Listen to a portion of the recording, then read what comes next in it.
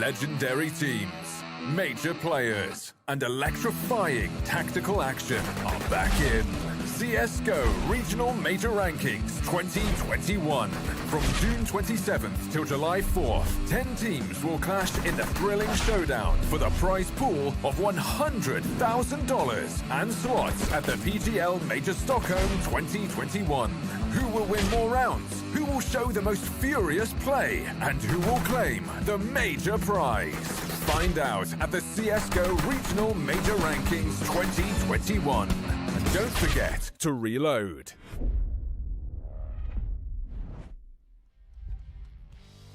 Hello and welcome back, ladies and gentlemen. It's day 2 here at the StarLadder CIS RMR. It's the regional major ranking for this region, and we're looking for the best teams. We're looking to see who's going to make it through to the major. And to do that with me today is going to be Hawker. How are you feeling coming into day 2? We had a very long day yesterday across both streams, but now we've got some more action to look forward to. Yeah, I'm feeling good, Dinko. I think, you know, opening day, just get a feel for where the teams are at, see who's playing well, see who's maybe underperforming slightly. I think generally most of the results went about as expected, but there was obviously the one big upset in there at the end of the day. So I'm excited. I think there's definitely potential for more upsets, and I just want to see which teams are going to be going through, because you've got to be going for those top 5 spots. And speaking of the top 5 spots, I guess we can take a look at the RMR standings. We can take a look at the points and how things are all shaping up. And look who's at the top. It's Team Spirit. And yesterday I had a very long game against Entropic, so looking forward to seeing if Spirit can keep that up today. We have them a little bit later on. But Navi in 2nd place, Gambit in 3rd, and Virtus Pro, a little bit of a shaky start to the tournament yesterday in 4th place, and Akuma also with a shaky start into the tournament. So in behind them are the most likely teams to take over those spots, are Entropic and Force. So Virtus Pro not feeling as comfortable as they should, and Akuma's spot is completely up for grabs now, Hawk. It's getting real exciting because Entropic and Force are looking fantastic. Yeah, definitely. And that's definitely going to be important coming into this tournament, especially with some of the performances we saw yesterday from Gambit, for example, who did get a win, but it was a close win. And you never know, if they take 1 or 2 bad losses or take 1 or 2 unexpected losses, all of a sudden they have to play against Navi, and maybe they're in a spot where they actually could miss out on the top 5. So you've got to really stay 100% focused for every match here. You can't afford to take any of these games off, especially because if you don't hit that top 5, it's very likely, actually, that one of these teams will overtake you, because they can get a lot of points from this event. Yeah, like you just mentioned, Hawk, you get a lot of points for this event in particular, because the events that get closer and closer to the major are worth more points, and more points are on the line, because it's all about the relevancy. How good are the teams now, not how good they were a couple of months ago. Obviously, you take that into consideration with their prior performances, but it's all about how they're playing right now, and that's where we put the most stock. That's what we care about the most. And right now, Virtus Pro looking a little shaky, and you don't want to leave it down to the games against the big teams, like you said. But I'm looking forward to seeing how things continue. We're only in day 2 here, plenty of action across 2 simultaneous streams. We're here on the 2nd stream right now. We're going to take a look at how things shaped up yesterday, both on the main stream and the secondary stream. Force topped their group with a win coming into the tournament. They looked pretty good yesterday, Hawker, right? Yeah, I think so. On their map pick, they were really dominating. Inferno came much closer, but I'm happy with what we saw from Force. I think they're going to be a team in the running for those top couple of spots to try and make it through to playoffs. And then Gambit had such a tight series against Nemiga. At least the first 2 maps were very tight. The third one, not so much, but still a win for Gambit. And at this point of the tournament, that really is what it's all about. Just making sure you get the wins by whatever circumstances necessary. Yeah, and unfortunately for Nemiga, they did get the map with no points, though. Over in Group B, it's Team Spirit that top the charts here with a win over Entropic. A very long series versus them. It went over 60 rounds on Nuke in that series, so definitely not an easy win for Team Spirit. Actually seen some of those players hopping on some FPL after and were streaming, so pretty nuts. I don't know what they're made of. But 100 Ping Gods coming in with a huge upset win yesterday against Virtus Pro. You had just mentioned that, Hawker, and I'm looking forward to seeing if we can get some more upsets. We've got some teams coming in today. Another Kazakh team looking to close out the day against Team Spirit, but we start here on the secondary stream with Gambit Esports versus Akuma, the best team in the world versus a team that has come on to shots, has maybe got more pressure on them now from the community outside to perform coming into this tournament. And yesterday, they didn't quite perform quite to the level they were back in the previous RMR. So expecting them to be able to take on the best team in the world, Hawker, it's not looking too likely. No, I think this is a tough matchup for them, let's be real. And with how they played against Force, especially in that first map, there's actually a world here, really, where they don't even win a game in their group if they're not careful. They've really got to up their game, I think. We saw some signs of what Akuma can do. We saw Sensei having a pretty good map over on Inferno, but not good enough to carry them to the victory. And up against Gambit, this is going to be an even more difficult matchup. It definitely will. We're going to hop into the rosters and get to know these players. And Gambit, I think everybody in the world now is familiar with them. A while ago they wouldn't be, but now they are definitely looking good. Top of the world, but Akuma are their opponents coming into this one. We got to know these players around the last RMR, and now we get to see them again here back for StarLadder. Sensei, for me, is 100% the player to take a look at here, Hawk. To me, he's the best on the team by far. We've seen him yesterday having a lot of success against Force, that AWP. Psycho was supporting a bit of it. But for me, that's the player that stands out, is Sensei. Yeah, it's got to be Sensei. It's got to be the Sensei show if you're looking for an Akuma win here today. As for Gambit, well, they have a much more well-rounded roster. So far in this specific event, Axile has been their best player in terms of rating, but in the last 3 months, both Hobbit and Shiro have been above him. Shiro plays this crazy passive AWPing style, which I thought would never work, but he makes it work somehow. I feel like these players almost break the game at times with the things they're able to get away with, but you're going to get to see a lot of skill on the server. Axile is an aggressive rifler. It's very exciting, and you look at this head-to-head, this is what is somewhat scary, because even when Akuma were playing at that Epic League RMR and they were in good form, they still got 2-0'd by Gambit. Yeah, convincingly as well. The map here on Mirage back in May isn't too bad. A 25-23 game. Well, I don't know if we'll be expecting that level of performance coming out today, but the head-to-heads, for the most part, there's just one anomaly, really. It's quite the anomaly as well, Hawk. You go from 16-8, 16-5, 16-4 to 25-23. You don't see that often. Yeah, that's at least maybe something to clutch at if you are an Akuma fan at home. But you've got to be just thinking back to that game and hoping that happens again. But really, looking forwards, it's absolutely just a big long shot, especially because we saw Akuma playing yesterday, not really to their best against Force. I think that first map was especially weak. And something that Gambit always have is an insanely strong and insanely deep map pool. And I don't think Akuma have any clear choices as to where they can get a good map here. Well, let's hop into the map video and really take a closer look at how things are going to be shaping out. Hawker, you take us through this. Yeah, so we should go ahead and get the permabans. Akuma have always been banning the Ancient. I would love for them to maybe float that at some points against teams that aren't comfortable on it, but Gambit have been liking a lot of Ancient. So I'd expect Akuma to get Ancient out of there. And okay, we're going straight into the... There we go. Wow, okay, so Akuma have banned the overpass. That's something that I'm glad to see, actually. They're floating that Ancient. They're willing to see if maybe they can go ahead and float that in there, because it is a map that's just so new that I think a lot of teams will be scared to pick it against you. So I like that from Akuma. I think that's an important switch up.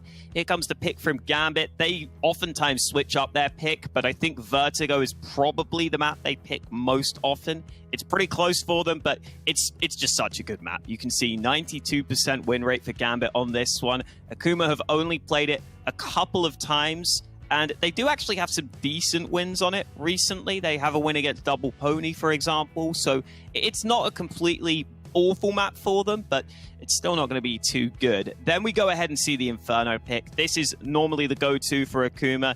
I think, unfortunately, they can't really find a weak map for Gambit, so they've just had to go ahead and pick whatever they're strongest on, which is a tough position to be in this best of three, but we did see them play it very close against Force yesterday, so hopefully something similar can come through.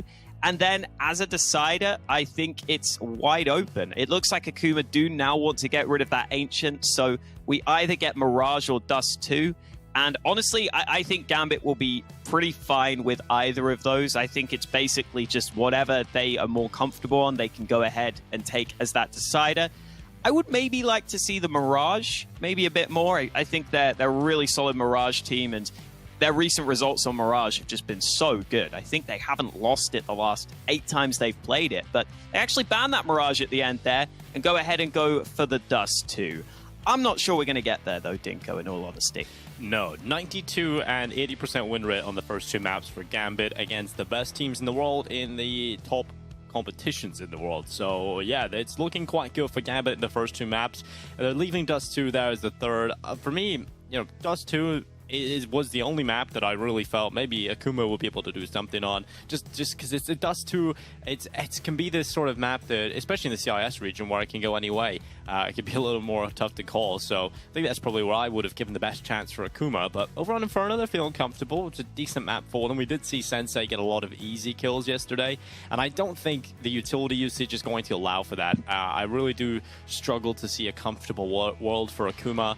I think they're just going to have to deal with superior utility usage than what fours are throwing at them. The crazy thing about Gambit is they can play all of the playstyles the other teams bring. They can be aggressive at times if they want to. They can be that quick, explosive roster. The utility's on point all of the time. They have this tactical depth as well. I just feel like Gambit have too many positives right now to really see Akuma having an opportunity. They don't even come close to outmatching them or even come close to equaling them in a lot of the important departments when it comes to the playstyle. Yeah, I'd have to agree. I do think Inferno will be somewhat interesting just because Gambit go for actually quite a few dry peaks at times in towards top mid. I think they're normally pretty good at doing that when they know their opponents don't have the AWP though. And so maybe there's going to be some chances for Sensei if he can catch them off guard when he's got that AWP. But all in all, you have to say Gambit are just overwhelming favorites here. Even if they weren't playing at their best against Nemiga with a couple of close maps in the mix, they are still just so solid. And even when they maybe underperform slightly, they're still getting the win against Nemiga. They're still normally getting the wins against the best teams in the world. We have to expect that to come through there. And I don't want to just talk about the map that they lost yesterday to Nemiga, because Nemiga are not a bad team by any means. They're one of the best teams that come out of the closed qualifier. They're a solid CIS roster with a lot of talent in the team. I think Akuma are just a completely different roster in that respect. They're, for the most part, just really new, fresh talents that haven't really done a whole lot. Gambit being in this online world, they won't be caught off by any of this. That's the cool thing about Gambit, right? They've come through this tyranny of online, right? It's just awful playing online. All these competitions, only getting to go to one LAN. I think it was back in 2017, 2018. Went to New York and played some LAN. Nobody watched. Gambit barely had any opportunities, and they had to play all of these online tournaments. They've been born in the fire, raised in the fire, and now they're getting all the rewards, especially in this online era, just taking everybody out. So I think Gambit are just going to be used to playing some of these underdogs. We do see them drop series every now and then in these online tournaments, the likes of Copenhagen Flames and these teams in these tournaments, but it's to be expected when you are playing every single week at the highest level. It's easy to see why a team might drop off, maybe drop the ball slightly. But that's a little reminder of the Vita that's coming up. Vertigo and Inferno coming up. Gambit on Vertigo. This could be a quick one, Hawk, I will say. We've seen Gambit play this map.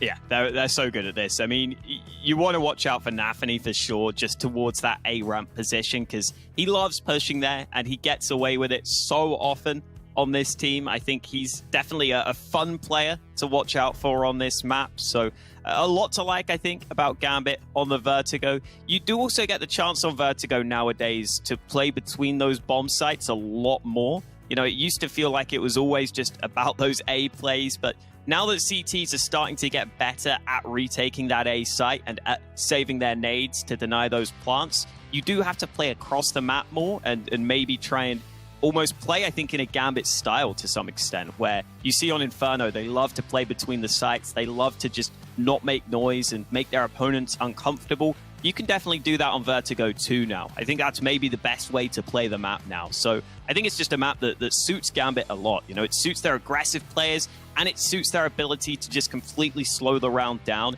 and just play across the map and make you terrified because you don't know what's coming.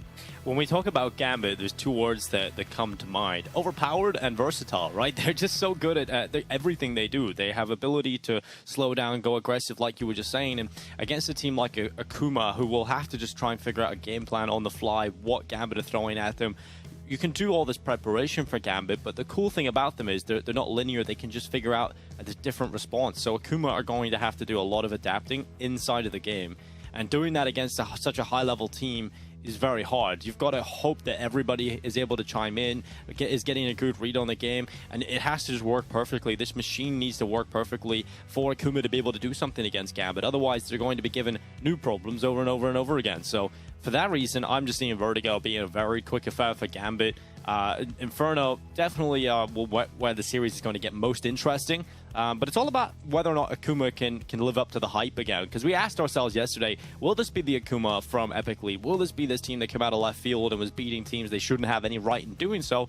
And yesterday we didn't get the answer we were hoping for. They're not that team right now. So hopefully when they come into today's performance against Gambit, this can maybe inspire some hope for people again. I mean, losing to Fours is not something they should shake a stick at, right? I mean, Fours are a very solid team and can often even compete with some of the best CIS rosters. So this is another challenge for them. Unfortunately for Akuma, it doesn't get any easier for them going into day 2. But if they can somehow put a better performance in here, maybe get some confidence going, who knows? They might be a deadly team to some other rosters within their group.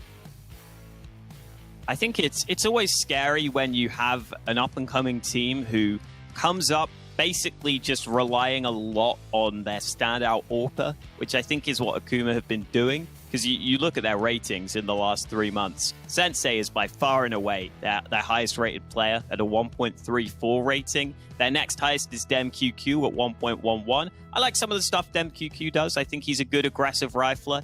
But clearly Sensei is by far the focal point of this team. And once you get to these top teams in the world, once you get to the best opposition in the world, it's so much harder to get away with just dominating the game as an AWPer. And so even though Sensei was playing pretty well yesterday, he was having some impact. He wasn't having enough impact where he is just completely winning the game by himself. It's such a hard thing to replicate at the top level. And so I think for Akuma, it really is down to some of those riflers, so be stars, against some of the top teams in the world. And look, that is a hard thing to ask them to do, but we're going to have to ask them to do it here. Well, we're going to find out if they're capable of pulling it off. We're going to hop right into the first series of the day here on the secondary stream. It's the StarLadder RMR CIS tournament, and we've got Akuma on the CT side going up against Gambit, the best team in the world, looking to get their major qualifier underway.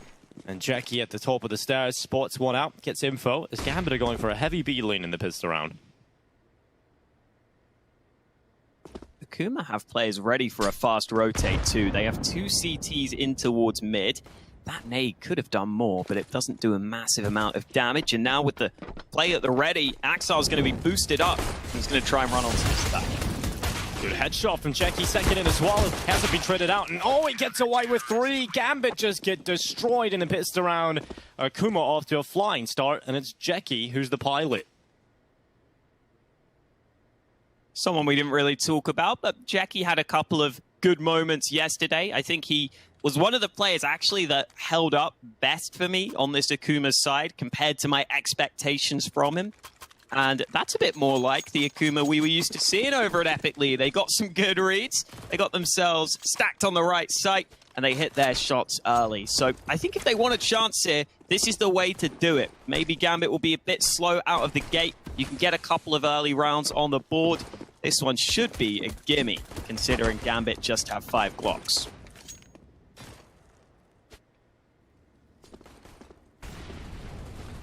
Yeah, I've seen more difficult rounds, that's for sure.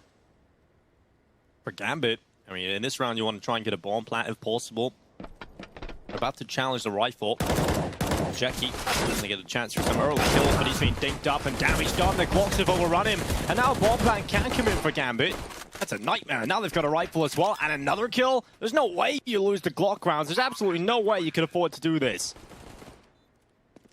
Sensei needs that gun. He was keeping the USP because he thought this was going to be an easy round for them.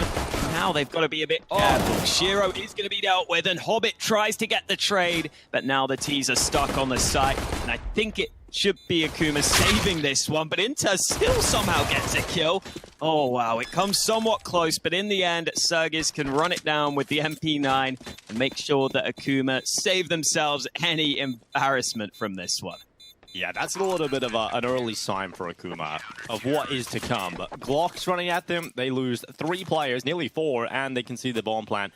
I don't know what happened there to Jackie. I think at that point, you just got to be confident in yourself, right? You've just had a sick pistol round. Just stand there and take the fight to the M4. It's better than trying to turn back and get behind cover when it's too late. You just have to commit and get those kills. Just bring down the players.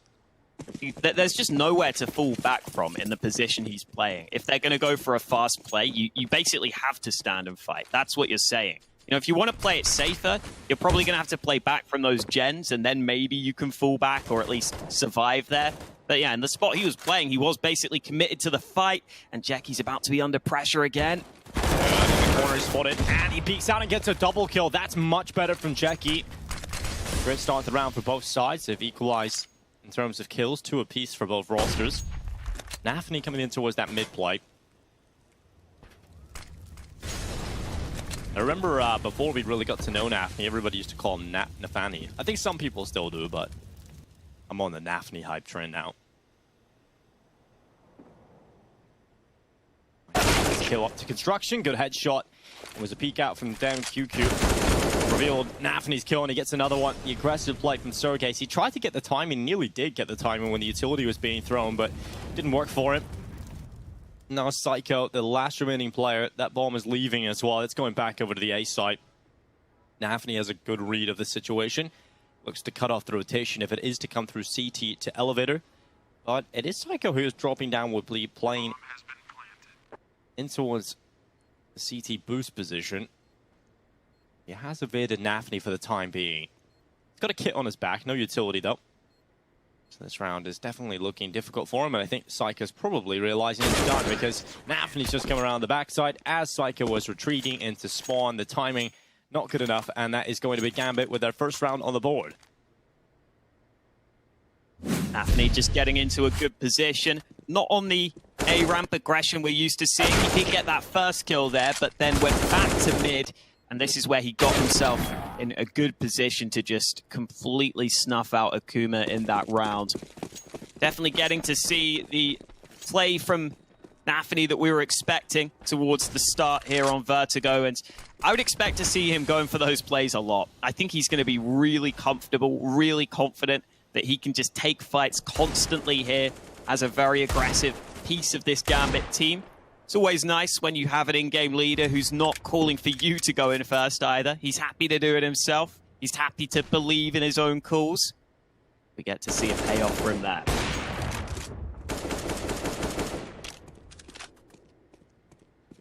And that really is going to help in terms of getting respect from the team. Obviously what you're calling is working, but just leading by example gets them to believe in what you're saying. You believe in it. And it's going to be Navi again, playing on the edge of the smoke. Sensei is not ready for the walkout around the corner, but this boost could work. Sergey's is boosted up over the top of the box, spots ahead, and goes for the kill immediately, gets away with 2. That's fantastic.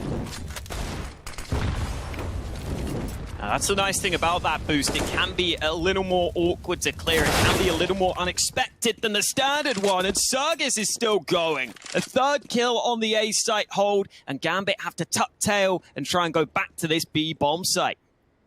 And Jackie's over holding with a decoy. Flash goes out. Wants to try and keep them at bay. They haven't crossed over, and Jackie now commits to the site. He's starting to get a few teammates over here as well. Inter's looking for the bomb plant. That does leave a window of opportunity for them to take a fight against Axel, who is now on his own. AK-47 goes down, and that's exactly what happens. Jackie runs forward, lightning fast headshot, and Sergey's comes in with a 4K. A beautiful round out of Sergey. Started on top of the boost and was closed out in the end. Gambit, they'll be kicking themselves about that one. Wow. That is an upset of a round there. The boost from Akuma works out nicely to begin with. You see here, they're just not looking this way as they go up the ramp. It is one you sometimes forget about, that boost on the other side, especially because it's quite common to molly that position. But Gambit don't do that because they're focused on the ramp side where they think they can take the longer range fights, which should be favorable to them. So a really nice little trick from Akuma. One you're probably not going to get away with too often, but it comes through at a crucial time for them to win a round. And now Gambit are in a position where they're having to spend all their money on this one, and Akuma could have a chance of really getting off to a good start here. But Nafi's at it again, and he keeps on finding these timing windows. Oh, he gets another chance, but Dem QQ, I love the confidence to peek into the rifle of Nafi. He nearly goes down, but he does get the trade kill. And this boost up into middle from Hobbit. Spots the arm. Good peek out from Psycho. Not fully committing to it. Aware of that possibility, so gathers info. Does take damage, but better than losing his life and mid. They're going to reboost up. Closer angle now. You see more of the construction. Hobbit does the timing work out for him. He gets double peeked in from CT and construction. He was confirmed to die, and now they're playing to the B side.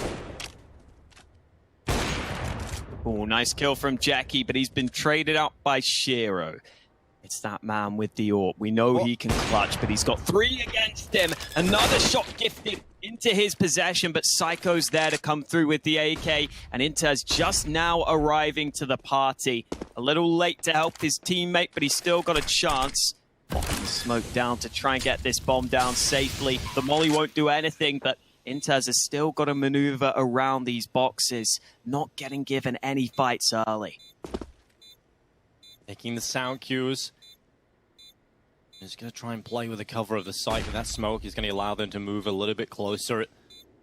Inter's just taking his time to hold the angle, confident he can turn it into the 1v1. It's just 1 HP between him and the round win, and it's not going to happen. Psycho hits the headshot, gets back onto the bomb, and Akuma, what a fantastic job they're doing of just forcing Gambit out of the A ramp and making them hold to go B, right? And they're just getting over here so quickly. The rotations are there in time, and I think right now Akuma are impressing me. Yeah, we're seeing the positive signs from Gambit early on in these rounds, but Akuma are doing a really good job at adapting to some of those early kills, some of those early plays that Gambit are running. I think for Gambit, committing more players to A-ramp early could be a good idea, considering Nafany is finding so much success there. If he just had a couple of players pushing with him, perhaps they could even get away with more towards A, and then any refrags on towards Nafany wouldn't be as easy. It goes down. This time, no fights given to Nafany early. Sergis goes into the smoke, and it was a bit of a risky play. He took some damage, close range from the dig, but it works out for him, and he'll fall back with the man advantage.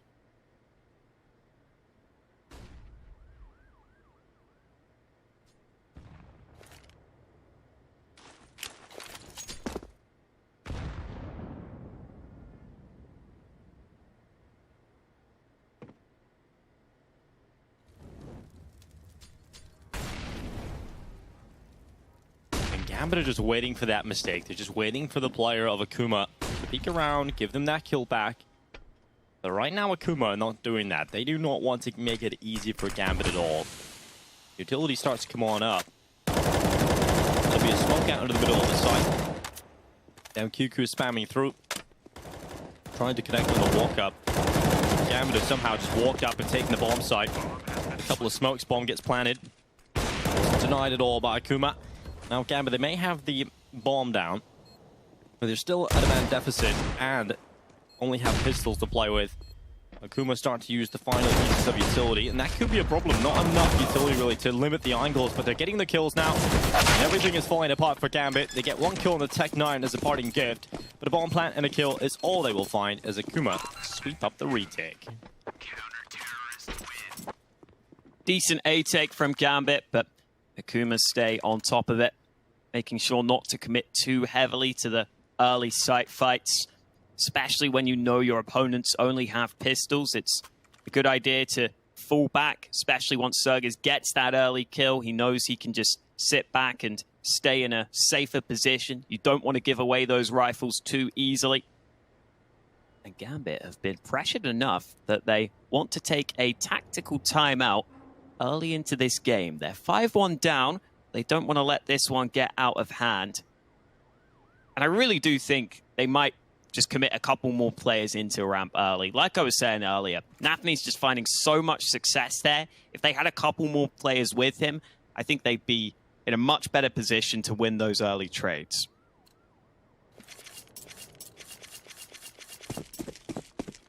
$5-1 down. Gambit back to the rifles. Nafany has been an essential part to their success in these early rounds. Let's see if the rest of the side can now start to step up. Just going to throw his own smoke out in towards ramps. Spam starts to come down into the smoke itself, and Sensei, good peak, but there's no fallback there. You know, you have to be able to either walk away with 2 or be happy that you've just got 1 kill, especially when you've got no rifle support to maintain that position. And Nafny gets the kill, Axel as well. Working in tandem, Gambit have just given themselves a huge advantage here. And Sergey's is going to have to try and pull that back. And a fight against Nafny is not an easy scenario. And Sergey's is going to have to walk down the ramp if he wants that control back or the kill.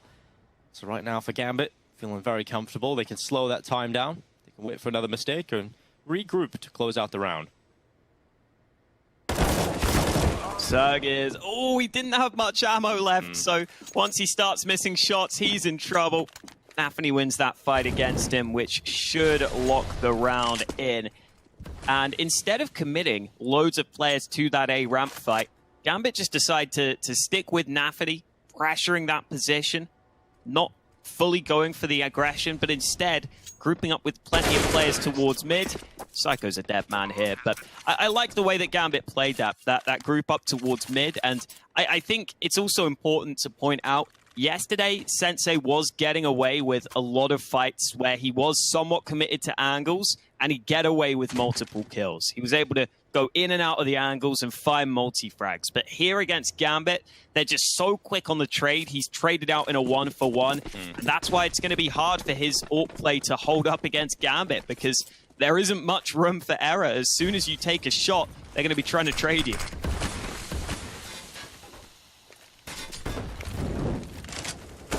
I love how Nafny just throws that auto ramp smoke every round. You'll see a lot of players do this on Vertigo on towards that A ramp, because once the CTs throw a smoke of their own, you throw that smoke slightly deeper, they still have to worry about tarp. Unless they have aggression into short, they're just going to have to assume that there's a player there. Looks like the mid play is starting to make cute using the sandbags, but peeks up and the headshot is so quick from Inters. Gambit have mid control. That does put a lot of pressure now onto Akuma. It weakens their defense. There's a big hole in the middle of it, and Psycho going to try and make sure he plugs the gap into B site, and he's not able to do it. Nafny and Hobbit have taken kills very quickly indeed. And Jackie, who had committed deep into the B site, they even find him. Axel just waiting on the stairs for his time to strike. And Sergey's probably best he just run away from that. Save that M4A4. This is going to be Gambit back from another round. And this is much more like it. This is them just sort of getting comfortable into Vertigo, just a deep breath after the first couple, and they're now in the game. Back in the game. 5-3 scoreline, but Akuma's money is the most important thing here. I think if Gambit can keep this pressure up, then they can come through with a win streak and start to show us what they can do on this map. Shiro's not had to do too much so far. You see, he's got 3 kills, but only 15 ADR, which I think encapsulates his playstyle quite nicely. Oftentimes, even if he gets kills, it's late in the round, maybe against lower health players. Works out well for him in general, though. I wonder, with all the prize money, salary, etc., Shiro has been paid over the last few months, I wonder if we just looked at the amount of time he's actually in action. Not on the server, but just in action. I wonder what his hourly rate is. I would say it's ridiculous. Definitely helps him pay for those AWPs. Yeah. Yeah, no, this Gambit team have been just such a revelation. Haven't they? It's insane. I'm glad they've got the big paychecks now, because for so long they were just playing these online tournaments over and over again, but now getting themselves some recognition, winning the big prize pools. And they're also young as well. It's incredible. Nice work from Nafny. Gets a double kill onto the A-bomb site. Just the USPs here for Akuma, so any damage is kind of a bonus for them at this point. You can see Sensei already backing away, trying to bait them in. He wouldn't mind a kill here just to get that bit of extra money as the AWPer of the team. An extra $300, maybe even an 8K if Hobbit doesn't clear this, but, well, Sensei strays into the open and Hobbit denies, so not much going for Akuma here. It's going to be Gambit up to a 4th round win. And I think we were a little concerned for a second, but then Gambit reminded us that they are Gambit, and they've won 3 rounds in a row on their map pick. They're coming back into it now. Even the best teams in the world can sometimes start a little slow. It just takes them a second to get the mind in the game sometimes, and It's the first game of the day. Akuma just started slightly stronger. I think they got away with a lot of gimmicks as well. You know, their boosts up. They were losing a lot of those early ramp fights, but it was the boost they were getting away with. Some multi-kills in towards the B site. But once those issues, they're very limited issues, you know, avoiding a boost is quite easy to counter in the next round. Dealing with some of the individual plays maybe is not giving them as easy of a setup the next time around. I think you can start to get away with a few better scenarios if you're Gambit. You just avoid those problems and their game plan starts to work. Now it's on Akuma, and this is what I was saying in the pregame. Now Akuma have to figure out, now they have to adapt. If you're having to come up with the mid-game especially, it's really difficult. Yeah, maybe Akuma have played enough Vertigo where, you know, they have been tested by some teams and they've had to switch things up in the past, but it's not a map they really play too often. And oh, Nafany's getting away with it again, straight through the smoke. These ramp fights are really suffocating for the CTs right now. And it was a bit of a variation. This time they walked down the ramp and tried to commit to the fight, put a little bit of pressure on that smoke, maybe try and get in behind them and cause a problem for Gambit. Nafany just gets the headshot, a good timing to go through the smoke. You often do that with his own utility. Nade in towards Sandbite, some Axel has resulted in a kill, and Nafany's already close up. Sensei's playing in towards Elevator. The A1X spots the Shadow, good headshot onto Nafany. At least one kill, but still a 4v3 for Gambit, with the utility just forcing the CTs further away. They might just consider the safe call, and Hobbit's even taking weapons out of play, even on that front. Oh, Psycho whiffs the bullets, and Hobbit will take another rifle out of play. It is just Sensei left alone, and Gambit are making these rounds clean now. I just want to get back to the point we were talking about beforehand. I think that is really what makes Gambit so successful, is the fact that you do have to adapt in the mid-game. You have to actually adapt once you're on the server. You can't really hard prep Gambit and hope to be successful because there's so many avenues of the game that you go to. And you're just going to constantly have to be figuring out how you can get around it. And as soon as you come in with a game plan, it may work for a couple of rounds, but Gambit just figure it out quickly, and then once again, you're back to square one. And that's what coaches, analysts, etc. spend hours on the server to do. It's very difficult to do it in real time. The other thing you have to consider when playing Gambit is, even if you solve step one, which is kind of stopping guys like Nafany and Axel getting a lot of their early round success, you still have Shiro to deal with, who oftentimes is so good in the late round scenarios. Yeah. Double peak not successful here, but yeah, like Shiro honestly hasn't been having to do much so far. Finally, he's got the first kill of this round, but he's just kind of been sitting in the back lines and saying, oh, good job, guys, you're doing well. I don't need to do anything. And that really is true, right? Zero will only have to do something if the pressure's really on, if he's left in the clutch. That's when we get the highlight moments, and generally that'll happen against the top teams in the world. Gambit just have a player for every act of the story, the beginning, middle, and end, and often these kind of the start is just the part you need, really. You know, as long as you're getting these entries, Gambit know how to close out the round. You got to really force them to lose those early fights. You could have traded out. And honestly, Akuma were doing a pretty decent job at that in the first couple of rounds. We've seen them forcing Gambit out of their initial attack into A, back over to the B site.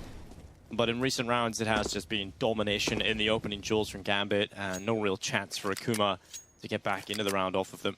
And they've got to figure that out going into the next one. I like that there was a bit more aggression in towards ramp in the previous gun round, but it just doesn't work because Nafany just pushes through his own smoke. I don't know if he's going to do that every round, though, so I think the ramp aggression could be interesting if Akuma pull it off properly.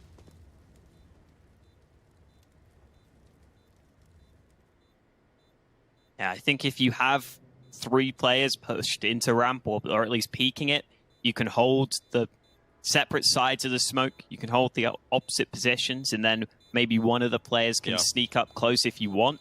It's really hard to get away with that nowadays, though. I think T's are much better at flushing out the players who have pushed from the CT side. So if you go into that close corner, for example, oftentimes you will get mollied out of it.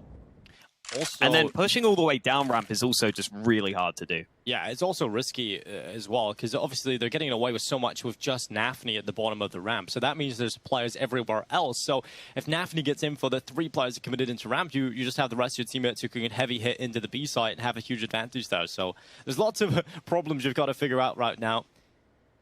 And Akuma are taking a tactical timeout to discuss them.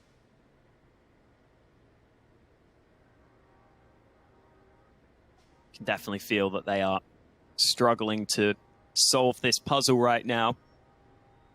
You can't really blame them. I think most teams in the world are struggling to solve the puzzle that is Gambit right now. Would be nice to see Gambit continue to really prove themselves at this event, because we know that the LAN Counter-Strike might be coming back soon. I want to see Gambit going into that as their best, at their best selves, so that we can see how they do on LAN, because I think they should be able to keep it up. I think most people agree with how they play.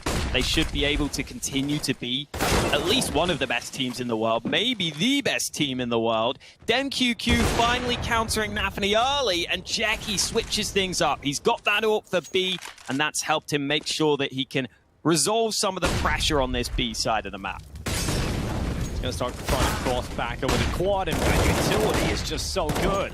Shiro, this frag on Jackie. Cypher come in with a headshot on the M4A4. Shiro and Hobbit, AK-47s. Why Shiro's going to walk forward to get his kill back. Psycho was looking the wrong way, and Shiro moves forward, creating space, but he has more to do. Back on the top of his desk is another player. Shiro somehow gets the third, and that's going to open up an avenue out of the B site. He can run back and regroup with Hobbit, who is currently taking control and taking liberties on towards A. If you're the CTs, you're wondering, is there a flank coming in? Is Shiro coming over the backside? He's hearing the footsteps. Hobbit needed that kill, and without finding it, Shiro with so much more pressure now. He's got to figure out what is the right move in this clutch. We know Shiro can pull these kind of rounds off. We've seen it time and time again. It would have to be the IS, and it's on 12 HP. He's picked the right spot, though. Sneaking through mid, he's got a chance to go to a wide open B site, or potentially a chance to flank A. But I think the B play is more likely. He knows it's more likely to be clear here. Not making any noise, dropping down. He should have a free bomb plant, but it's still a really hard post plant to play with such low health. Oh, he wants the AWP.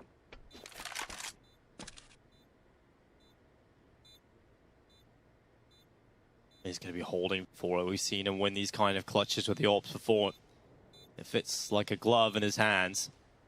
And Shiro holding for the crossover, trying to bid out the shot, trying to figure out where he is. Smoke into the side makes things more difficult, but Shiro hits the first shot. Back to the AK-47. Defuse starting to commit. He's run out of ammo, and the defuse is stuck in the smoke. Oh, Shiro made every right move. And in the end, it's a smoke into the middle of the site, and the defuse that comes in. And that AWP, I think, drops like between the stairs. I don't even know what to call that, but it's annoying because Shiro can't save the AWP. I guess it's okay, though, because he's got $13,000. It's not the end of the world, but yeah, what a shame for Shiro. He did such a good job of using every tool available to him in this clutch, but unfortunately, that one AK almost baits him because it has such little ammo in it. If he had the full bullets, he can maybe commit up towards the stairs and take the fight properly and go for a spam through the smoke. He planted the bomb, interestingly, slightly more out in the open, which you feel like is going to make it more difficult for him to get the line up towards the bomb. And it did seem like those bullets were slightly off, but either way, great effort from Shiro. Unable to win it this time, though. Akuma come back with their 6th round win, and we're even here. A chance maybe for Akuma to come away with a couple more rounds at the end of the half and keep us competitive. You know, even though Gambit have been playing well, Akuma have kept the scoreline close.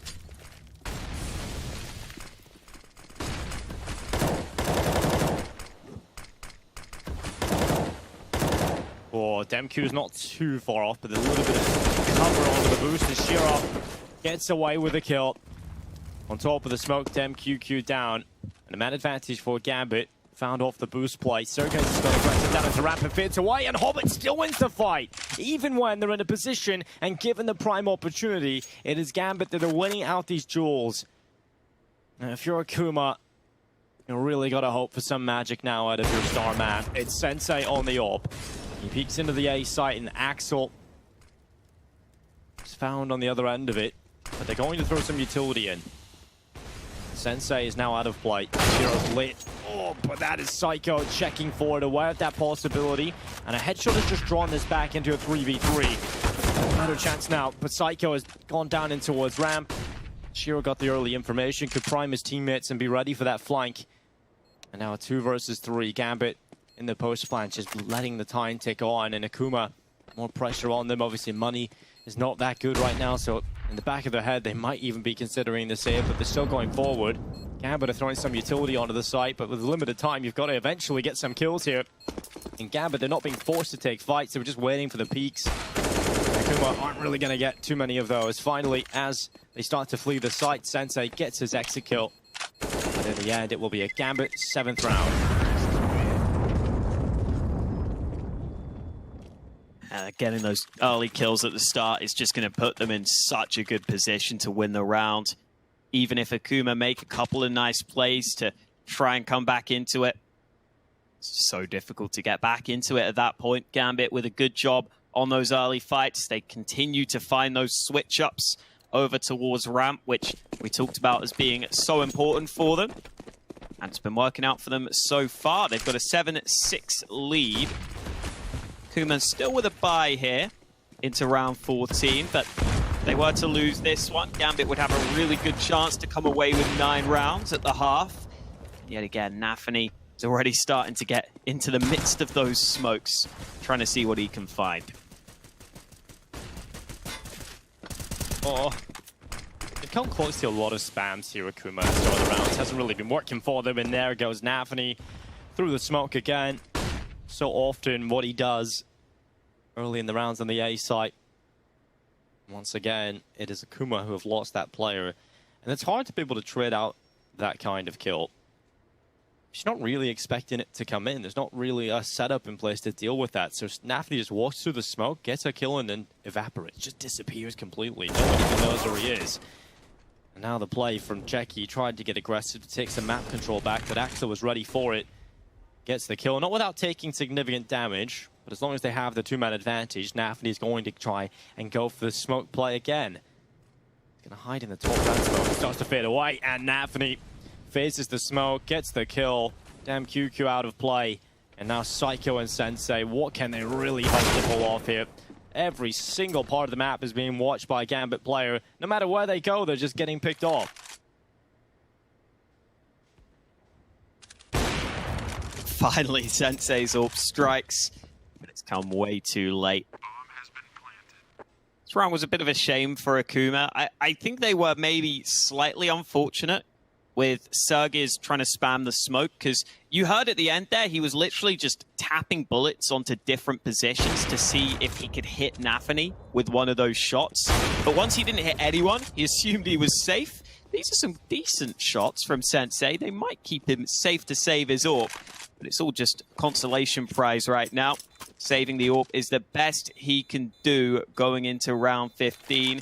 And even that isn't guaranteed, because he's going up the ladder in towards Inter's position. Gambit have nothing to lose. They might as well go fully hunting here, but Inter's has not decided to do so. So Sensei gets a couple of kills, but they are pretty irrelevant in the overall outcome of the round. If you're just tuning in, you're probably wondering, wow, close scoreline from Akuma. But the majority of these rounds came at the very, very beginning, where they went on a hot streak, and Gambit came into play in the gun rounds and pulled it back. It's been relatively one-sided over the last few rounds, indeed. And I think Akuma's scoreline is a little bit of a buff from their start. But rounds are rounds. Gives them a chance in the second half as well, just posting this many in the first. Ability starting to put bar at the bottom of the ramp. Navi again chooses the right play. He just stays back out of harm's reach from those injuries and is so ready to clear out the bottom of the smoke as well. I really do feel bad for Akuma. They're really trying their best to figure out, how do we deal with the Navi problem? And every time they think they've got an answer, Navi has the reply before it's even come through. It's so impressive how, yeah, like you're saying, every time Navi has just got ahead of the game, basically.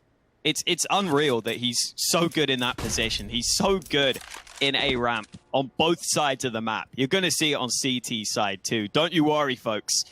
keep yourself strapped in because Nafany's going to keep on playing like this. Nice shot from Sensei, switching up his positioning with the AWP, taking a proactive fight. He saved this into the last round of the half, and his teammates don't have a great buy. So it is up to Sensei to try and force some fights. And the time is ticking here, 37 seconds, and Sergis finds the lineup. Finally, Akuma finding some success towards A ramp.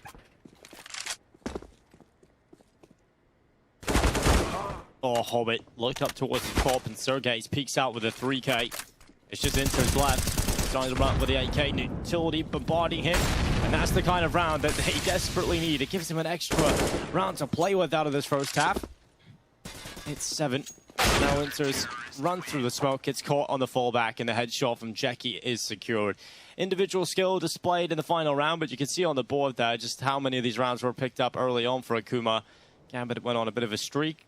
Defuse round coming through, and that was the attempted Shiro clutch. It could have happened as well, so I think Akuma will be happy about this first half.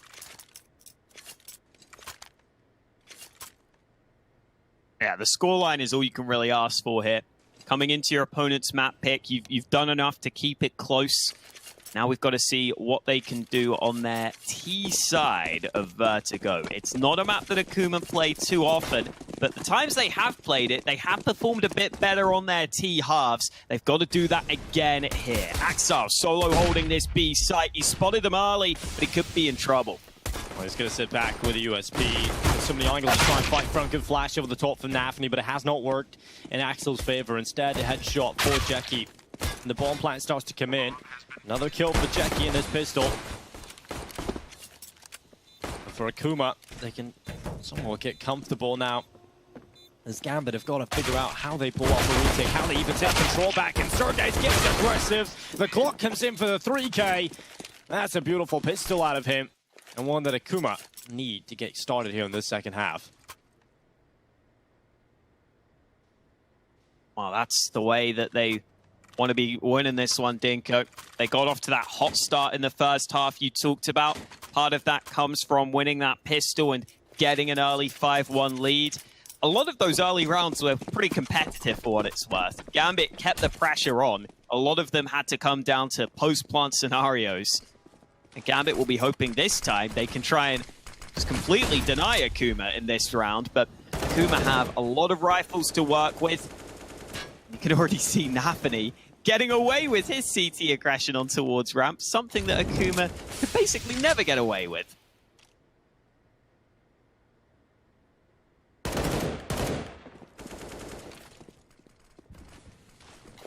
And it's the great understanding of how he plays the T side that allows him to be so good on the CT side. He knows the counter to himself, and Axel and Hobbit, they're getting kills on the D goals. Oh, that's disgusting. 3 beautiful shots. And they shut down the play straight in from the construction position. And because of that, the B split is now weak. And Axel is tearing them to shreds. Hits the shot onto the 4th as well, but Nafany hits the final blow. Gambit just crushed them. They tried to come over the top of construction, but it's like going over the top in World War I. I love this spot from Axel too. Crouching below initially, then he kind of tucks into this close right angle because he knows that they have to be funneled through that choke point. It's actually a really strong spot to play with the Deeg when you can just spam away, go for body shots. He got a headshot in there too, though. Got to give him credit for that second shot, which was so well taken. And that might really take the wind out of Akuma's sails here. If they lose this round, they're going to start to fall behind in terms of rounds, in terms of economy. It's a classic Gambit round. When they need it around the most, they come through with it. Although Shiro has taken some early damage here, so can't get ahead of ourselves just yet.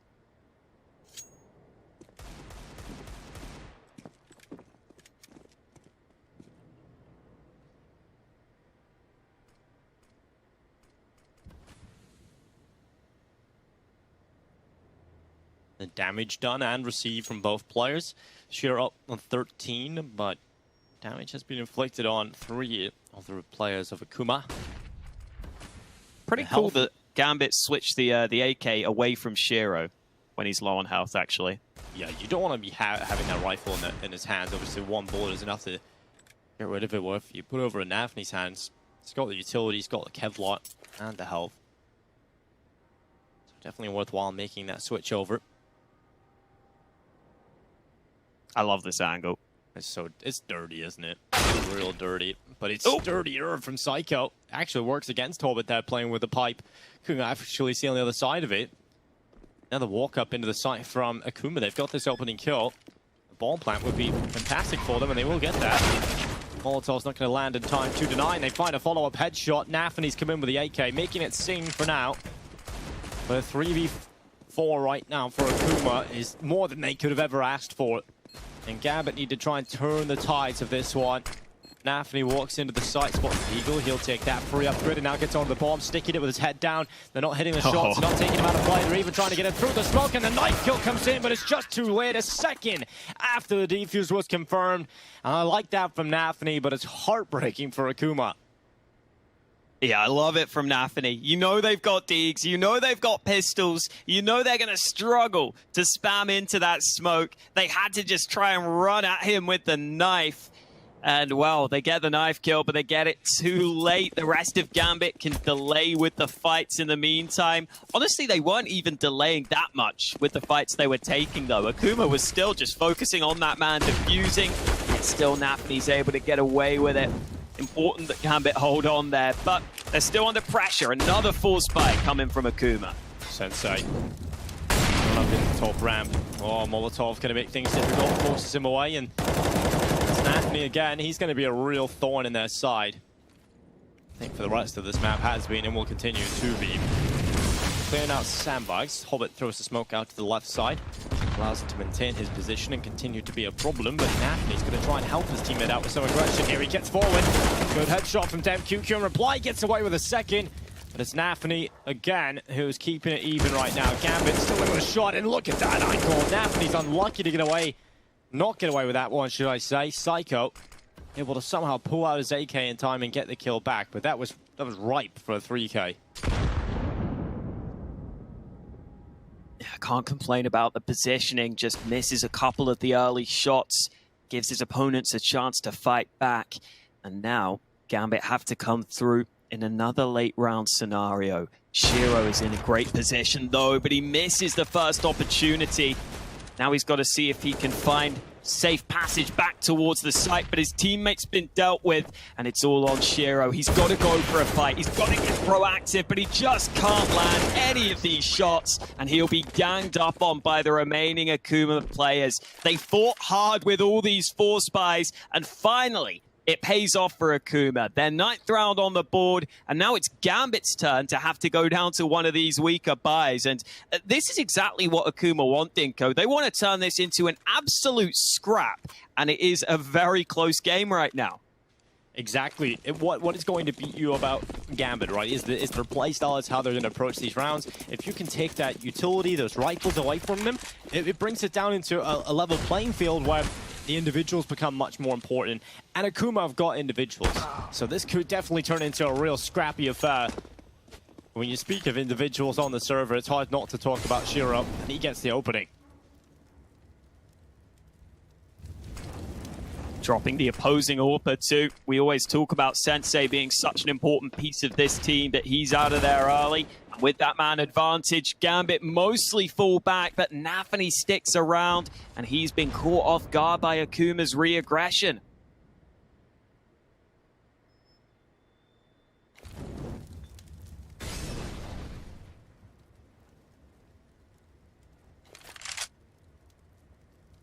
And that's what Akuma needs to do. Just getting into those situations, getting those replies back. And now they're going to group up. Going to try and close out the round together with a strength in numbers mentality. They have one player they've got to deal with on the close position of Axel. Let's see if the Deagle's good enough. He's had some nutty shots before, but it's missed shots here. Dishes out damage to one, but no kill. And Akuma now have the sight. Shiro pulls for the extension, the overextension, you could say, the bomb carrier. And Shiro is going to find him. There's going to be inserts close by. Body shot is all that's needed, but the timing on looking away is not good enough. But Shiro! Just no, that's not allowed. No scope through the smoke, and Hobbit finding the player at the top of the stairs. It's all onto Sergey's. And Shiro has found some magic in the round. The no scope through the smoke. And Sergejs has spotted the AWPer. He wants the kill, and Shiro is denying him everything. The 4K from Shiro, and when it comes down to the individuals, Shiro can do that. My God. We haven't really had the highlight play from him all game. He was searching for it earlier in some of the previous rounds. And finally, the Shiro we know and love comes through in such an important round for Gambit. I don't know how the hell he hits that no-scope. I don't even know what he's trying to do with that no-scope, but apparently he knows better than me. Even that first kill, tight angle. Second one, another tight angle. Oh my God. It's so stupid.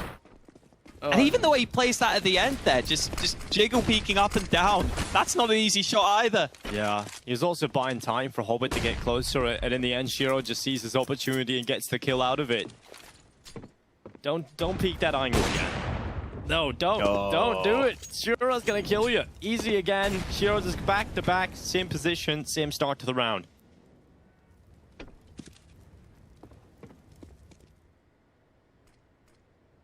It's Shiro time. It's the opposite of James time, Dinko. He's fighting everyone right now. And Axel's going to go ahead and see if he can find some fights of his own. Molly down onto the stairs will keep himself safe. Akuma did get onto the B site in the previous round, but that was against just the Deeg of Axel. And this time there are 2 CTs in position. Nafi's even pushed up close towards ramp, and I don't know if DemQQ's aware of it. Oh, well, it doesn't matter because he's taking damage, and Nafi is ready alongside Shiro. The crossfire is deadly. Oh, flash is good though, and that does isolate Nafi because they force Shiro out of the angle. He's not going to re-peek. He's not going to try and make up for that. He's going to drop back and play with his teammate. 100% the right call there from Shiro. And Hobbit is going to hang around on the A site with him. After all that hard work is done, Axel's flank has not been able to close it out. And in fact, that opens up a bit of a window for Akuma to go elsewhere. But with 19 seconds left, they have got to be so quick. And so they're going to leave Psycho near the site and hoping that with the limited time, Sensei would have been able to pull something off. But with 8 seconds now, Psycho walks into the site and Shiro's holding for it.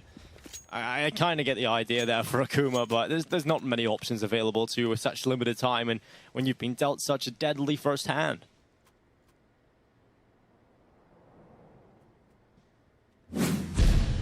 Finally, we should get to a position where a low buy is forced out of Akuma.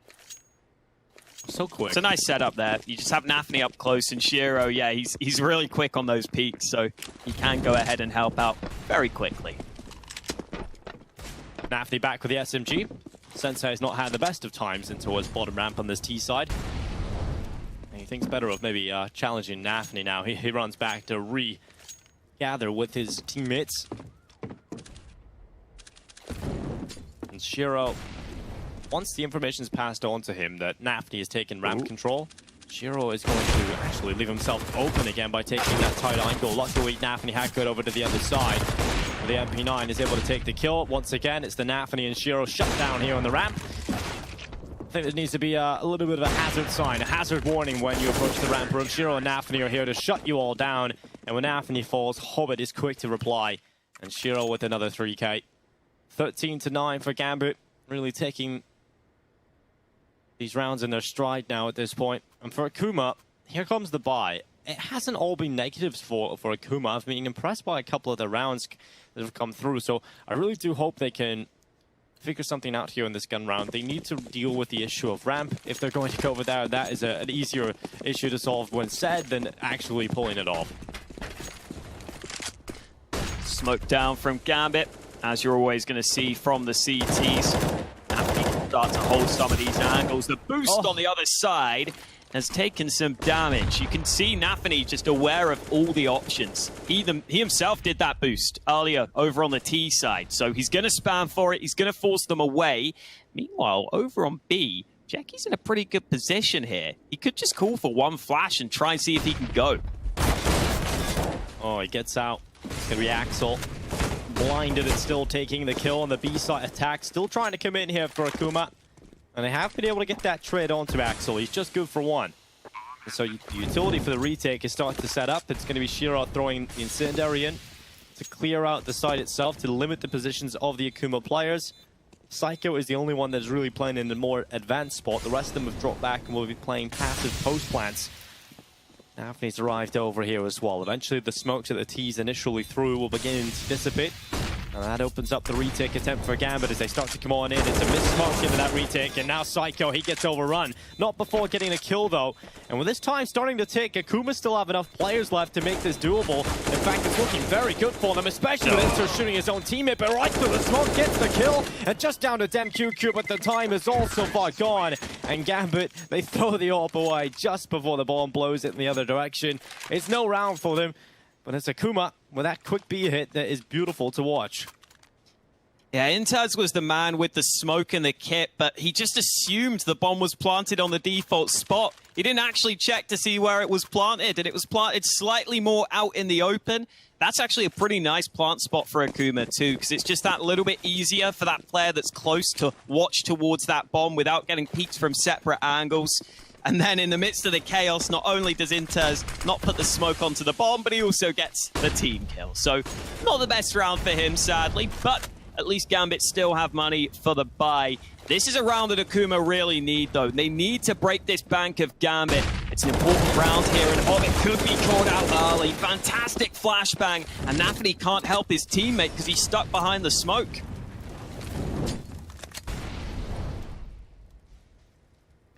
So Akuma, Shiro started the round in the middle this time, and that allows for the quick rotation over to the B site, and it doesn't even need to really come through because Axel is just killing everybody now. Just DemQQ left alone, he's low HP. But utility starting to come in, the HGs as well. He's got to get out of that. DemQQ has been forced out of the B stairs. Flashes just keep bombarding DemQQ. Do not envy his position right now. Eventually will climb the stairs, and at the top, he doesn't see anything. Gambit have gone and disappeared.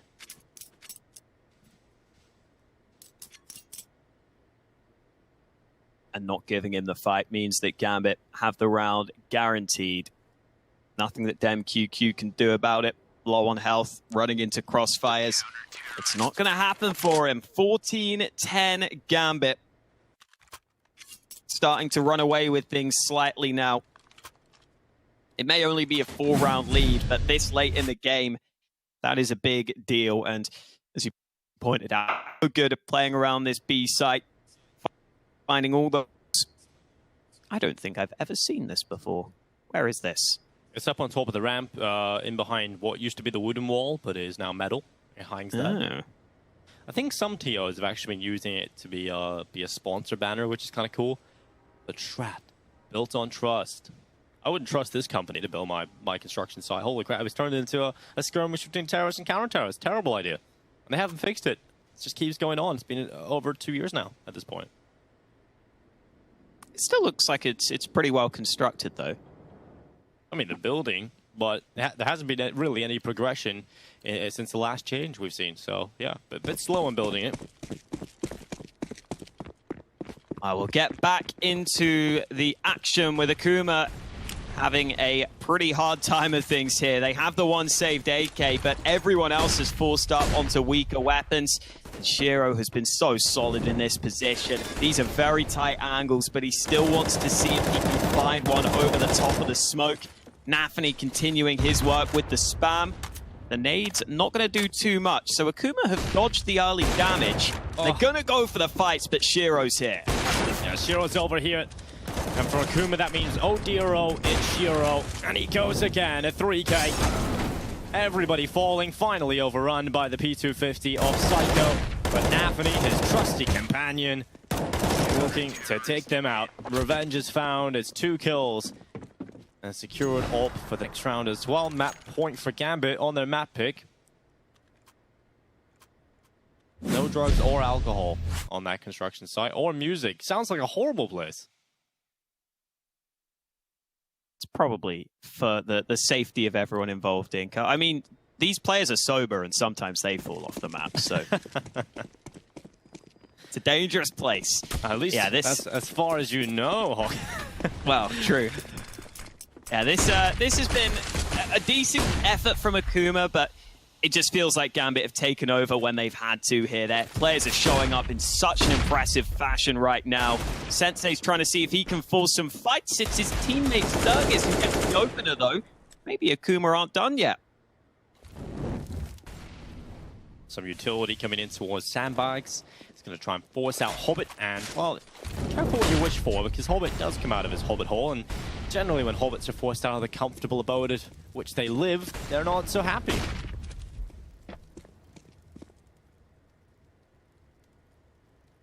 Oh, balance boarded.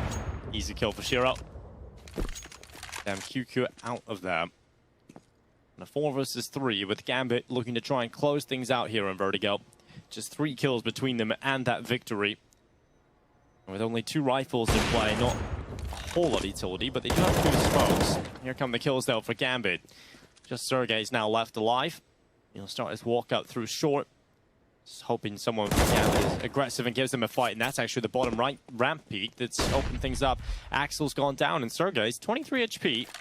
Could sprint to the B site, but he has to be quick. There's only 30 seconds left, so just trying to gauge whether or not Shiro is rotating over. And Sergey walks over the metal, not to give away the sound cue, and eventually will have to run up into this B site now. 20 seconds. Gambit will start to figure this out soon, too. With 10 seconds left, you've got to think they'll realize it's not the A play, but it looks like they want to stick together. Finally, the commit comes into B. The bomb will be planted, but Shiro gets him straight through the smoke. No bomb plant allowed.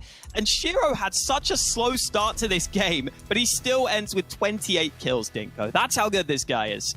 It's insane, and even towards the end, you're not even getting a bomb plant out of it. You're just getting taken out of play through the smoke, hit some ridiculous no-scopes onto that B side as well. It's been a pleasure to watch Gambit on the first map, but I'm pretty impressed by Akuma. I thought it was actually going to be more one-sided. I thought we were going to see 16-8, 16-9 scoreline, but 16-10 is not too bad, and they did actually have a decent first half, a few rounds here and there, but it's to be expected. You're playing against Gambit on Vertigo. It's not easy for any team in the world. No, not an easy matchup to go into. Even Inferno is going to be really tricky. We know that Gambit are really good on that map too. So no easy maps here for Akuma, but at least they showed us they can be somewhat competitive. Well, I'm looking forward to seeing if they can continue to be competitive as we hop into our next map. That's going to be coming up after the break. We'll see if Inferno is any better for Akuma, or will it be Gambit that close it in 2?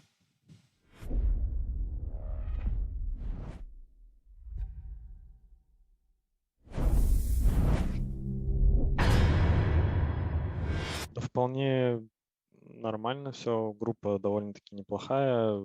Ну, я всегда придерживаюсь мнения, что если достойно выиграть турнир, то нужно обыгрывать все команды. Да, у нас группа такая сильненькая довольно-таки. Вот, поэтому, конечно, не знаю, все хорошо, будем пытаться выигрывать всех. Вот. Из соперников из группы сложнее всего, наверное, будет с Нави.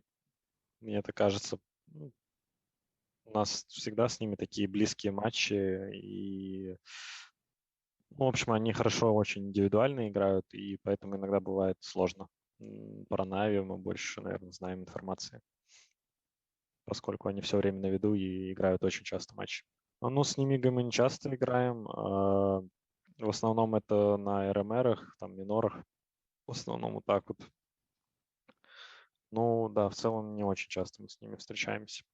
Ну, Нави хороший претендент, им важно выигрывать, опять же. Ну, мы рассчитываем, опять же, на то, что мы будем на призовом месте, потому что нам сейчас очень важно сыграть очень хорошо этот турнир, так как РМР-поинты для нас очень важны, чтобы попасть на мажор. Вот. Ну и, конечно, быть там в первых местах тоже важно, так как, по-моему, первые 2 или первые 3, я уже точно не помню, место дают слот в легенды, а это меньше сил, потраченных во время других стадий и, конечно, преимущество над другими соперниками. Ну, из нашей группы, наверное, пусть будет Гамбит, Нави, Nemiga, Forza, Akuma, а из второй пусть будет Virtus.pro, Spirit, Entropic, K23 и Stopping Gods. Как говорится, во время матча поймем, кто сильнее.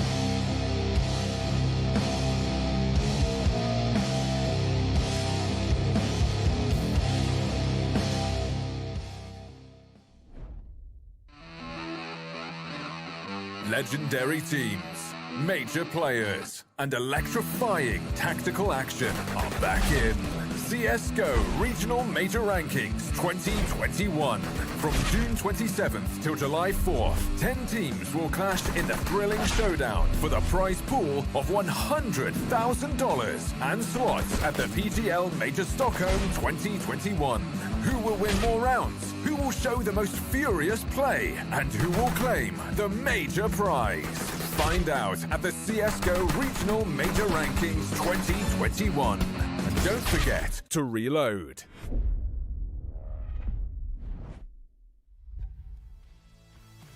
You just got to listen to the epic voiceover man, because he is 100% right about everything. Don't forget to reload, Hawker, but also spots are on the line here at the PGL Major, and right now it's looking like Gambit want to try and keep themselves in a very strong spot. They got their win yesterday in their best of 3. They dropped a map against Nemiga, but they've come into the series against Akuma today, and they've taken away Vertigo. 16-10. I have to say it was a bit of an elevated start coming in some of the rounds that Akuma got after a good start, but overall, Gambit very comfortable, and their individuals started warming up even more towards the end of that map.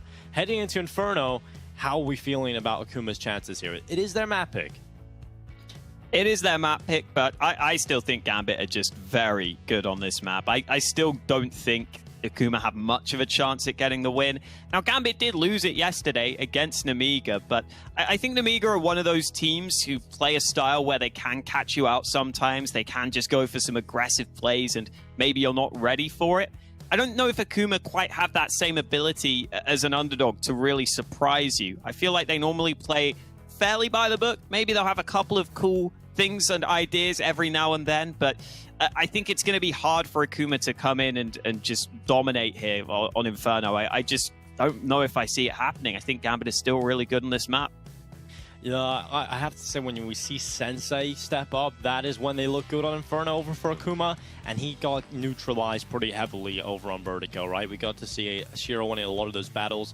There were a few kills here and there from Sensei. He's a good player, so you will see that starting to come in. You will see kills every now and then, but I think Gambit did a very good job at neutralizing him, really limiting the impact he could provide for his team.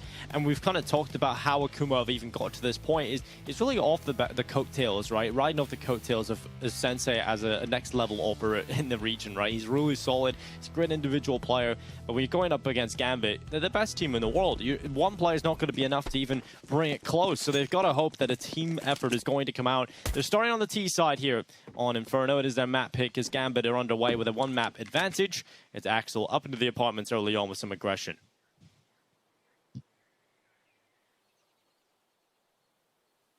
Birds chirping away on Inferno. So we've got a quiet start to this round. Hobbit's taking that aggressive angle on Banana, but there's a chance someone could sneak up close to him. He's got to make sure he's fully watching for that left side. Psycho's just holding for aggression right now, though, because they're deploying a couple of smokes in towards A. Akuma not pushing through short, though. They're going to go through their own smoke in towards long. Shiro, that is difficult to stomach, really. And now they've lost CT spot as well. Nathani hitting the deck, and Hobbit is under a good bit of pressure. He knows they're charging through CT spot, but he realizes he has to hold Banana. He's taking the kill onto Psycho and now can clear out Banana, aware that now he can just focus on one avenue. It is going to be CT spawn and towards Coffins as they added another little twist. Hobbit's going to hit the headshot. Jackie out of play. And the lit look from Dem QQ has delivered a kill on Axel. But Sensei catches him looking the wrong way. Just one right now for Sensei. And Shiro, he's shooting all the bullets but not getting any kills. And somehow Shiro goes out of the pistol round without a single frag. And on the opposite side of things, Sensei, what a start in the Inferno. It feels pretty similar to Vertigo, right? Gambit just getting off to a slow start individually. Missing a bunch of shots you would probably expect them to hit, but you got to give Sensei a lot of props for making them pay. Getting into good positions with the Glock for all these headshots. Quick kills, spamming away. Akuma off to a good start here. And Gambit will have to go down to a 4-spy for this follow-up round. But we know they can be very dangerous with these pistols. We saw it on one of those rounds over on Vertigo. They were able to spam those body shots with the Deegs. A couple of quick headshots for the kills. And Inferno's definitely a map where you can take some close-range fights. So Akuma can't just go ahead and assume they've got a good start here. They've got to make sure they win this one.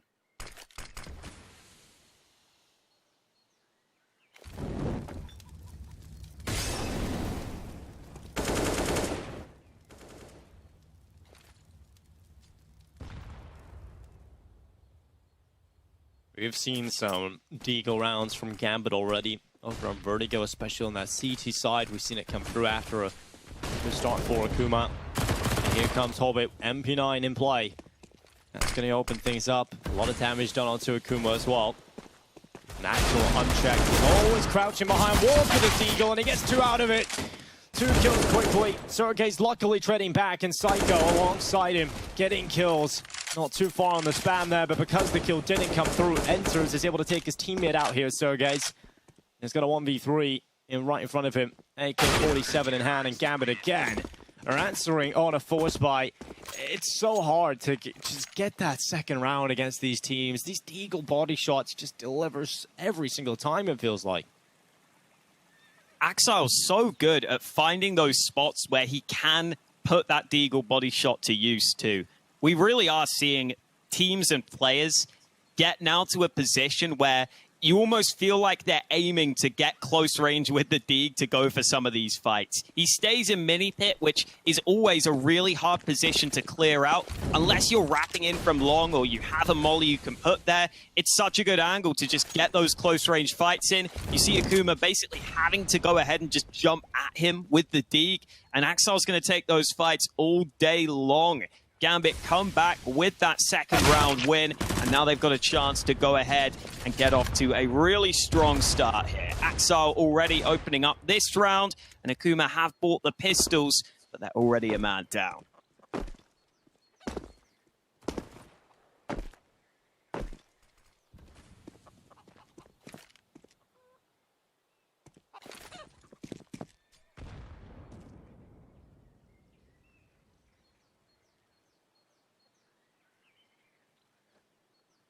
Go start for Axel.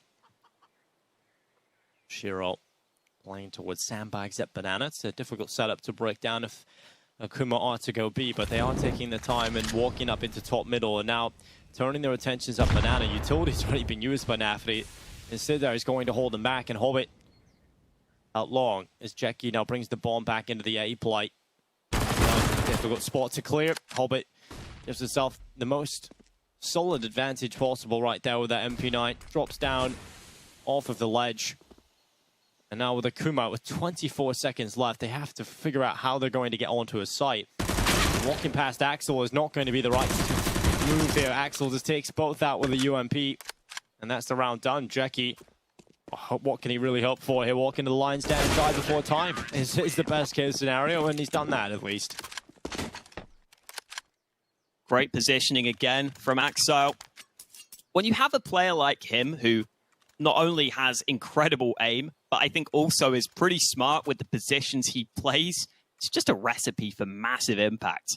You've seen it now in back-to-back rounds where he's got multi-kills. Bit of a non-starter for Akuma, in all honesty. They never really put much pressure on Gambit in that round. They were sitting back and I think hopefully waiting for some mistakes.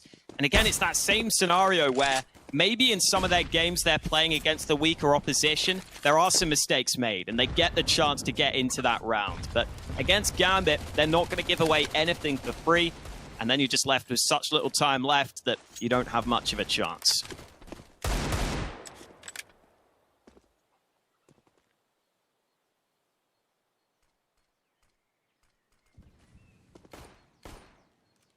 Shiro in the corner with UMP. Comes down to the timing, he looks the wrong way. Navi wasn't looking for him at that time. And because of that, Shiro looks into the wall and dies. So that does give an opening for Akuma. He'll take his UMP and start to leave Banana. Now looking for the fight at top mid, and this time Axel not hiding in the corner. He's taking fights, he's confident to just swing into the open. He does get away with 2. Got a little worried for him for a second, but never count Axel out of any situation. He's comfortable, he's confident, spraying away. He even gets the 4K.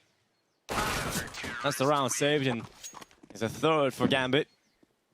It looked a little worrying when Shiro went down there, but you gotta realize what they had left. It was just the pistols and that one UAP they salvaged. Not the end of the day, but Akuma now out with the AKs. Khalil there for Psycho as well. First full gun round for Akuma, with a Galil in there, as you pointed out. Not quite the perfect weaponry. As for Gambit, they are keeping that MAC-10 onto Nafany. He's playing over on A this round too. He took the SMG over towards Banana last time, but this time they go back. Shiro's got that off towards Banana, but he's got to be careful getting back to safety as Akuma put the pressure on early.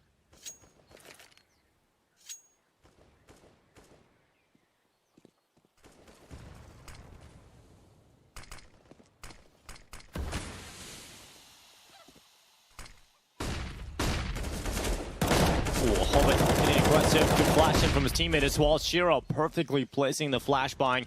Hobbit secures his kill off the back of it. 4 versus 5 with Gambit up to the man advantage in round 5. It's always difficult to find a reply here if you're Akuma. Because to do so, you do have a little bit more pressure on you to actually go in and take those fights. You don't have utility to manipulate the map in your favor, to limit some of the positions. You have to deal with the setups that Gambit are going to put in place for you. One of the smokes used up. It's deep in front of Library. Does give them archway control, and Nafany realizes that, has to adjust his position back into Library. That does take away at least one player from the A side, but they've still got to deal with the double stack inside of the site itself. And with limited time, they have to go. Some utility comes in from Inters to try and cause some problems. With the bomb nowhere near the site, Nafany needs to be aware of that close player at Library. As soon as they pass that information on, he can peek out from Library itself. Axel gets one. Nafany has been taken out of play, but as Inters inside the site, they might just end the round here. Drops the bomb. Well played from Inters. And with 5 seconds, just playing with his food, denying the bomb plant. And a great round out of Inters on the hold. It didn't look like he was going to be the man who was kind of tasked with getting the majority of the kills initially, because you see the setup was Inters on the initial angle with Axel tucked into the corner. But the way this utility worked and kind of stalled out Akuma actually meant that Inters was the one who had to take the fights while his teammate Axel was just getting spammed through that smoke. So really good adaptation from Inters there to be able to get away with those kills. Switched out to the Deagle wisely. Nice solid work from him, and now Shiro wants to get involved in the party, but not able to land that initial shot on the jumping player.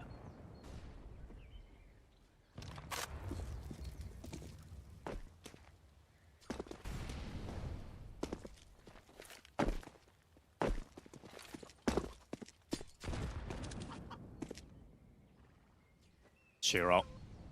He's got the AWP as he peers down Banana. They're just trying to bid out the shot. He will actually go for the shot the second time around. Because of that, they had a slight window of opportunity to get a player across. The smoke in from Gambit to secure bottom. Banana control. Flash in as well to allow the repeat of Shiro. He'll confirm no one's there. And runs away. Akuma looks set to take that late round Banana control, but I assume they'll use some nades to do so. And once they throw a flash, which they've just thrown, we should see a second man rotate to help Nafany. And that's exactly what's happening. Hobbit's going to come over to help on the B site, and he's going to arrive before the push comes in. Yeah, they changed up positions. Shiro went over, Hobbit replaced him on the B site.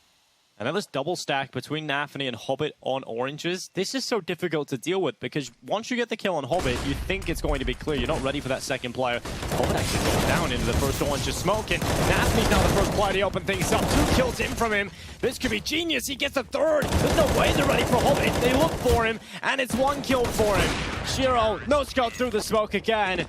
Gambit get the round, and it's a beautiful hold from Nafany. Pistols trying to just rush in towards the site, close the distance. I think they were really hoping that smoke at first oranges would allow them to focus towards those backside spots. You kind of see the first man running in was literally just running straight towards dark and just trying to see if he could clear out those spots. As you pointed out, they didn't realize that Nafany would be up on top. Then Hobbit was just sitting in the smoke, so it was another player they were going to have to deal with. Gambit go ahead and take a 5th round, but now we've got the guns back out from Akuma, and we've got the AWP from Sensei. We've been talking about the impact he needs to have for this team. Good bit of aggression from Axel early, though. He spotted that A is fairly open right now. There isn't much presence there from Akuma, and that's because they have 4 players towards Banana.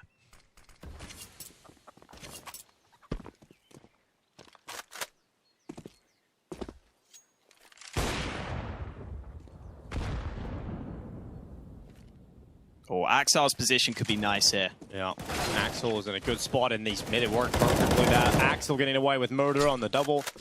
Oh, it's not quite good, but we'll forget about that. Luckily, it didn't bounce back into the bedroom. Would have killed him. Yeah, the reason he gets away with that is because Akuma think they're safe with Jackie holding that side of the map. But Axel pushes in the one position in the apartments where you can't be ready for him. So those mid players aren't really looking in his direction. He does really well to adjust for the second kill, though. And now Akuma won't even get a chance to run their strat, really. 3v5, 33 seconds. They may actually just save here. They're not making any moves right now. I think at this point, it is looking like the save call will be coming through. It's not like they've got any other options available to them. And I can understand why you want to save here, because if you go in with what you've got, you're very likely to just be bombarded down, and that money is not in a good spot at all. So at least saving the weapons into the next round, you'll have something to play with. Even if you just get a couple of Tech 9s out on Jackie and DemQ, you'll still be pretty well off. Still a doable round here for Akuma. But Gambit are definitely in a very comfortable situation on this CT side. See Axel just getting away with some of that timing aggression. I think Axel on this A site has been the player to watch. Also, it's kind of similar because we're looked over at on the first map. Navi was definitely the player to look out for over there. And here in Inferno, for me, it's obviously got to be Axel. 12-3. He's done everything on the A side, but the reason he's been so successful at it is because, once again, he's just changing it up so much. He's in so many different spots. He's delivering impact in lots of different ways, and that's the same aspect of what made Navi successful over on Vertigo. Every time you think you got a counter to it, it's a different play coming out of Axel, so it's really hard to play against that style.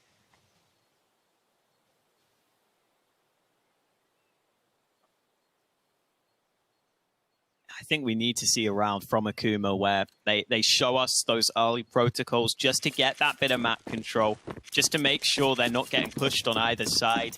And then maybe they can actually get a chance to run one of their plays. Because there's nothing more frustrating than having that feeling that you're not even getting a chance to go for your round. That's the half-wall smoke that sometimes teams like to try and flash through for the early banana control. It's really hard for the CTs to molly or to nade and do much damage. When that smoke is down, you can quickly flash through it if you want to go for the fights. But Akuma just using that to make sure that there's no aggression from Gambit early on. And now they will start to get that banana control safely.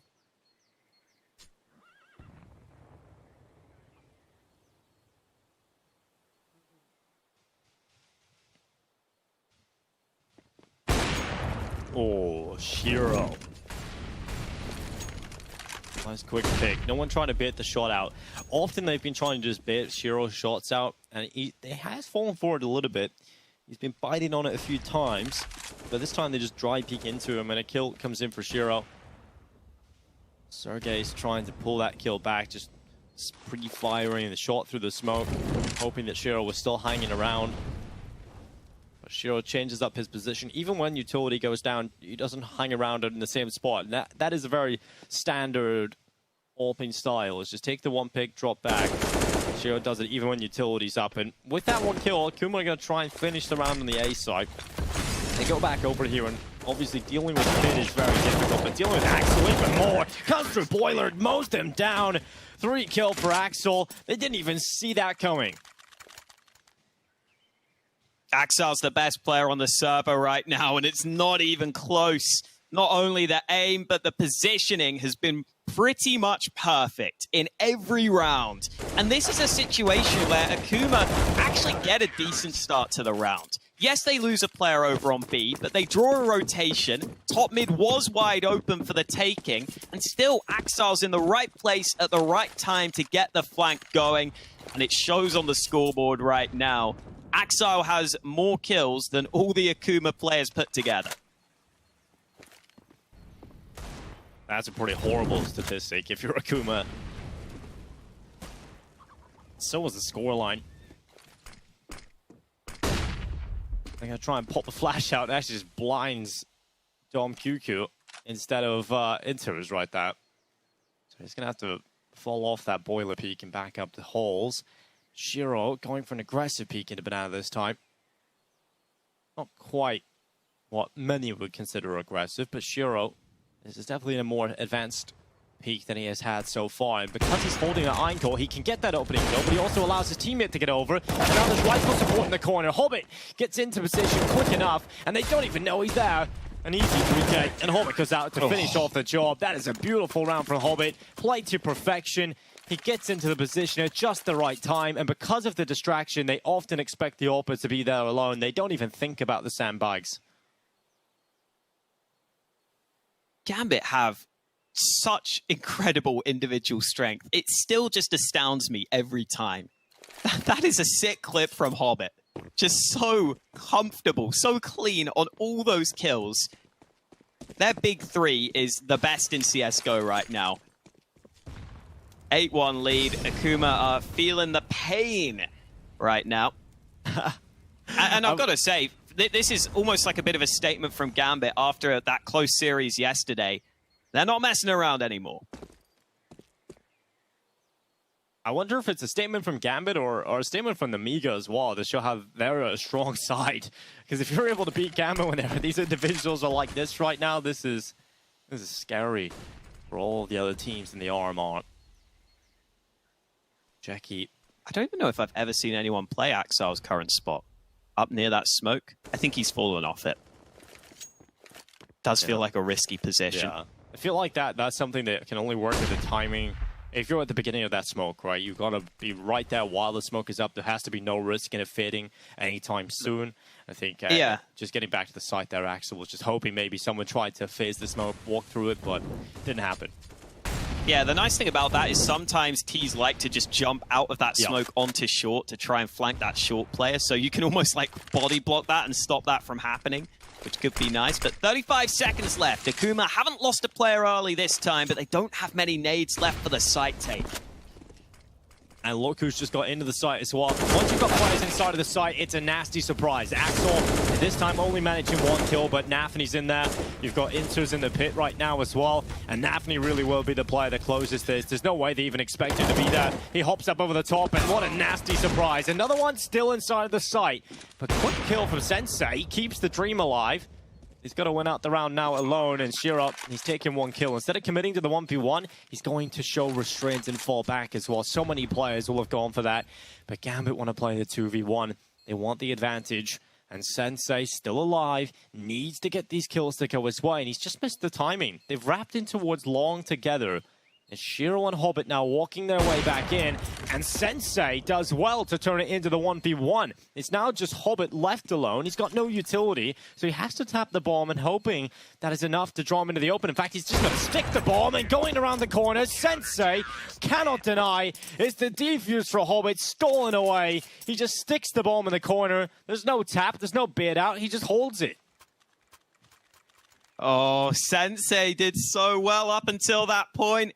We were talking about how he needs to be their player to step up on Inferno. It looked like he was about to do it, but he's just a millisecond too late. Hobbit locks in the defuse, and Akuma are probably a bit pissed after that round, Dinko. I can't blame them. They're taking a timeout.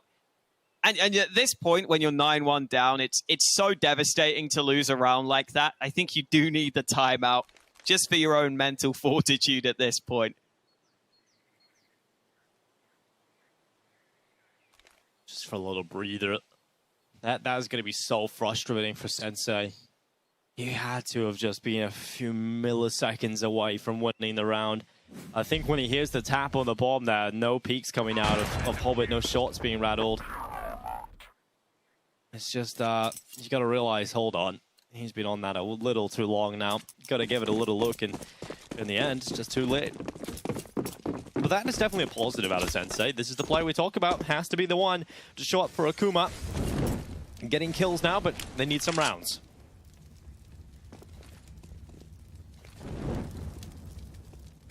Gambit haven't been challenging for this banana control too heavily. And the thing I like about that is they keep lots of nades on their site players. So sometimes you'll see teams contest banana, lose their nades early, but this time Akuma finally upping the pace, seeing if they can go for the quick B play. Navi holding strong to begin with, but he's alone, and CIS comes through with some impact. 2 quick kills, and that could be the round over right then and there. That's what I was really waiting for, with some of these quick aggressive plays from Akuma, strength in numbers, attacks into the B site, and finally it pays off. Sergey's with the double. I don't know if it's the most sustainable, but at this point you just take any round you can get. You just get on the board, you try and keep as many players alive as possible to get that money going. In the next round they'll even have more utility available to them. But it's an opportunity now presented to Akuma. They had another in the previous round that was stolen away. I'm glad to see them back on the board. And look at Gambit, they know. Let me just pin them in banana. Let me do nade damage. Let that bomb do the work for us. And they might lose a few members here. In fact, they do lose Sergey's. That is just a nice little detail there from Gambit. Just to pin them in banana. Don't allow the fallback. Just make sure it's as expensive as possible. Oh, we're seeing this again. What a pain.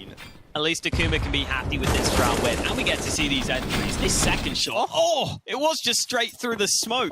I was wondering if it was towards the edge of the smoke or something, because it showed up as a smoke kill on the kill feed, but no, just straight through.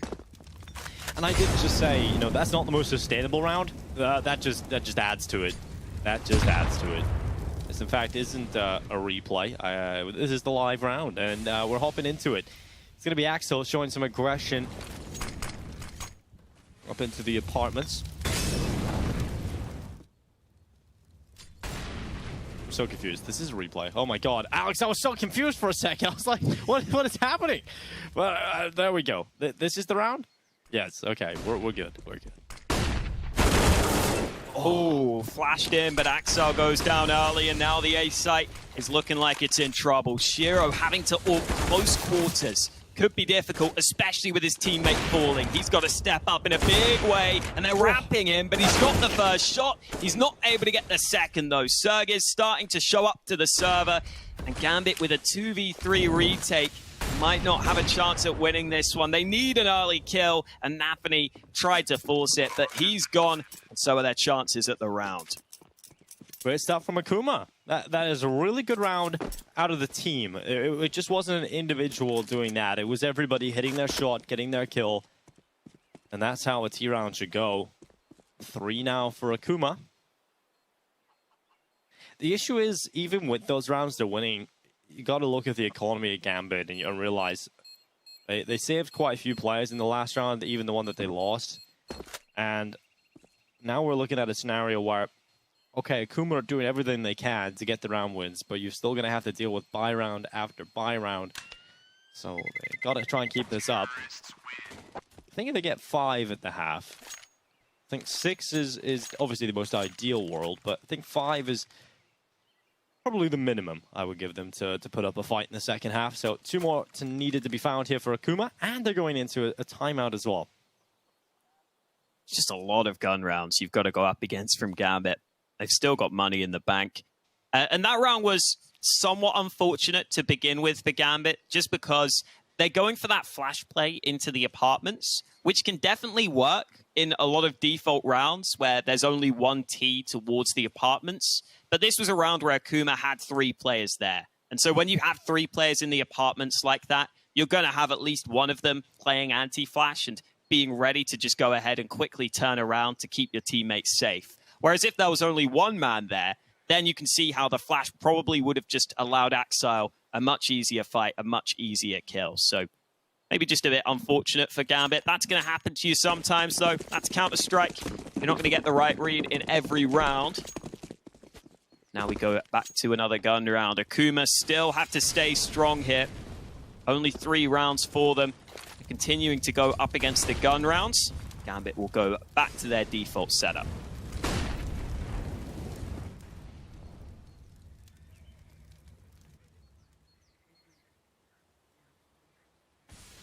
They've got aggressive at second mid again.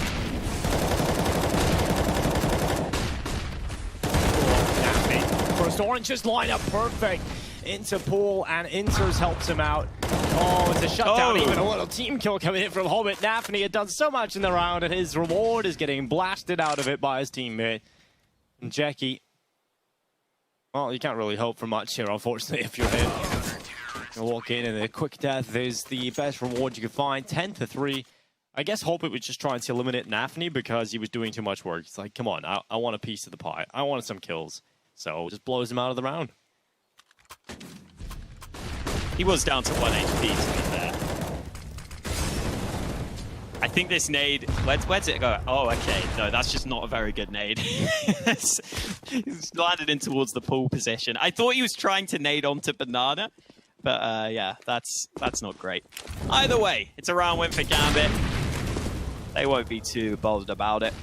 Sensei's got this all peeking into top mid, but Gambit haven't given away this fight too often. Shiro was playing in the apartments in the previous round. He's trying to do it again, but they've lost a man over on Banana, and there is Shiro getting that kill right back for his team. Oh, Hobbit gets swung out. Psycho making space in the defense, so now the attack into B is looking all but done. No defense there at all now. Up against Akuma, no resistance met. And Gambit are going to rotate everybody over to the B side. There is still a late lurk potential here coming in from Jackie. Keep note of that in case it comes into play. It's going to be a little while before he arrives over to the B side. So he can just get back on board with Gambit, who look to try and take over the retake. Now, time is ticking. So there are opportunities starting to dwindle. And it's going to be Psycho on the headshot. Shiro down quickly from the Ruins extension. Sergei's kill onto Axel. And the flank doesn't even need to really come through, but Jackie, he's going to make sure Inters can't escape. It's a headshot. And Akuma give it a 4th round. And I did say they needed 5. They've got that opportunity now as we head into the last round of the first half. A retake was obviously a long shot for Gambit, but they have so much money that there's no reason not to try the round win. They've got everything they could ask for into the last round of this first half. I guess Shiro's missing some nades, but it's not a big deal. Kuma up to 4, but still a long, long ways to go for them.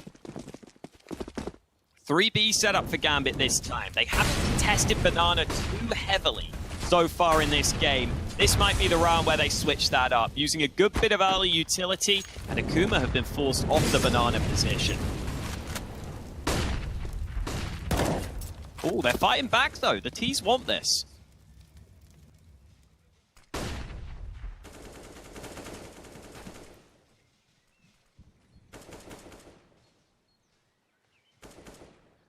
Look at this bait and switch setup for Nafny and Hobbit. This is about to be a meat grinder. See if Nafny can do enough on top of the boost. It's going to be one out for him. Hobbit still in behind him as well. Unneeded right now. Nafny's going to continue. But there we go. Hobbit on the Molotov. That's a problem. Hobbit still fights. He gets a double kill before the fire burns him away. And that's enough to give them an advantage to Gambit. They might lose both B players, but the rotation has come over of the AWP. And the defense has given a strong enough advantage with 43 seconds left. Shiro on the coffins might just be enough to hold on to B. Oh, missed shot. Oh. Shiro just goes back for the fight. Finally, the smoke comes in. Shiro thinks about going through it, but Sensei's not even committed to B. 25 seconds. He's going to try and run back to A, but I think Axel's got him locked in here. Sensei backing up into him. Axel with the headshot. 11-4.5 coming in from Gambit. Looking to be that strongest performance here on Inferno. And I am really impressed by Axel throughout the first half. I don't think we could say that enough. His A performance was just so good. It's kind of crazy how his teammates even slightly caught up. He was so far ahead. He was just doing so much work, and Hobbit, he has done it quite a bit himself. 12-7. Just shows how much depth there really is on Gambit. as we now jump into the pistol. Akuma, they didn't get those 5 rounds, and they've gone for dual Berettas in the pistol round. Let's see if Sensei can make it work. Probably going to play those. Oh, I thought he was going to play him on Banana, but he's actually playing with the dualies on the A site, interestingly enough. 3B stack either way for the Akuma side. Gambit are slowly taking that Banana control back. Couple of nades available for them. Psycho's still seeing if he can get an early kill before the push, and that's a stunning shot from Psycho, but he's quickly traded by Inters, and Axel gets another entry onto B. Oh, Sergey's headshots delivered, and now jumps off the coffin, swings into the open again, and the bomb, it has gone down. It is Hobbit into the 1 versus 2. Damage has been done to both CTs. And Sergey's with the 4K. Hobbit quickly took his teammate out. I thought there was a chance there for him, but Sergey's takes his opportunity. A beautiful pistol round from him, and 12 kills now on his board. Akuma needed that, but the issue has been they win pistol rounds. It's not a problem for them, but it's winning these 4 spies that is the more difficult scenario. Such a nice round from Sergis. Those first 2 shots looked like they were just going to be all he needed to do, but then comes through on low health and gets 2 more kills. Brilliant work from him. Gambit again, not going for a 4 spy in this round without the bomb plant. They're happy to take a safer approach. Smoke into top mid means Nafany will be waiting either for his teammates or for the smoke to fade. Once we get into the gun rounds, Gambit like to go for dry peeks into top mid quite often. They like to just try and take that map control without making any noise. Axel's a big part of that. You can see right now Akuma not fully peeking into top mid. DemQQ tries to. Shiro with that 1 Deagle has taken him out of the round. Now someone else will have a go with the Deagle.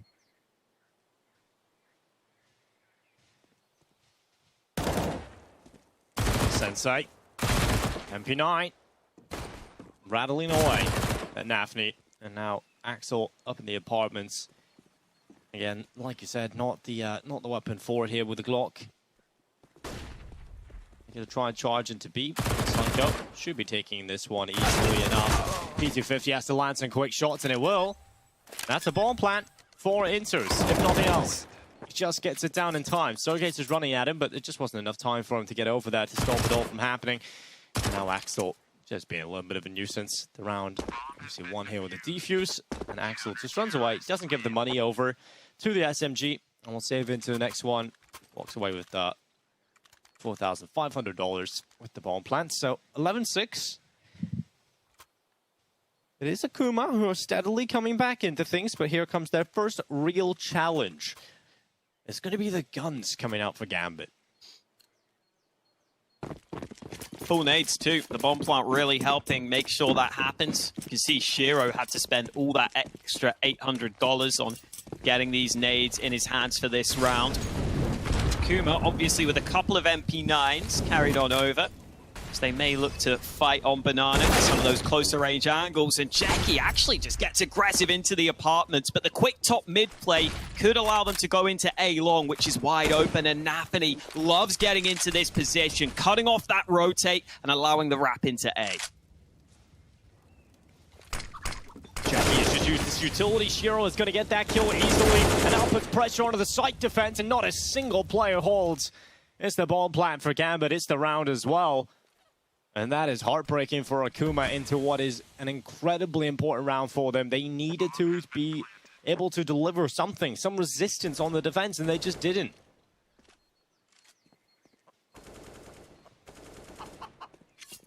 I love those plays so much from Gambit. I really enjoy seeing Nafany just get into that long position so quickly.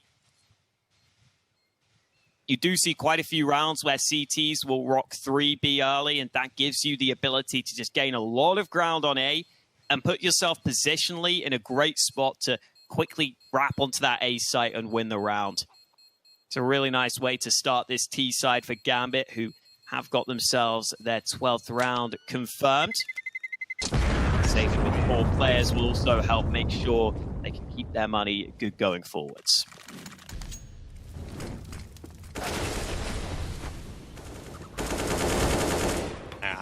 It's just a frustrating round there, isn't it, for Akuma?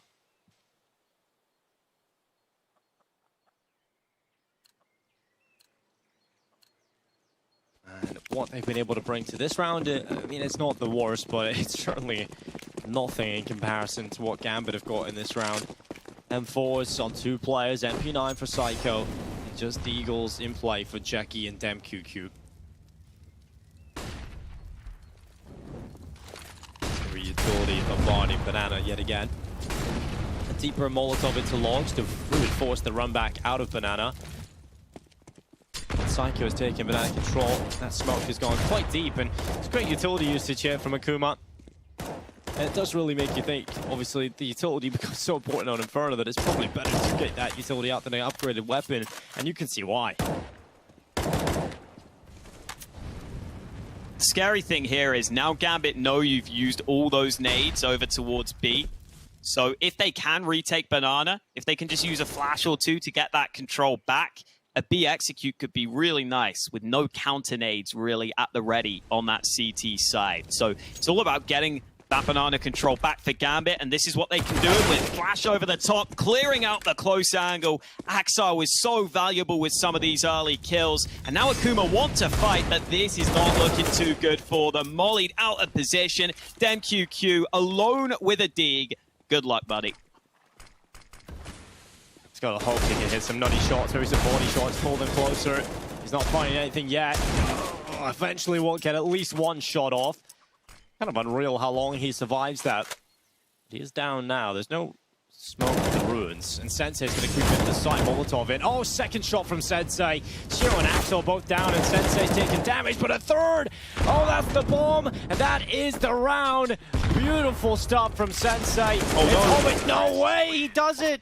He runs after them into a CT, and all Jackie needed to do was fall back and stay alive, but instead holds the cross, and because of that, Hobbit charges him down. I thought he had done enough there, Sensei, but it is stolen away. Hobbit realizes the only way he can win it is charging him for that fight, and so, oh, it just isn't enough done. Just a runaway would have been it. If Jackie's internet died there, he'd have won the round. As weird as it sounds, he would have probably survived in CT and he would have won it. Just didn't know that Hobbit didn't have the time. It's obviously an incredible fight for Hobbit to win, having to just jump in and take it, but oh, what a heartbreak for Akuma, because they needed that round. They needed it. Look at the position they're in now. UMP, MP9, and some pistols. That round just could be the decisive one in this series.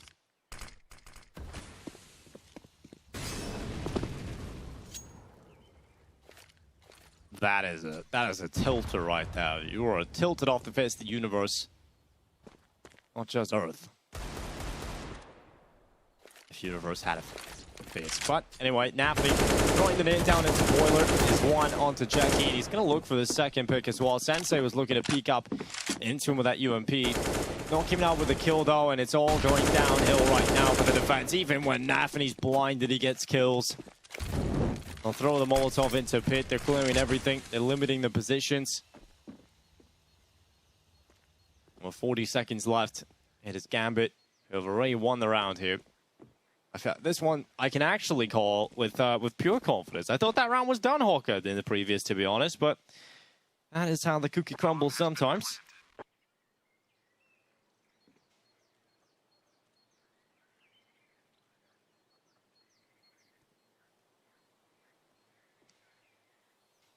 This time, I think there is no way Akuma win this. Even with a kit, there's no ninja defuse possibility. Psycho's stuck on Banana. Well played from Gambit. And are they going to go hunt this down? I don't think they need to. I think they're chilling.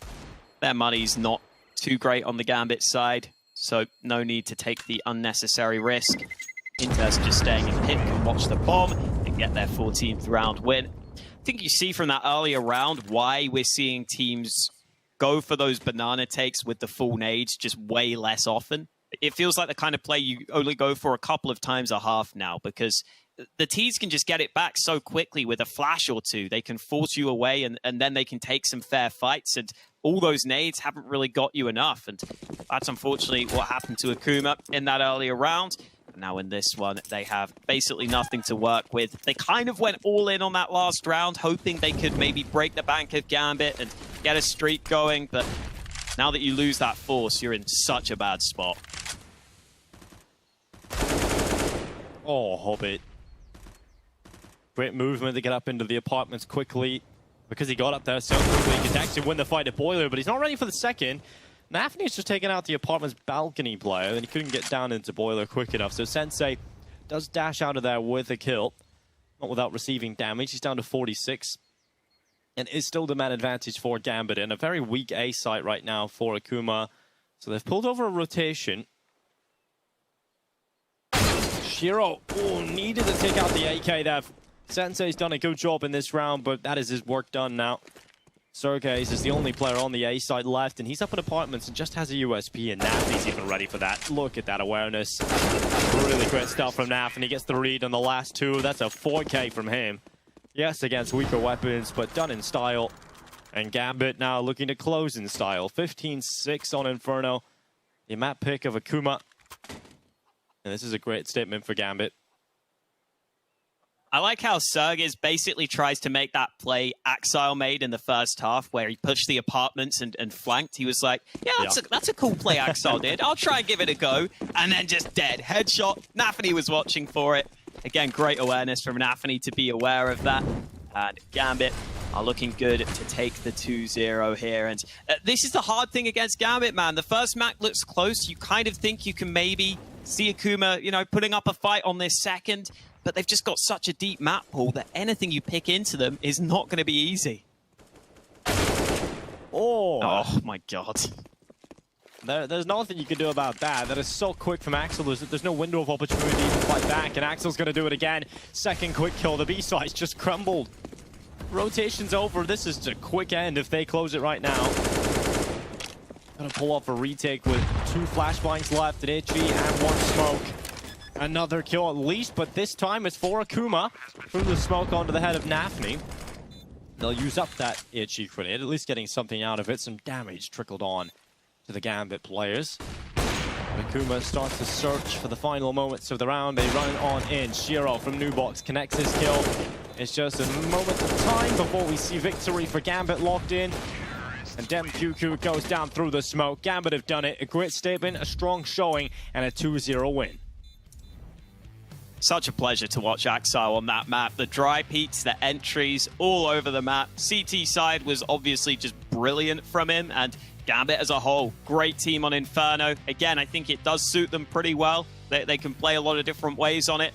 Team play was on point. All good for Gambit. They come back and take a 2-0, and any signs of being scared after that first day, after that first best of 3, are clearly long gone.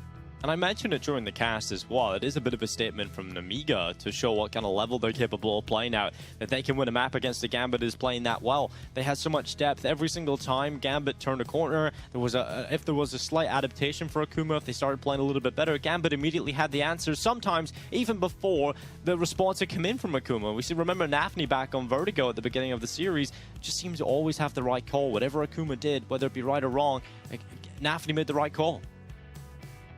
Yeah, pretty much at all points they did well. I think Akuma, they're going to have a tough time here, honestly, with her first 2 results. But for Gambit, just business as usual for these boys. They'll be happy to take that win. Well, we'll be continuing the business here on the secondary stream after the break. We've got another series coming up.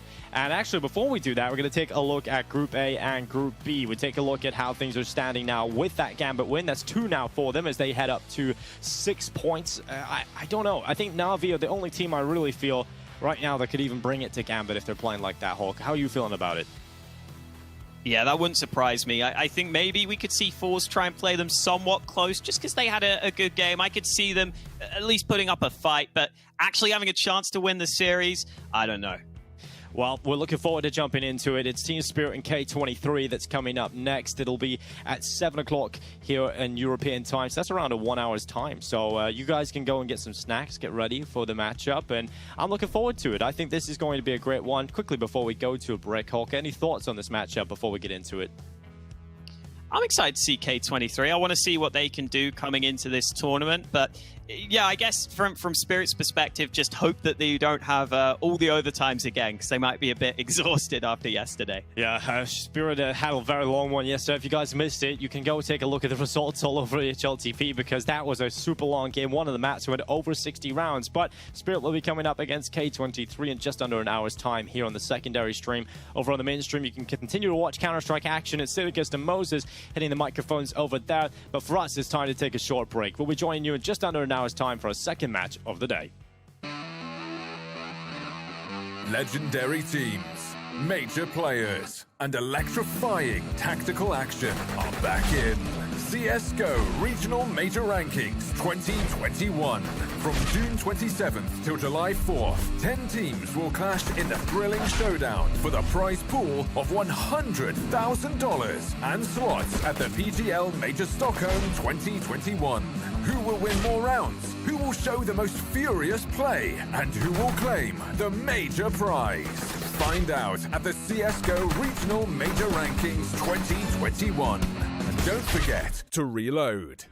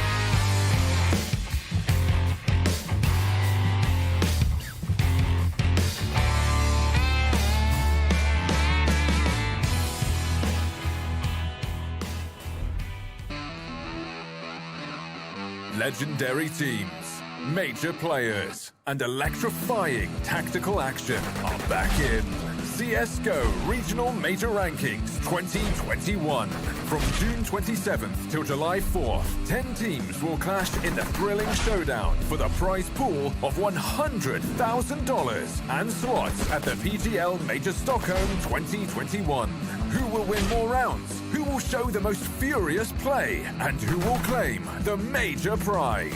Find out at the CSGO Regional Major Rankings 2021. And don't forget to reload.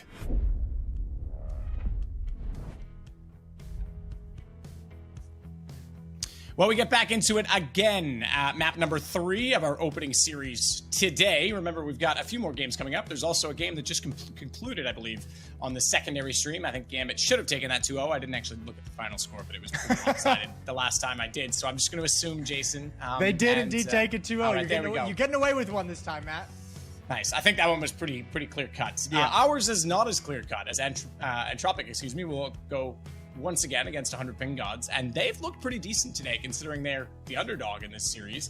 And as you mentioned yesterday, they had a good performance against Virtus Pro on this map.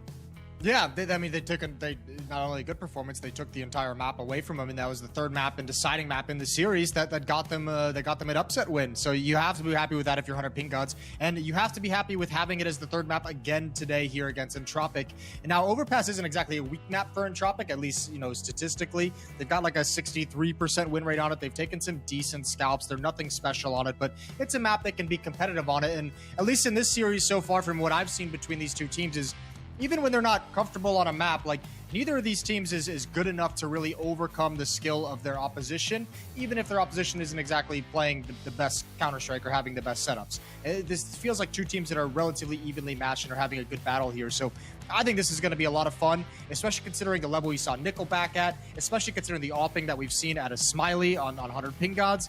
There's a lot of things to look out for here on this map. Yeah, absolutely. And we know that the op can be so powerful, especially if you've got one that's quick on your team, because A-site, all the different angles toward the bathrooms, toward long, there's a lot of angles you can very quickly attack on. So we'll see how it goes. Right now, though, we are going to see Ilian, who is the AWP player, obviously, for Entropic, getting a little bit more aggressive out toward mid, spots up Duke, and then decides to fall back. So a bit of information, but no one to trade off of, no one else being aggressive. Instead, this is more of a B stack. I won't say full stack, but a lopsided B play. You can see Forrester trying to take that to his advantage as well as Lackey looks out toward Monster. So they're looking for the information, but right now, not a lot of it as Nickelback spams through wood. And this they can be a B hit. Yeah, they can keep up this emphasis on the defense as well, because Elliot hasn't spotted anything over an A. They're happy to keep 4 players here, and here we go. In we go, indeed. Lackey behind barrels. Oh, that's an awkward exchange. Finally, someone puts Lackey down. Sorrow's going to capitalize on Nickelback, but unfortunately, it's going to be the CTs that are coming out worse for wear. Forrester, good shot on Duke, but Smiley has Crad, who desperately tried to yeet himself. Yes, I said it. I can be a zoomer sometimes, too. Yeet himself into the bomb site. Didn't really work out for him. I'd say that yeet went like sheet as Forrester tries to walk in. Winter's going to get him, shoots him in the face from down below, and Ilian's going to back off on this one. Doesn't have much to lose here. Does have armor, which is justifiably worth it, but Sorrow's on low HP. If he can get one kill on a player pushing him right now, there's still enough time even without the kit to go for this, but they're smarter than that on 100 Ping Gods, I say, as Sorrow peaks. Yeah, don't worry. There's no chance. Man, that's the worst feeling ever. 4 players stacked at this bomb site, still couldn't close it out. The players in the back, like up in heaven, they had 1 player over towards Graffiti. Those guys, did a decent enough job. It was those 2 players close up, couldn't land the shots, couldn't get those kills. By the way, not easy when you have smokes and flashes coming over and a bunch of Glocks rushing at you. So nice pistol round there from 100 PG. They're going to take it 1-0. And we'll see if they can convert, because that has been one area where both teams have struggled with today, is converting after pistol round wins. Yeah, it's shocking, really. I mean, that's... Vitality used to do this, like back, remember, like 2017, 2018? And honestly, in my opinion, it was one of the things holding them back from, like, winning a significant number of series. Possibly even events. I think Chicago, you think back, there was a particular event that, like, they lost every anti-eco situation possible. Like, every second round after winning pistol. Oh, it's foolish. Those years are hazy. They're all fuzzy. That's what happens with age. Yeah. Both of us in that way now. Yeah, we're getting up there. Another 4-man stack at the B bomb site for the defense. Crad does have a flashbang, so when this smoke clears, he could pop them over to see if there's any information, anyone lining up outside of B. Gonna hold on to it for now. He can also use that towards short sewers as well. Alien still hasn't spotted anyone at the A site lurking up highway or bathrooms or long, so no reason to bust up this stack just yet. Just gonna go flash. Nice shot. Nice play. Great timing. Nickelback, no mistake as well. He definitely has the aim of everyone on Entropic right now. Nickelback seems to be the most consistent with his aim, and he's got the Galil picked up. Once again, we're seeing ourselves with the Eco getting the opening kill. Tough position for Forrester to be in with Crad down as well. Flashed off, can't close the kill. Good amount of damage done, though, and that time he'll take down Iceman as a result. Follows it up, Soro's gone, AK in his hands, and 3 kills in a row from behind the truck. What did we just say, Jason? Yeah, that's so brutal. That's really, really hard. And obviously, a good pop flash setup from Crad over towards short. It felt like there was really almost no reason to be that aggressive towards short if you're the one player at the B bomb site. The next tough part is Nickelback coming up on the flank. There's one player, I believe it was Smiley at the divider, who is using his nades for support to help them take the A bomb site. It's his responsibility to watch the flank, but it's also his responsibility to throw the support nades that they'll definitely lose if they don't have. So he's really, really stuck with a tough decision, and that's a good win from Entropic. Again, just another they win another low buy. It's happened. I don't know how Forrester is able to stay there as well, getting damage into them. 2 players clearly crossed his line of sight, and then he's flashed off and not like taken out of the picture. I feel like the other player at front A could have just swung in and killed him at that point. It depends on what they were seeing, because remember, Entropic got the read. Once they clear out short, they rotated over. So I mean, if you're a 100 PG player trying to enter into that A bomb site, you might be seeing more than just Forrester getting the kills in that corner, right? They might be fighting someone at headshot, might be fighting someone at bank. There's a ton of crossfires that can be used from dice boxes. So that was a scrappy round that obviously just didn't fall in the favor of 100 PG. So Smiley with the scout this time, trying to look toward the A site. Didn't even hear a shot come in, but he was glowing in red, and he's gone down now to 32. So he was tagged up, well, presumably by Ilian. Got the scout inside of A. He's now looking out toward bathrooms at this point as well, and he might have a chance to fire one more shot. Soro's getting close. Has to be a little bit careful here not to overextend. Soro doesn't even have to peek. Great shot from Duke. Nickelback's tasked with covering off Crad. That's not even going to happen. Are we going to see a return? Are we going to see an Eco win again as Nickelback's flash sorely? He goes down. Here's the wrapping in behind him, and he will. Forrester's gone as well in this, and it's on to Lackey. And I would say this round was lacking. Ooh, nice. Thanks, man. Yeah, that's it's not looking great. And again, I mean, a lot of space being given up, a lot of room for 100 pink gods to work their way through bathrooms, and maybe that changes when different guns come out, when more utility is in the hands of the defensive side. But 100 PG kind of get to just walk up and execute onto the bomb site. They get a lot of free territory and a lot of space to work with. Even that final Galil is taken away from the CT side. So 2-1 as we go back and forth in an economic seesaw battle. Ooh, I like that. Seesaw is the Could you say worst it's of the up and playground downs? toys. Oh, yeah, well, a lot of people get hurt. The merry-go-round can be up there as well. Both of those things, seesaws and merry-go-rounds, apply to this economy, and maybe that's because this economy is run by crypto, because it's pretty up and down right now. Oh, yeah, it's hurting. It's rough out there, Matt, with everything. I wouldn't even know. I fear for Henry G, though. I don't. I have no fear. He's going to be just fine.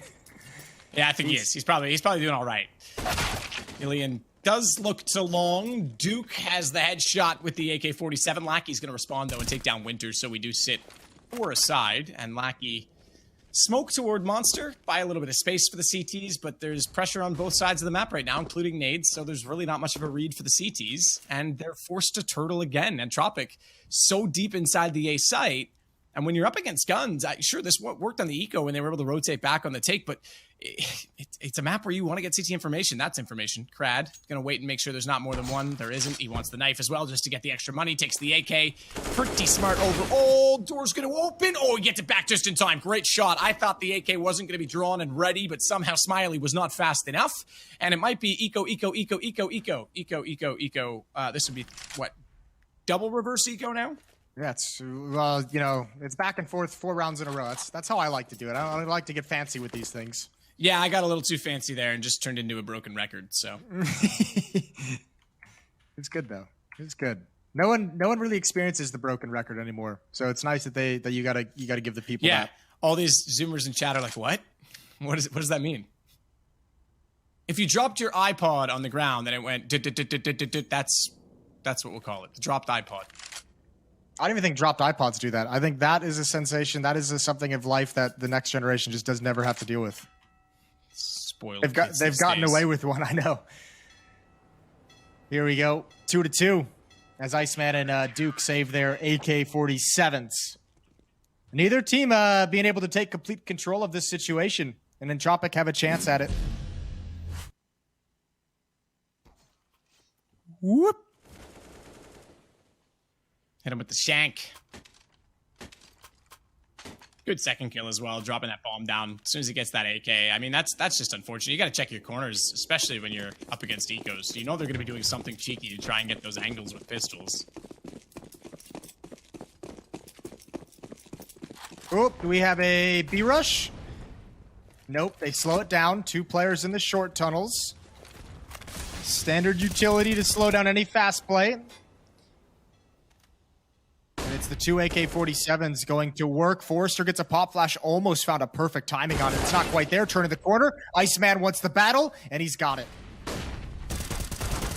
It's a start, not a finish. Thoro's going to get taken down. Flash assist actually from his teammate. So Winter, team flash, making things a little bit easier for Lackey, who's not done there. He's going to take down Smiley as well, and Nickelback's going to come over toward the ramp side of the bomb site and make sure that Sandbags has no access. It's all on the Duke. He can't hit the shot. Nickelback goes aggressive. And Tropic are the first team to string 2 rounds together back-to-back in this game, and as a result, they've taken a 3-2 lead. 3-2 lead and control the economy as well. AWP is going to be out for Elian. And I mean, for 100 PG, they didn't get enough damage done that round. So back to Glocks, no armor. Not a whole lot of danger. Oh, excuse me. They just picked up a couple deagles right at the end. But still, it's not a whole lot to fight with. You're going to hope for just some 1-deag headshots. Don't even have utility to put yourself in good positions, good fights. And Elian's going to start getting a bit aggressive, a bit assertive in bathrooms. Play Nickelback. It's from the MP9. It's not even done there. Boy, this guy's relentless. I wonder what his favorite song by Nickelback. Like, surely he has to be named after that, right? He's got to be a fan of the band. I don't actually know. I'm just going to assume that he is. Did Nickelback have like a time in like the Russian charts that was like probably they were pretty big internationally for a while. Okay. Iceman's going to be the last alive. 1 versus 5 with a deagle. He's all the way back through CT spawn, but I think that'll be figured out by process of elimination and timing here shortly. I don't know. Lackey's got knife out. I don't think so either, because he has gone right by them, and they're back in the A site. He's going to catch them all. Okay, that's not the best aim, but he's got an M4. Now they're all turning their attention towards him. He's still got 2 out of this. Where's the third? Yeah, there's the EWP shot. That's a miss, and now it's an AK. Elian gives himself away. If he was patient with his trigger there, they wouldn't have, Iceman wouldn't have looked that direction quite so quickly, but makes good on the second shot, and now it's 4-2. Costly, though. Could have been way more costly. If he'd been able to get that AWP, that would have been a massive win for 100 PG and Iceman. But good job just getting the 2. Lackey getting caught off guard in CT spawn. They're going to be questioning how exactly he got there. But finally, we get to a full buy for both teams. AK's on the board. They are now the scary part. If you're 100 PG, you've got 4 flashbangs to work with. There's a lot of angles that you have to worry about Elian with these AWP. If you don't have all the flashes for it, he's going to be a nightmare to deal with. That aggressive, very aggressive. But he won't be smiling as Smiley takes him down. Elian's going to get 1 back at least, but needs to be slightly careful on this. Does still have support right now from Nickelback. And that's where that flash came from. I thought Elian would hit the up-close shot, but Nickelback now need a little bit late. I think Smiley's going to run away from that one and stay well alive in this round. Lackey's figured out that winter is coming. Ooh, this is a big play. On the hunt. Yeah, this is great. Low HP. There's one. Again. Oh, he's got it. The mobility of the SMG, the low HP on Smiley, and Nickelback picks up 2 softened up players. Now, Forrester's in an odd position because he's in the middle of the map, so he's got quick access to really anywhere he wants to go, but he's not able to find the information just yet of where Sorrow's headed. Might hear these footsteps any second now. Forrester pushing. Easy catch as the bomb will go down as well. Not that it matters because every player on the map's down, so that gets you a win too. You know, you can kill people every now and then. It's fine. In video games, don't do it in real life, please, people. 5-2. That's awkward. This is why I'm a commentator and have absolutely no influence on the world otherwise, Jason. It would be horrible. Yeah, I was going to say. Glad you qualified that statement. Yeah, I thought about that one for a second. Better clear that up. 5-2, 3-round lead for Entropic. Little bit of a boost action towards the B-bomb site.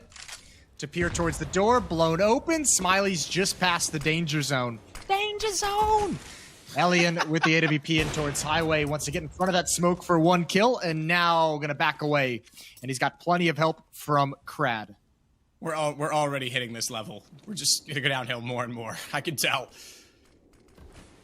Alien already up close, bathrooms, AWP in hand. Watch the mini-map behind him as well because Crad is the safety net in this play. He doesn't actually go for the peak. Smartly falls off of it. Somehow got very uncomfortable. Spidey sense tingling. Probably heard the nade pin pull like on my end, but they're more listening to the sound, and they're just going to go hunting without clearing sign. As a result of that, Crad's left unchecked, and it's another round, 6-2 for Entropic.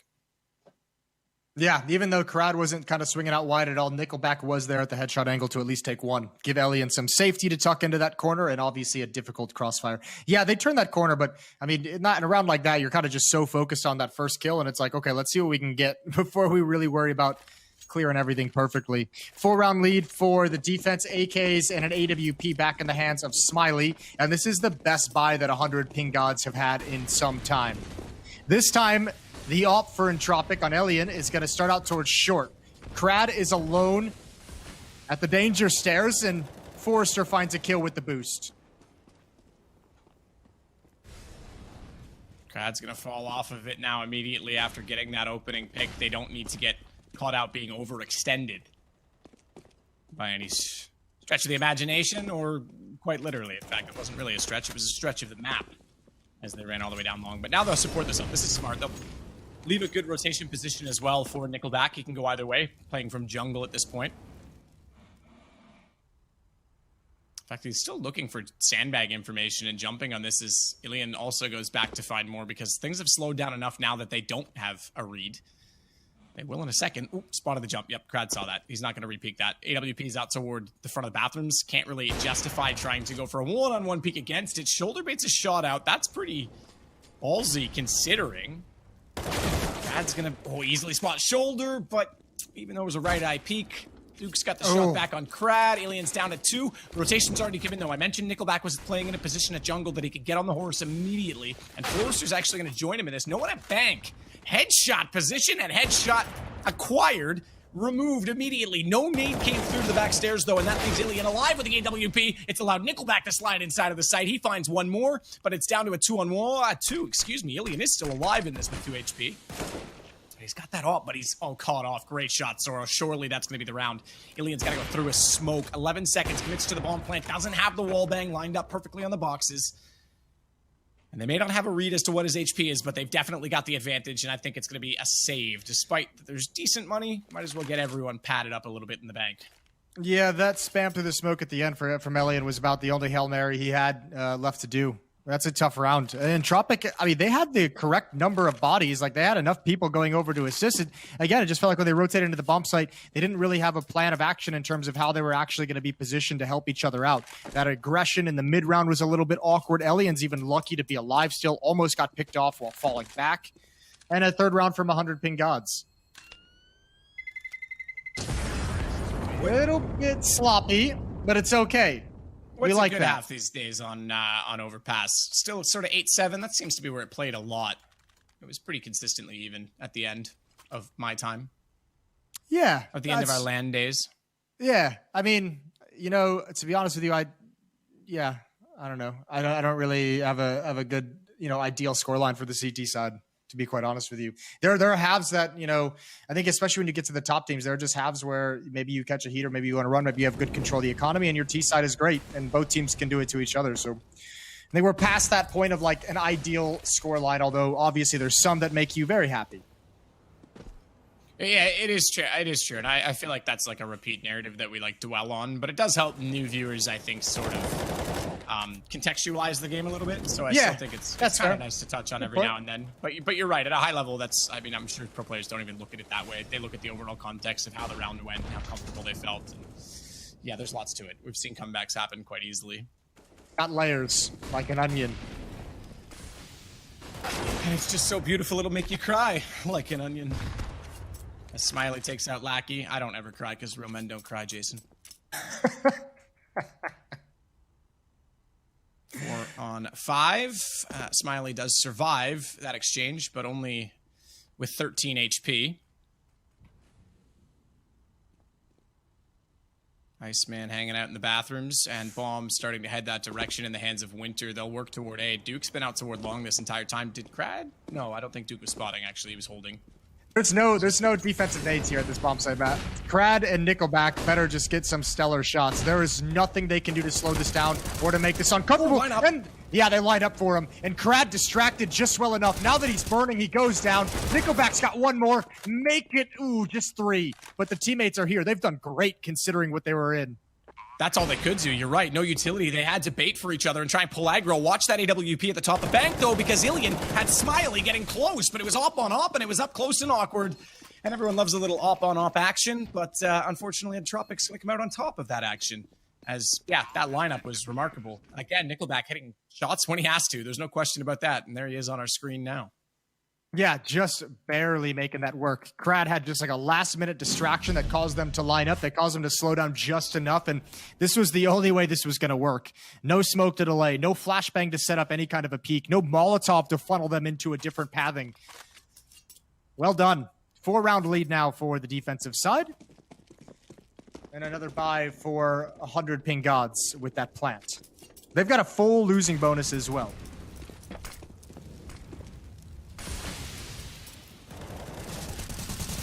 Forrester inside sight, smoke down toward Monster, and he's going to look back toward Sandbags. Crad, good push. Haven't seen too much presence from the CTs directly in connector so far this map. But again, it's the CTs having that option, right? You can play long, you can get to the planners, you can hold inside the bathroom, you can get the opera out toward the birthday party. And then you've got connector. I mean, the A side, that access through essentially right here in front of bathrooms, what I would consider sort of the mid of this map, if you want to give it one, is just so playable from the CT side.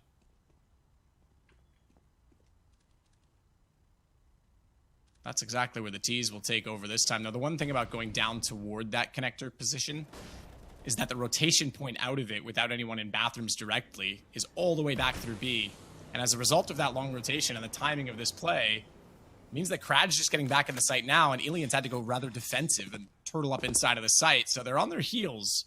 And once again, Jason, you said it, there's not a lot of defensive utility. A couple of flashes, but no smokes, no Molotovs. Hard part is 100 ping gods took over all the bathrooms quietly. They didn't have to use any utility to get in there. Just now it's spotted and a good kill from Elliot, and he sees another one, but it wasn't prepared for that shot. Now Crad is stuck in this position, and he's got no idea if they're coming long. They're actually starting to back away. Forrester's going to hear this. Lackey's going to start moving over towards the B bomb site, but Winter's already out. Winter's already got space, and Winter's already got control. Bomb going to go down, and I think a near impossible retake, and they're just going to call it off. Yeah, I think you have to at this point. Crad took a chance to think that no one was long there, but what a call from 100 pings actually go back over toward B at that point, despite that, you know, they found a kill at long or at A. They didn't have any further information. They found a kill at B. Take it. Go. Well done. So it's going to be 7-4 at the end of this round. AWP still in the hands of Crad. Money's it's getting low. If they keep this op in the M4, though, with Ilian sitting on 4650, they'll be able to force out. Tight buy, though. Again, utility is going to be a factor. Problem is, they're only getting $1,400, right? So Forrester's probably going to have to drop to an SMG or a FAMAS. Yeah, Ilian can buy himself, and he'll actually probably drop over to a teammate, but he can't drop 2 M4s, just off the mark. So Crad will drop that op over. He'll drop some weapons around. Ooh, actually, he can. He can drop another one. Or a FAMAS, excuse me. Wanted some armor, wanted some utility. So, 3-round lead.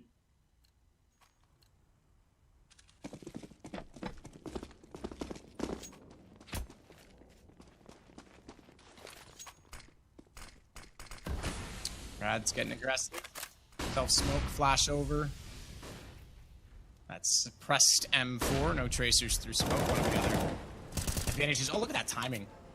Did they know? They got off the boost in a hurry. Okay, they did. They got an inkling that there was someone that already went through. I'm sure they heard the water push because he went quite quickly. They just missed the headshot timing.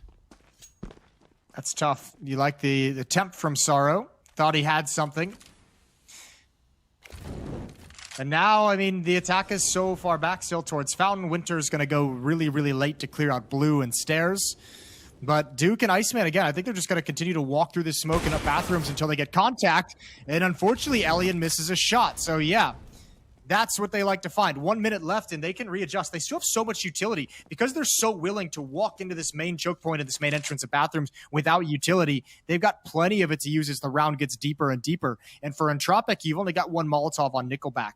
So they're going to split into 2-2 defense, 2 at B, 2 at A. And they're just going to have to play 2-on-4, whichever bomb site is hit. 39 seconds. Nickelback. He's still over at A with that Molotov. So this is a straight gunfight. And unfortunately, Lackey lacks which direction to check. The knowledge was not there. The bullet was straight back in his direction. Krad's gone down as well. Winters certainly stepping up to this game. I'm just going to double check. I feel like he's very near the top of the scoreboard for his team. He's actually... Well, I mean, they're all tied, basically. Yeah, so you're right. it's all you're right. It's 6-7. just nothing spectacular. Yeah, I wouldn't say I'm right. I would just say I'm not wrong. Yeah, there we go. I like that. Nickelback still having quite the game, following up from Nuke earlier, where he had 33 kills by the end. He's got 16 here to lead the server. Next closest, again, is Forrester with 11. But man, I feel like Entropic, they're losing on the CT side the information battle. When they lose that player, when they lose Elian, they're 2-2. They have no way of finding out what hit is coming in until the hit is already happening. And it's tough to play 2-2 splits that way. But we've seen it all half. 100 PG able to march through bathrooms silently. Usually no information gathered by Entropic that they're in there. They're just kind of making the assumption and playing passive from the get-go. It's like they have these plays. We saw the play from, was it Krad just last round, who smoked the stairs off and made his play up towards Fountain just to peek and see if he get one cheeky kill of someone who's unsuspecting. So they have their plays in like the first 10 to 15 seconds to get a little bit of aggression to maybe find an opening kill. But after that, like there's no middle ground. It's either you make that aggressive play and then you fall all the way back and go ultra passive. So tactical pause, 1 of 4 in use right now, and game getting close, rightfully so. Time to use it. It's just been it's been with 3 of the last 4 rounds going the way of 100 Ping Dogs, all on bomb detonation. It's been close rounds, a couple of players saving in each of those, but it hasn't been enough economy to get them a full buy to really, like you say, hold off these positions and use that utility. So now it's going to be over toward B very quickly. 100 Ping Gods, they don't want to let any time to let whatever timeout talk was had settle in, and they're going to go in D. Forrester. He gets caught out by a flash, taken down by a headshot. Iceman gets one in return.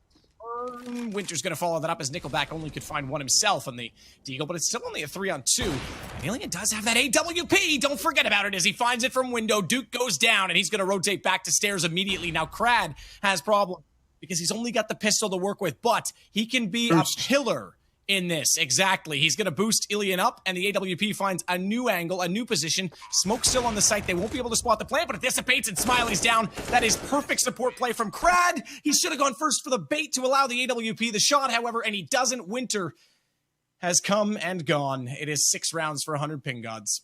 Oh, that one hurts. To have that ripped away in that fashion, that is a little bit brutal. 4-1 run now for 100 Ping Gods. 4 of those rounds out of the 5 have been plants. They are finding a lot of access to these bomb sites recently, and they have eaten away at this lead.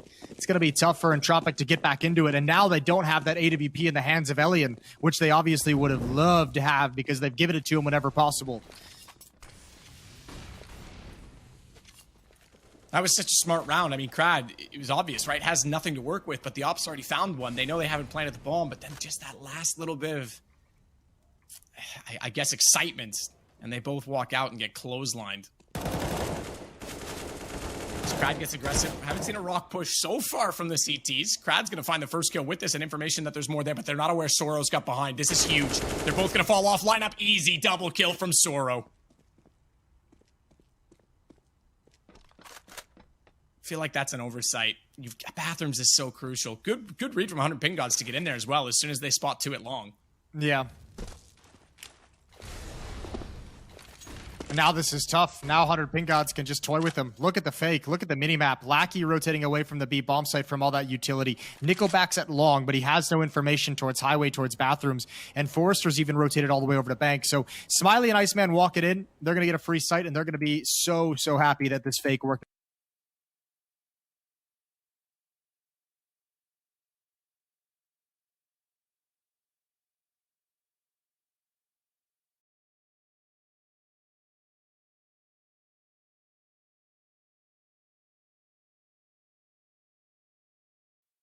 Out the way it did. And again, on this retake, not a whole lot of utility. One smoke, one flash, but no kit. And I don't think that Entropic is able to pull this one off. Unless Lackey can make some kind of a special, sneaky play. Oh, and he's going to do it. He's going to at least get the planter, and now it's on. Would have been great if he could have denied the plant, but you're right, it is on. And great read as well. Smoke in front of him. He knows the only thing he really can do is check behind. Does exactly that. Finds a second kill, and Smiley stuck on the site with an AWP. Starts it off at least to get Forrester. Lackey with all 3. Sneaky indeed, Jason. Well spotted, and that will give Entropic round number 8. I thought maybe they would go for the save even, given that they want guns to the last round, but Lackey made the call. He went for it. Yeah, I mean, I think if he didn't go for that, if he waited and they tried to just do a standard like 3-on-3 retake, I think that would have been extremely difficult. But the fact that he makes that play, he found a gap. Once he sees the barrel of the op and he knows it's not zoned in on his position, he realizes there's a smoke up on short in front of bricks. He's pretty isolated to make that play. He's relatively safe in pushing up along that wall to see what he can find, and obviously he's given some gifts. 8-6, small mistake by 100 PG in the post plant. And it yields some pretty massive results.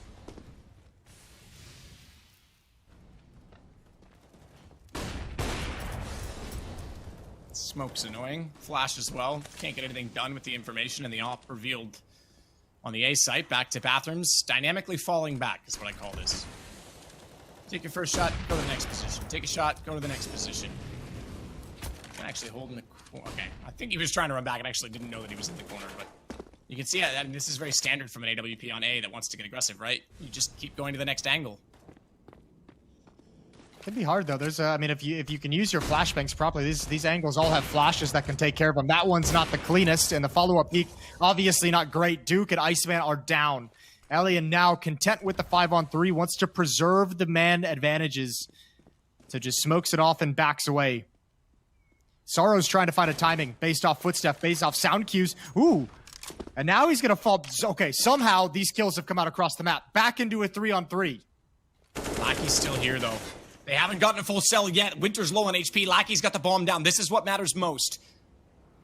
You're absolutely right. The issue on A, Soro missed his opportunity, and he was spotted, and he's still trying to lurk down long, but he pretty much has to cut either into the site and fully through to the back stairs so that the rotations can't come back in. Well, he's calling Winter back to A. He's saying, you know, I'm in the bomb site. The bomb site itself is clear. So you've got to know. You've got to know one's at bank or at headshot. Exactly. And I think he has to clear that now. I think he has to go deeper, because if he doesn't, the low HP as well on Winter and the timing of it, they can still get close enough, and perfectly does exactly that. Crad's going to rotate over quickly. Running tons of noise. Soro's going to know he's there. He's not spotted, but that means he can get by Soro. Bomb planted, but planter down. 1-on-2, and they know he's got to be in the stairwell somewhere. What angle does he get? It's a headshot angle with the AK. Doesn't matter. Lackey ducks underneath. The hero of the last round finds the final one in the half as we go 9-6, Jason. Yeah, that's a nice little recovery at the end for Entropic, but you have to say the T side as well was really struggling early on, not having any success. They weren't even getting bomb plants. When you look towards the end of the half, when from round 9 on, there was every round they got the bomb planted except for one. So they finally started to find ways to get into bomb sites, get plants, play those situations after the fact. Whereas in the first part, or the opening parts of that half, they were getting absolutely nothing. So good recovery from 100 PG and wait for Entropic to close out the half with 2 wins. You're just tuning in. Yeah. After you, sir. I was going to say, if you're just tuning in, if maybe someone kind of opened up the stream just now, just a couple minutes ago, 3rd map of the series. It's almost over. Whoever wins this wins the series. Thank you, Jason. You're welcome. I don't even remember what I was going to say now, so it was obviously more important that you went first. Nice. Must have had a good point, though. Phenomenal. That's probably the best one. Yeah, I would say. As Lackey will take down Duke. Smoked off at Sandbag. Smiley. They're going to let Sorrow be up above that and try and find some picks, but they're smoked out of their own territory. A bomb goes down as a result for Entropic. Nickelback out at Monster. He finds 2 crowds, got the others. And we've got a pistol round for Entropic. Now, can they convert it? That's the question. We've seen, what, 1 out of 5 converted so far? 6 now. Well, this will be the 6th, so we haven't seen that that's yet. fair. So it's still 5. I thought that one through for a change. Yeah, I didn't. I jumped the gun. I was excited. Well, this was a weird pistol round. That changed places going through short. And when you're trying to retake Monster against those Glocks and no flashbang to go over, you're going to have a bad time. Deagles and a scout on Smiley. Nade forces the scout back. I think he spotted him. I think he saw the head after that nade. Oh, this is good Molotov to clear out the angles. He certainly heard the tick of the flames. Nickelback's going to toss a Molotov deeper to give him the space to clear everything a little bit better. So now control of blue and stairs. Decent spots. Didn't quite have the crosshair placement to anticipate Iceman being so close up, but still gets the shot back in the meantime. As he had the weaponry to his advantage. Sorrow, meanwhile, back out Deagle toward Monster will look. See if he can spot Nickelback. Get the album on sale. Does shoulder first, and then he can control the peak. He does the same to Lackey. Got the assist, in fact, from Smiley on that one, and he only gets one back. Crad will now do the same. So they haven't lost to an eco just yet, but it hasn't exactly been clean so far, as Duke's also going to rotate around. And Forrester seemingly aware now that he can be coming from that direction. With his teammate coming out towards Sandbags, he should certainly let him cover off the site and watch the door. That's what he'll do, and perfectly executed to make sure his teammates were safe. Ooh, even some spam coming in. Winter's got to be like, what the absolute hell? He's brought down to 28, and he's going to stick around to the B bomb site while Entropic goes day. So 11-6. They've done it. That's 2, Matt. 2 conversions. Yeah. I'm shocked, appalled, and amazed at the same time. I like it. 33% conversion rate on this series for these 2 teams. I think that works.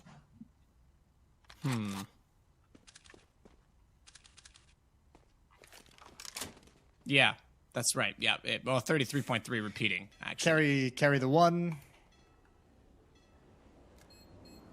Did you get up your chalkboard to work that one out? Yeah, I did. Because, don't know how to do maths without a chalkboard. Probably out of my TI-83 calculator. Nice. Did it all. I remember teachers telling me that I wasn't going to have a calculator on me at all times. Those were good days. Those are fun times. Welcome to the world of smartphones. Got him. 11-6.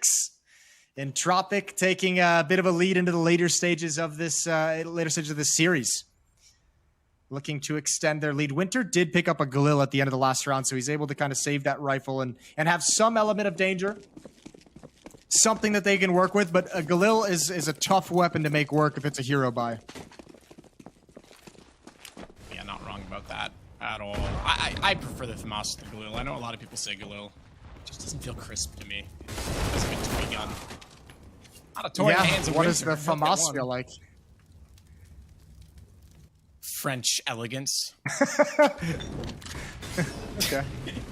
I don't have an answer. It just feels like it has, a little more weight to it, Yeah, definitely not a toy, though. No. Definitely doesn't feel like the Clob from GoldenEye. There's a throwback, you boomer. Yeah. Killing it in those references.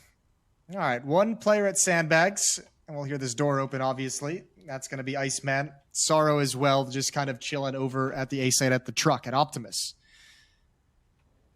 And Iceman's going to go searching for something. He's trying to pivot between two angles, trying to just find a fortunate timing. And Entropic, as we know, all the teams in this region like to be very quiet and cautious at this stage of the round. So they're taking their time, slowly progressing into the bomb site, not giving any information away, although Sorrow's here as well. Good Molotov, dotting the T's and crossing the I's, and it's down to a 4-on-1. Sorrow around the corner. Easy lineup on Forrester, who is preoccupied staring toward the window. They don't need to look there anymore. They know that's not where Sorrow is, but he will be heading for tomorrow. I think this round over. Get ready for the next one. Entropic going to find 12-6. He wants to take a bit more with him, though. And I like loses it. his life for it. Sometimes you got to send a message. You got to take that battle. Show them you're not scared. Op is out in the hands of Smiley for the CT defense. M4s as well. Decent amount of utility and nades are being picked up there. So 100 Ping Gods is going to be pretty happy with this investment, with this buy. And Tropic still has a few Galils in play. They've actually still got a Mac 10 or picked up a Mac 10 on Nickelback. He's going to try and build up some cash. So, I mean, actually, the buy goes towards 100 Ping Gods in terms of who's got some more powerful weaponry.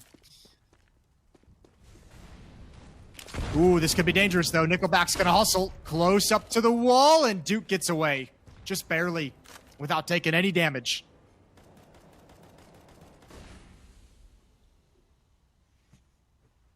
Daddy Duke in the bathrooms. Smiley behind him, looking down toward Long. Remember last time they sent two toward Long and didn't cover off the bathrooms? Or I shouldn't say last time, but last half, when Entropic did that. Wasn't quite the same setup, and it cost them as Sora was managing to get behind. This time, it's all attention toward B. Bomb will be picked up by Alien on the way over toward B. Crad, they're going to boost. They're going to reverse boost. See toward barrels. Oh, Iceman. That was a sick shot, and he was actually at the pillar where they were going to look, so he was anticipating perhaps that they were going to do that.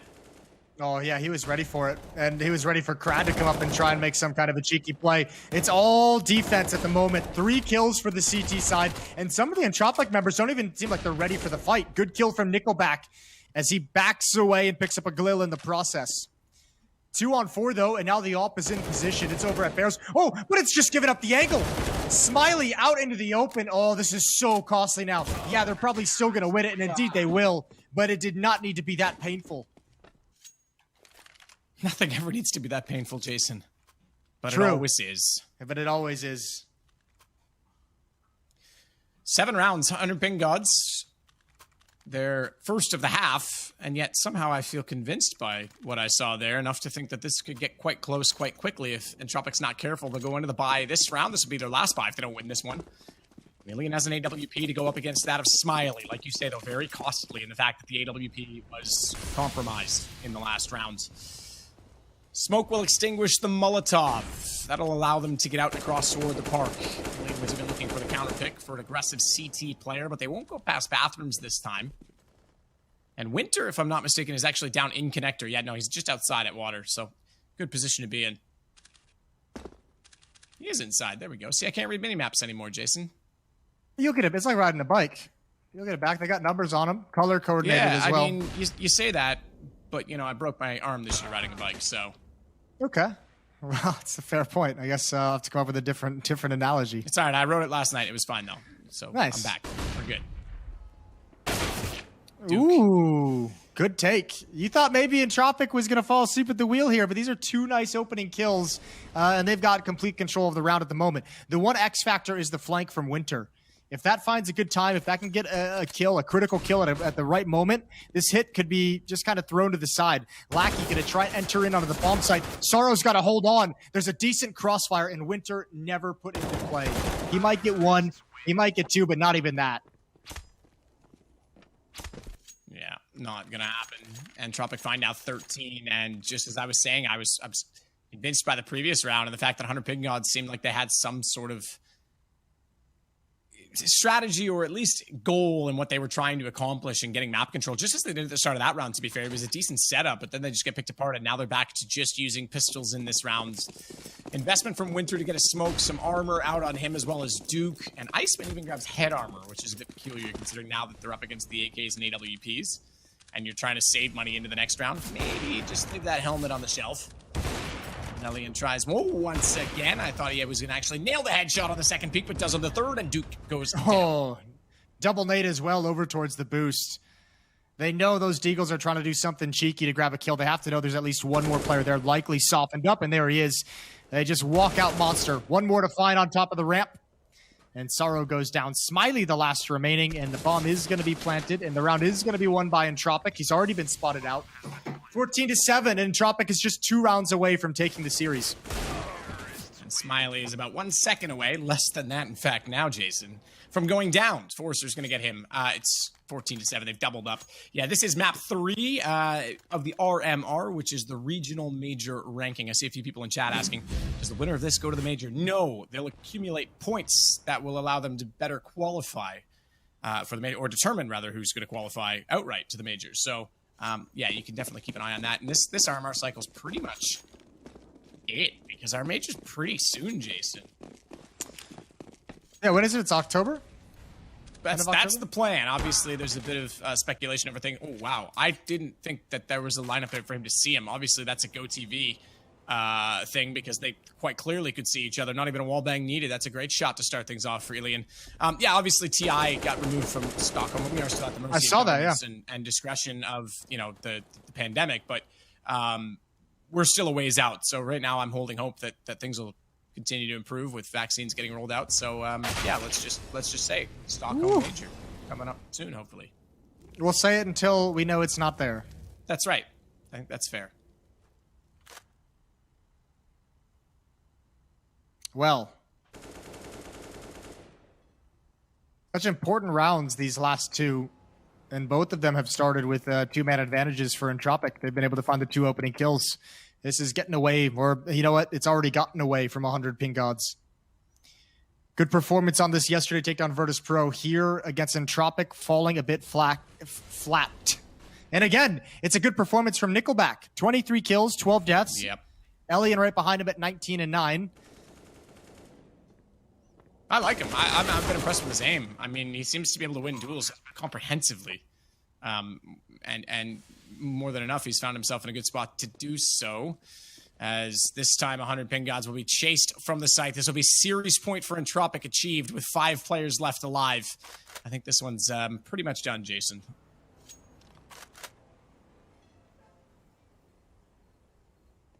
Dust gods, I'm seeing people say now in chat. That's, yeah, okay, fair. I mean, they did beat Virtus Pro on this map yesterday, as you said, so it's not like they're completely lost on Overpass. Well, yeah, in theory, they're looking like it now, or at least that they're just getting battered at the moment. Maybe it's just some of the focus slipping as this gets deeper in and as they realize kind of the loss is looming, which is unfortunate to see him fizzle out in this fashion. 15-7. And Entropic have plenty of chances to take this map. 8 of them, in fact. Look at that, Matt. They even gave you like a magnifying glass in the replay. They did. Just for you. And I could still hardly see it. Is it because I'm old, Jason? I think so. I think that's part of it. What's the other part? Canadian. Oh, I didn't realize that affected my vision. Silly of me. Waiting again to find a similar shot. I think that bullet went through the grass to actually catch him out with a dink. It may have actually just been straight on. What gun was that shot back at him? M4. Yeah, it was the M4. Ooh, I think it might have been awesome. Blue's not clear. Crowd's doing a good job right now of keeping them occupied. This Forrester's probing up towards sandbags. Good spam from Smiley.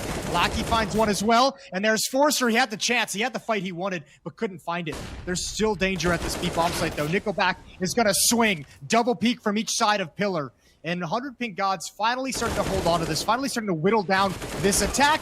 Duke's put into play, and that was close. 1-on-1, and it's Elian with the AWP, but he's got low health. Super low health.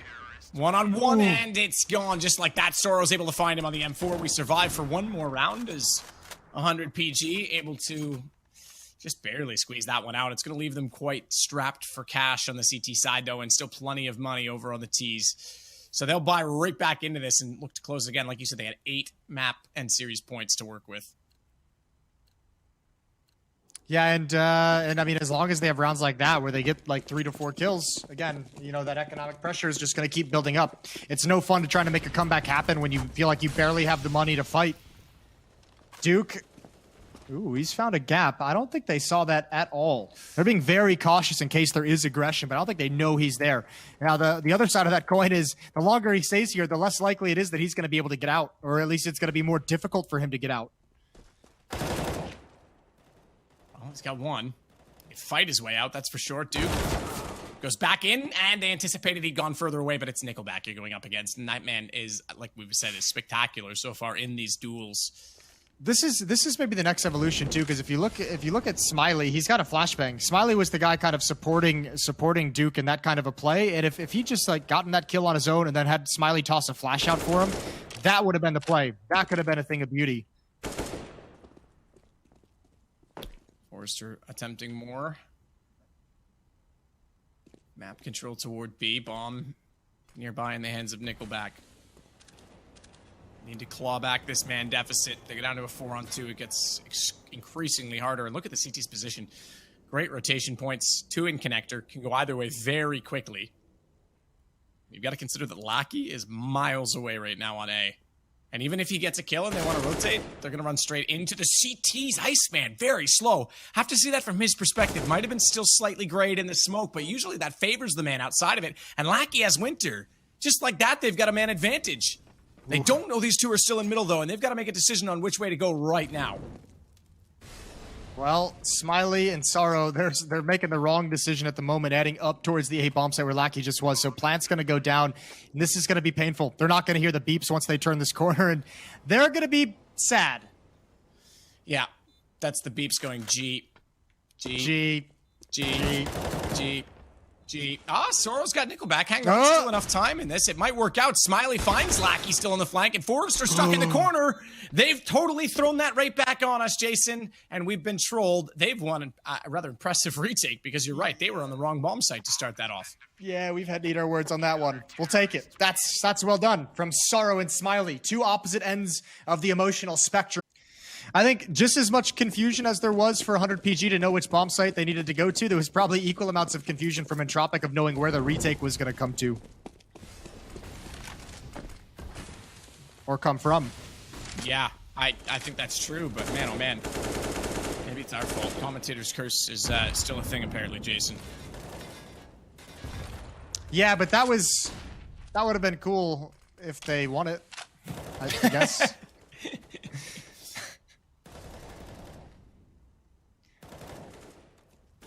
Sorrow.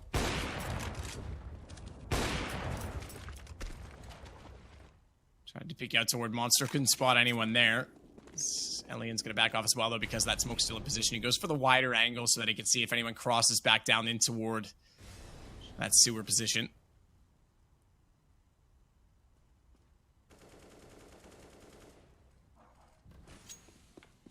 Crad didn't take a step further, but if he had, Duke would have been waiting for him with the M4. Oh, that's not well thrown. That's a door frame that clipped. Oh, Duke's going to hear these footsteps. They're moving up fast. They're not even afraid to make noise. Lackey turns the corner. There's the trade. Nickelback does find it.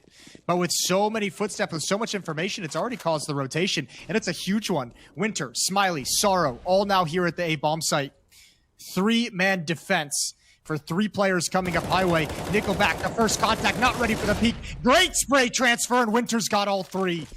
100 ping gods gonna get to double digits. Yeah, that's a remarkable effort from him. Winters looked pretty damn good, I think, throughout from them. Certainly stands out in terms of impact when I think back on the rounds that we have seen, and now it's Ilian all by himself, and he's going to get surrounded, compromised, and nearly got the shot back toward Winter, but a 4th kill for him in the rounds. And you're right, it's 15-10. We're not done. That's what, already 3-4 map points gone? Yeah, they started at 8. So three now in the books. But they've got money. They've got cash. Maybe not for a great buy this round. It might be just a half buy. But they've got money building as the losing bonus also climbs. And like we said, they've got plenty of timeouts. This is just 2 of 4. They've got 2 more after this. So, I mean, they have as much time as they could possibly need to find the right solution.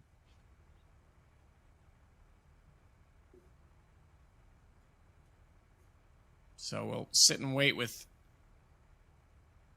a timeout to think about things. And then get right back to it. Look how serious they look, Jason. Focused. Look at those eyes. Beautiful. Intense.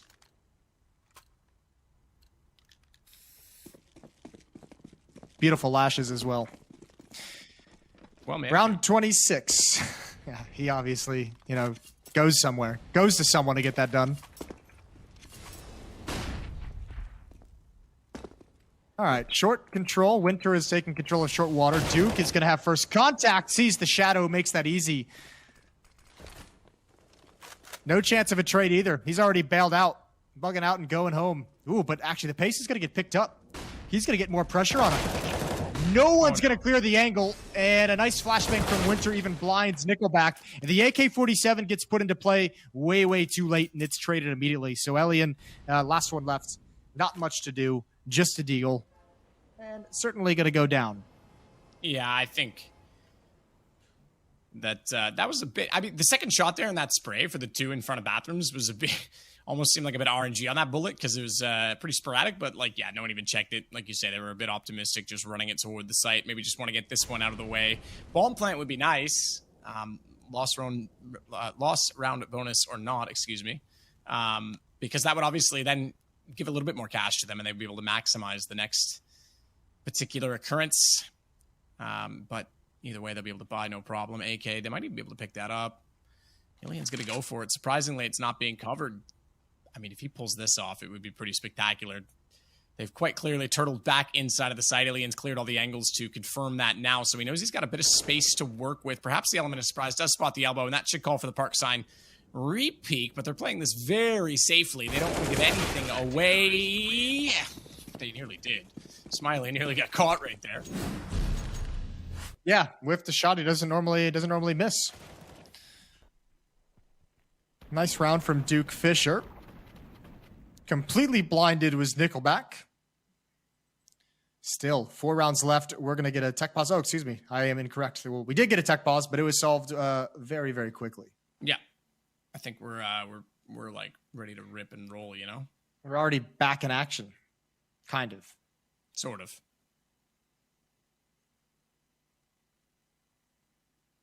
Technical pauses in the online era, I think, are kind of like inevitable. In some ways, there's been less like PC configuration issues because everyone has their PC at home already set up, ready to go. You're not swapping out PCs or hard drives or, you know, monitors on a stage at a LAN. And networks, you're okay. So you're at the mercy of your ISP, who's, you know, you're just in a residential rather than having a large LAN center that has a specific internet set up by the ISP strictly for that event. And therefore, why does Nickelback have 230 ADR? These numbers can't be right. These are crazy numbers. I just go with it. I'm cool with it. Everyone's got everyone's got a lot of ADR. Yeah, that's my point. That means they're on average per round they're killing like 2 people each, which doesn't add up. There's like 800 ADR on one team alone. I'm a big fan of that. Anyway, the point I was making is you know that there are certain things that are compromised, but other things I think that are a lot better in terms of computer setup. But yeah, I'm surprised there's not more tech pauses with internet lagging out or VoIP programs acting up or whatever the case may be. So it's been kind of I think that we're at the start. We've kind of started to get things ironed out. You know, after a year and then some change of this online era, I think everyone's kind of gotten the whole system down. All the TOs know the most efficient way to do it. All the players are used to all the different things you have to do. So just in time for us to go back to LAN. Next week. Exactly. That's right. Is it next week? That's crazy. It's Cologne. Yeah, I knew it was close. I didn't know it was next week. I think it starts on the 7th, 8th? Something like that. Something like that. Yep, you're not wrong. 3 players taking long from Entropic. Nickelback and Lackey moving up. Elian with the AWP covering for any kind of a peek from the half wall. And again, I mean, even though it's pretty quiet across the map and neither side is being really hyper-aggressive, just an over-rotation. Iceman is the only player at the B bomb site for 100 PG, and there's now going to be a 4-man stack towards A. Smiley's one of the man over here. The men, I should say, as Lackey starts to walk up at long. Aggressive stance on bathrooms. Winter's got to hit shots. Soro's going to have to be perfect on his rotation back as well, because if they lose that long position, they're going to get completely pushed back out in reverse at bathrooms. Nickelback finds one more. Ilian only able to get one after Winter took him down, and now the advantage firmly with 100 ping gods. We're going to see another round. Surely this is going to go to 15-12, and at Tropic, again, they had 15-7 on the board. It's slipping away from them. Yeah, they had some problems yesterday closing out games against Spirit. They had a real opportunity to just win that series 2-0, and yeah, they haven't really got the closing part of the game down quite yet. 3 more chances. It once was 8, now just 3. Off in the hands of Elian still. They can buy around this. They'll be a little bit light on nades if they want those. Or they could go down to some weaker weaponry. Half buy coming in. Deagles and Tech 9s around the op.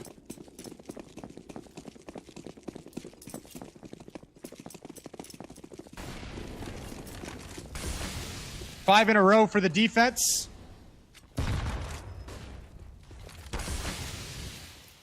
Any more than that, and I'd start being quite worried on the Entropic side. I think you're worried right now if you're on the Entropic side. Is that the right answer, Coach? To be worried? Keep that psychology in check. Well, the players aren't worried. It's the management, the fans. It's all the other people involved. Fair. Duke's going to start with one. They want to swing. They're going to overwhelm him. That's another gun picked up. That'll go along with Ilian's AWP. Winter's already going to rotate as a result of this as well, and they haven't overcommitted. They could still back off on this. But as a result of that, and knowing that that's a possibility, Iceman's going to take over construction/water position. Man, again, Duke just all alone, very, very close up in that spot. Just a 1-for-1 trade. You could see him turn to be concerned about long. He had a teammate, Smiley, watching from the bomb site, but that's not the information that he needed. He needed someone closer up. Smiley and Winter. Going to push Winter up to long. That allows Smiley to rotate over to the B bomb site. It's a relatively safe position if you're a solo defender towards the A side of the map. And now contact outside of Monster. 3 players are here, though. Smiley with the op. There's the one pop flash. Op rings true. So does the M4. One final trade, and Elian's going to try and back off and save again. I think this might end up going overtime. This is getting ridiculous now. Still not enough money built up. 13 seconds. They're starting to overthink the rotations back the other way, and they just can't get map control. Really good job so far from 100 ping gods on this comeback. And they're going to get the op as well. Just slightly overchecked it. I don't know if that was 4x3 or he just didn't quite catch it in time that, he was just barely on his screen for a moment. When you're at that part of the map trying to save with like 8 seconds left, you're just not expecting someone to be there whatsoever. Yeah. That's just it's not even a fight you're even considering. So they're not going to have an op in this round. I think that's actually okay. They've got 4 AK-47s, 1 Galil on Elian, who had less money due to missing out on the losing bonus a round prior. The real story is 8 rounds to close it out. 8 chances Entropic had. They just have 2 remaining.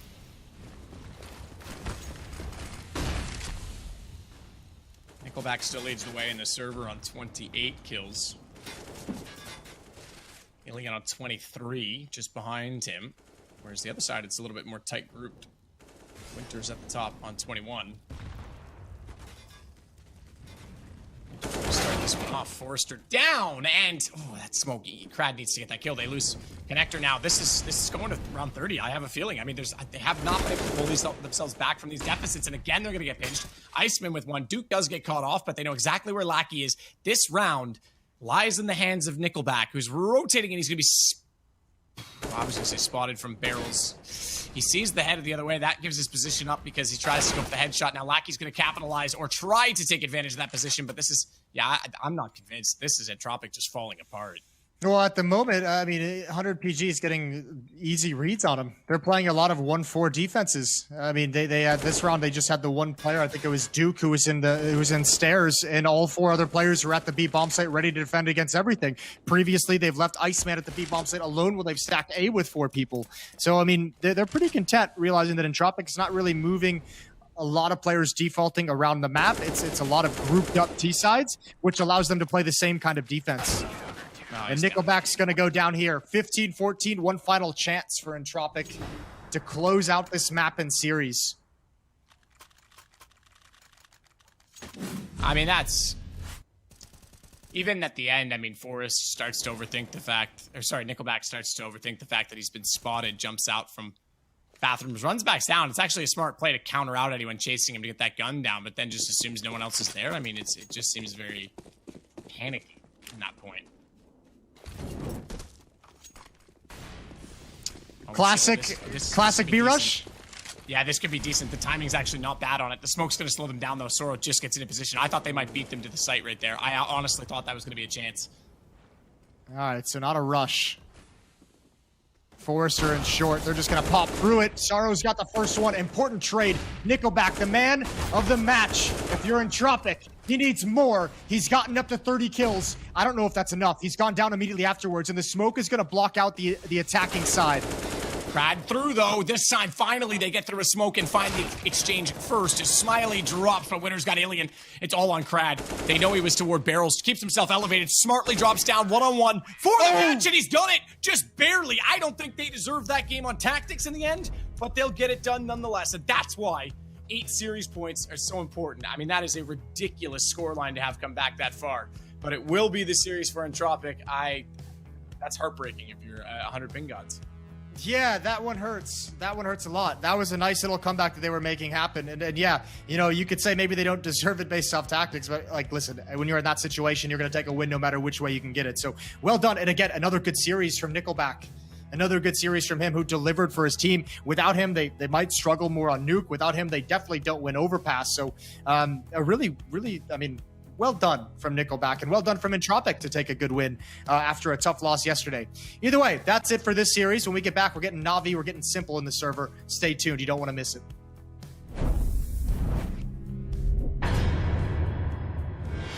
Так, самыми опасными в нашей группе, наверное, будут Virtus.pro и Spirit. Ну и Энтропики тоже. Я думаю, в форме достаточно могут показать скилл. Вот. Ну, это 3 команды, я думаю, которые прям опасны. Ну, в принципе, они все здесь команды опасные в СНГ. Ну, на первом, я думаю... На первом месте, наверное, я поставил Virtus.pro, а на последнем, ну, скорее всего, мы. Честно, против К-23... Ну, в закрытых квалификациях было достаточно непросто. Мы, наверное, привыкли к их, как они играют.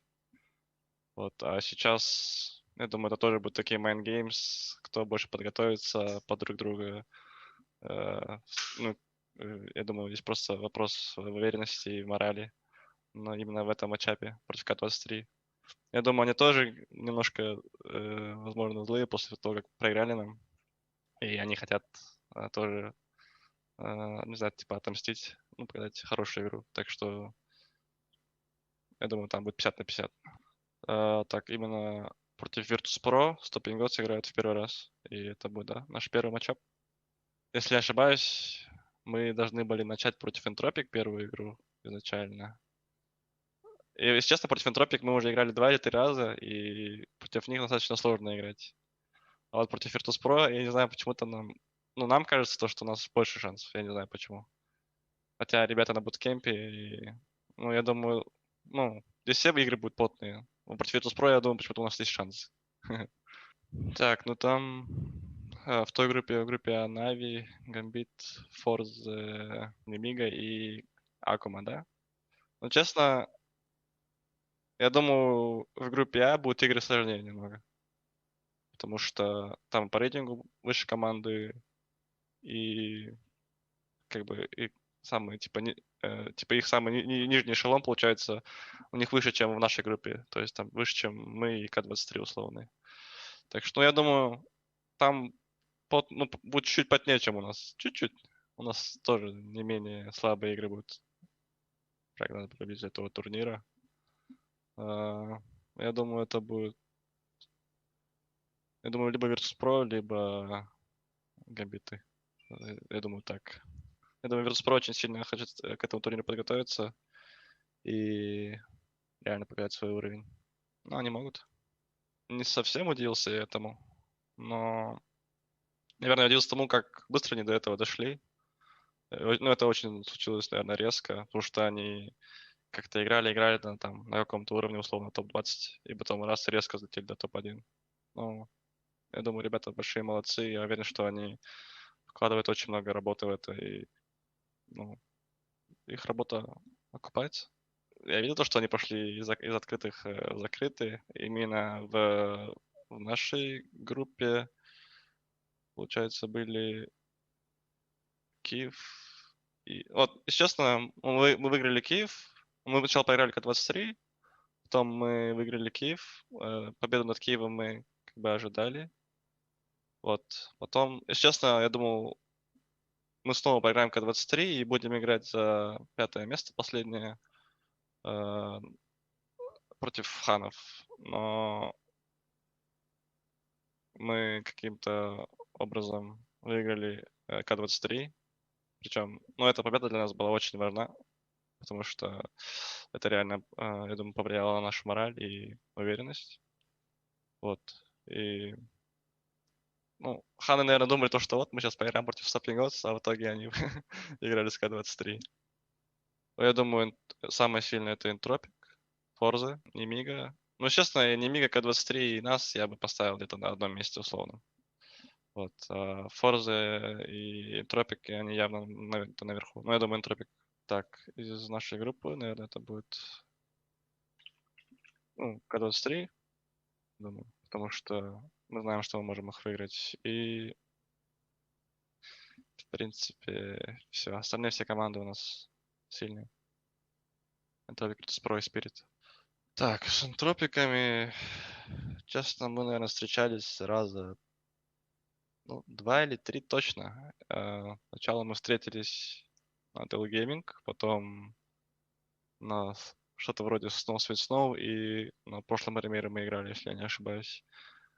Там, в общем, в целом где-то 10 карт мы сыграли, и в основном, ну, очень тяжко было против них играть. Мы выиграли только одну карту вроде из всех этих матчапов. И это был одна из наших самых сильных карт. Ну, против Энтропик будет немножко тяжко, наверное. Именно в поморальной части. Ну, тоже поморальной, типа, немножко уверенности не хватает, наверное, где-то. Просто знаешь, что они уже где-то побеждали, и нужно просто это перебороть. Как-то так. Ну, в основном это скилл. То, что Энтропик нас выигрывали, да, я думаю, это скилл. Они намного опытнее, чем мы. И, ну, так с любой другой командой, наверное. Удача здесь почти нигде не решает. Честно, мы такого не замечали. Но в целом они просто... В основном они играют не так, типа... Не придумывают велосипед какой-то, они играют просто... У них хороший размен, они хорошо стреляют. В целом ничего такого, просто реально хорошая команда, индивидуально.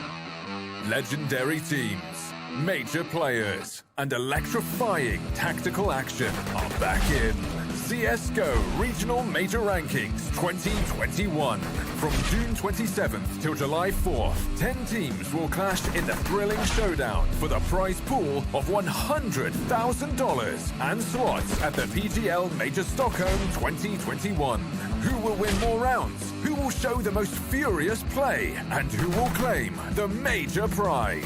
Find out at the CSGO Regional Major Rankings 2021. And don't forget to reload.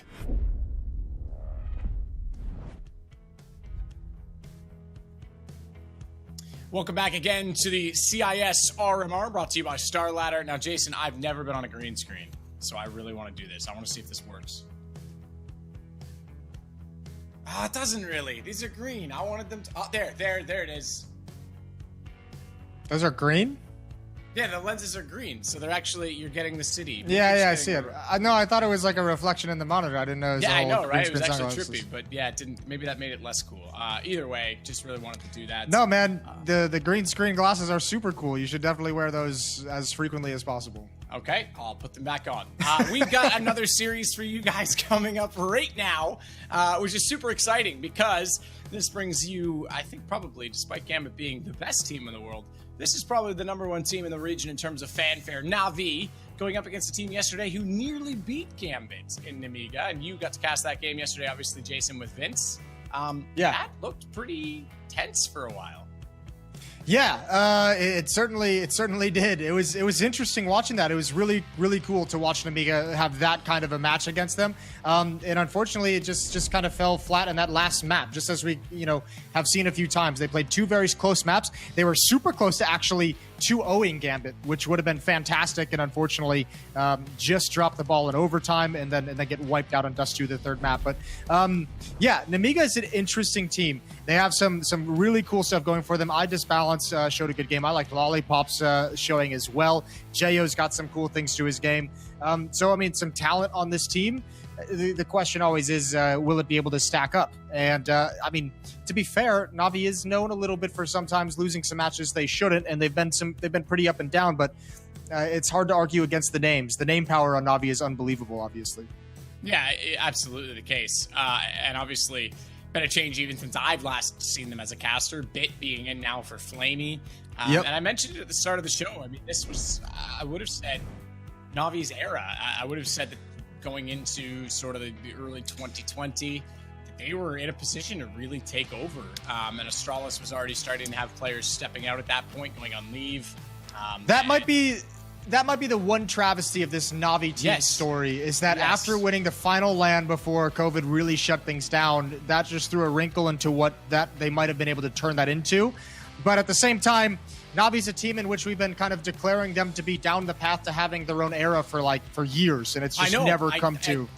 Exactly, but for some reason this time I was the most compelled out of all the arguments, because like the Guardian, Edward, Zeus days when they were, they beat, what was it, Luminosity 8-1 in head-to-heads going into like the Columbus Major, and then losing the finals. Like they'd lost in, I think, 3 major finals. Like they were always so close. Even just getting international victories for them. Like they'd win every event in the CIS region, including international events hosted in the CIS region, and couldn't do it internationally. So yeah, kind of insane. Here's our map pick. So unfortunately, Ancient's going to be gone again. I'm a little bit sad by that because I really do want to commentate on it. Vertigo's gone as well. That one I'm happier about. Not a big fan of it, but we've got Inferno and Dust 2 to start things off. Yeah, it's kind of what you'd expect out of the Veto. The interesting thing is, while it feels like there's some disparity between these two teams, and rightfully so, the one matchup they have, the head-to-head they have, then this is back basically a year ago, actually a year and 2 days ago. Nemiga actually gave them a pretty tough challenge. It was an Inferno victory for Nemiga, 16-11, Dust 2, 22-20. They lost in double OT, and they lost Nuke as well in single overtime. So I mean, if you're Nemiga right now, you're sitting on a map. You just picked a map that you beat them on the last time you played them. You came close to him the last time you played him on Dust 2. So not the worst thing in the world, but this Navi team could be a completely different animal than it was back in June of last year. Absolutely, it could be. Yeah, there's no question. And again, they continue to go to younger and younger firepower. Flamey, I remember when he was one of the first changes they made, and he was the young guy on the team. And now, Simple has got this team around him, Electronic. He's kind of fallen off a little bit, Electronic, because he's, I remember him saying in his first season in Navi when he came over from Flipside Tactics, and he said, I think the statement was, I can be better than Simple, and I can be higher than him in the rankings at the end of the year. I like that, like some inter-team competition. Well, yes and no, because that's a lot of ego to go against each other, I think, in that. But yes, it pushes each other. That's the good side of it. The bad news is that it never really happened consistently enough, that is for sure.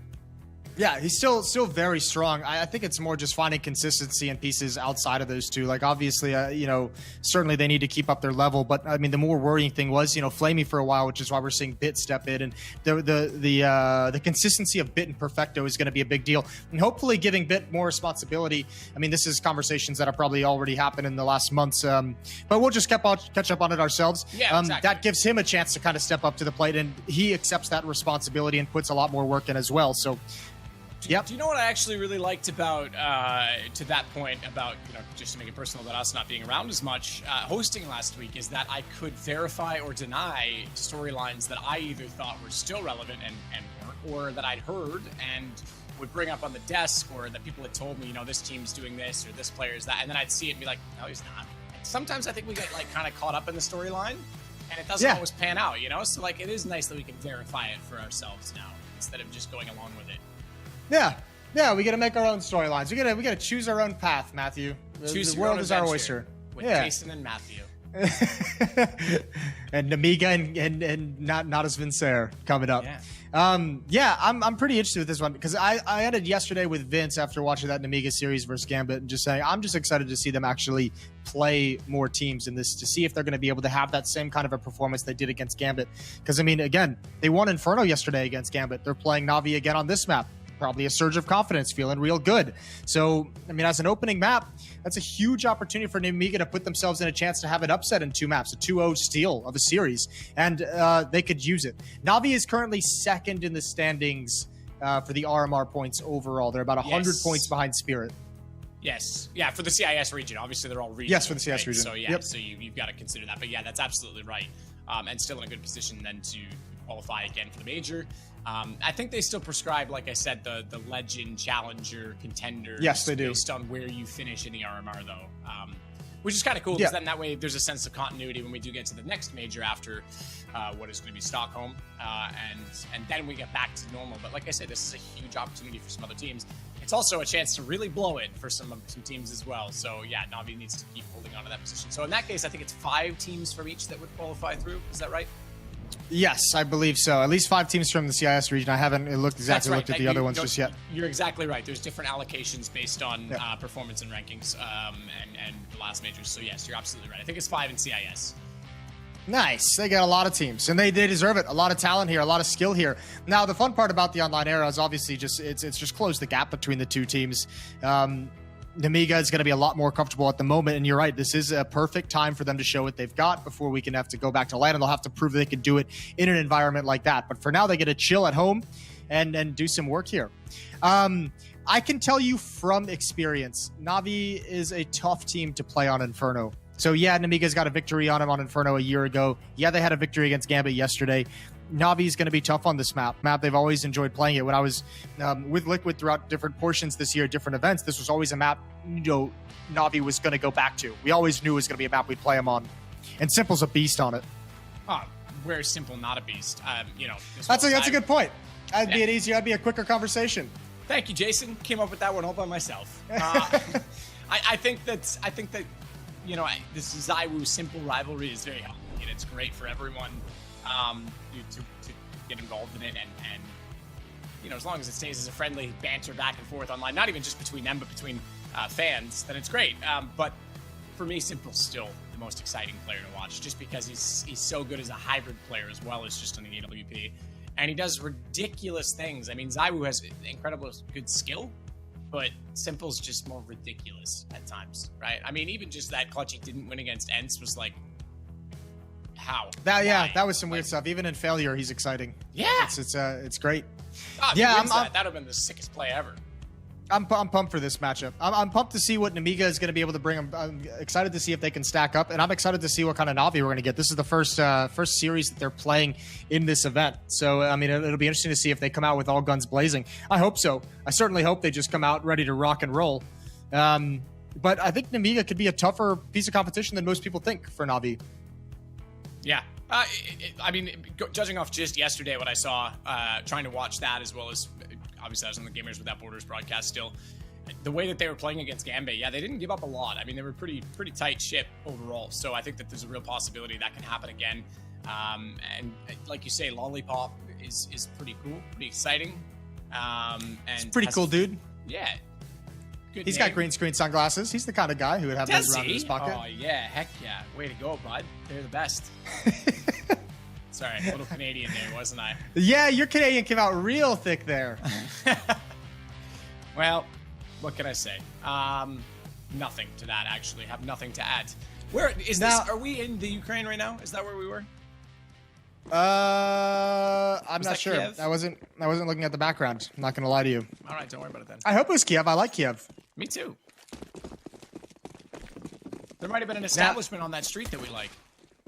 There might have been. Very, very possible. Ooh, pistol round is live. Simple. There's one with the CZ. Not a second. Lollipop shuts him down, but Electronics there to get the trade. And now they wrap into the site. One tap, and he's got a goosh. Out of ammunition. Reload takes a long time. How has he done it? How has he stayed alive? He's got 4 kills. And just after I called him out, of course. What a way to step up. That's a brilliant start for Navi. He's just chilling. He's so casual, he doesn't even need that second monitor on. He's focused, dialed in, and yeah, that's remarkable. What a job done by him, and what a call to get toward top mid so quickly as they did. They really wanted the reverse clear boiler. Lollipop just got absolutely slammed against the door and back inside of the site. That's pretty sick. I've already seen some pretty sweet USP plays in the last week, and that one's up there for sure. Simple's gonna go back to mid this time. Deep smoke as Box is going to try and take over towards CT. Alt mid, 3 players pressing. Bit's got to be aware. Oh, okay. I was going to say if he stays on the stairs, that MP9 could be menacing in that position. Ooh. Good find on Boomich. He does get pretty frisky. Oh, this is dangerous. This is going to be a Halls pop. Electronic is about to have a whole lot of pressure put on him. He still has his smoke. Here it comes, all blinded. He's going to drop in as they fall on top. Oh, Bit, where are you going to look next? He had no idea to fight high or low, and he chose the wrong one. And that is a knockout punch for the round. Nemiga come right back into it on round 2. Are we seriously continuing this trend? Are we actually about to go, what is it now, 7? And so 5 of 7 ecos have been won after the pistol was lost. That's ridiculous today. I don't know how I feel about it, Jason. It makes things a little bit uncomfortable. Yeah, it's not the way that you're used to seeing things, but it's the world we live in, Matt. It's the new normal. We're all going to be tied up 1-1. Yeah, there's a lot of new norms in the world right now.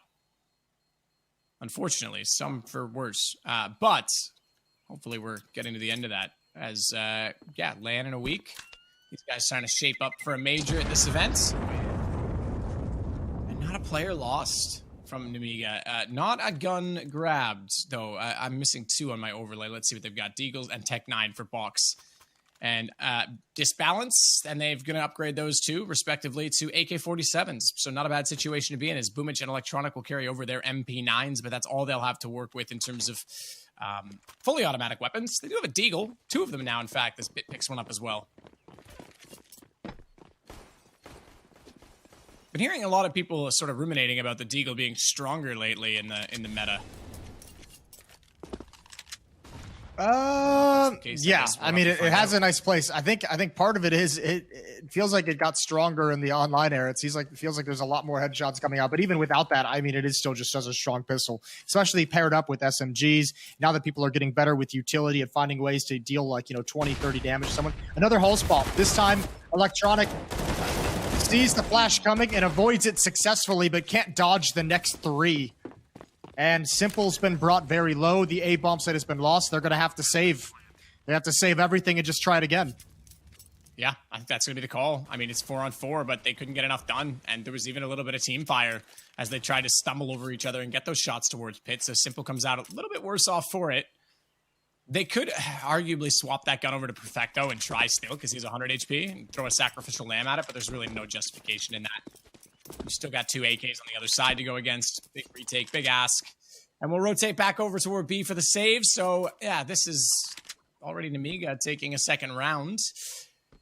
This is a map that's famously slow in the CIS region as well, Jason. So I imagine once we get into gun rounds, we'll see things sort of become more utility-based over Banana and really cool off a bit.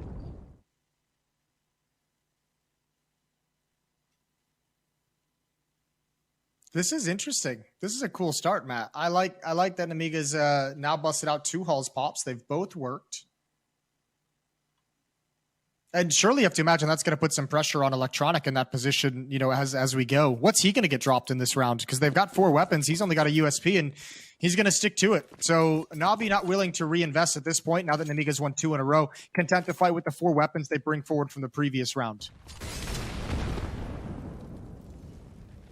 Boomich backs off, given that there's flames just in front. In fact, continue to move those Molotovs to get further and further forward. Good counter, though, because that's going to put Joyo forward activated from his team, and also slows the push down as a result, because they don't want to march through that for absolutely no apparent reason, and he's not going to go solo on it. Despite that he may only hold an MP9, that's still one further gun they could pick up and use on the Navi side. Quick peek back over a bit. We saw what they were doing, just holding off toward A at quad. And they're going to rotate simple early, but they've slowed things down on B considerably. All the smoke's in. Typical smokes for a take. You've got CT covered off. You've got Chapel, Coffin covered off. Used to be the Spools position back in the day. Spindle. Spindle, that's right. Construction for a while, I think, in 1.6. Simple's it's still gonna... construction here, baby. Well, let's see what they can hammer away on right now, Jason. Simple's going to get flashed in, but flashed out himself. Can't get through the smoke. That would have been the perfect time to go with the M4. Perfecto, speaking of perfect, we'll find Box with the Deagle, and that makes things awkward. Joyo's got to pick up caught in a crossfire. He manages somehow, well blind, to take down Perfecto, but he falls immediately after, as does Lollipop, but another kill came in the meantime. It is going to be the advantage back in the way of Nemiga, and Simple's gone, which means the gun is down. MP9 for the big man, Boomich, and we'll see what he's got up to. Oh, he's actually gone by it. That's brilliant. He manages to bypass the player. Newbox bomb is down. 3 seconds. It's over. He's got to run. He's going to hold, and round is done. He might jump and go down afterwards, but Navi's tied it on 2. Look how calm and collected Boomich looks. Yeah, that's a nice win. That's about the only thing he could have done there. What a risky swing, and just gets past the shots of that and takes out the diffuser. That's sweet. 2-2. Man, that's a hard-fought win as well. Great flashbang from Bit came in late over new boxes to allow that follow-up peek and delay things a little bit more. And Navi did just such a good job of not allowing Nemiga to progress into the bomb site while the smokes were up. Once they all clear, then Nemiga has to worry about trying to progress while there's no smokes to cover them.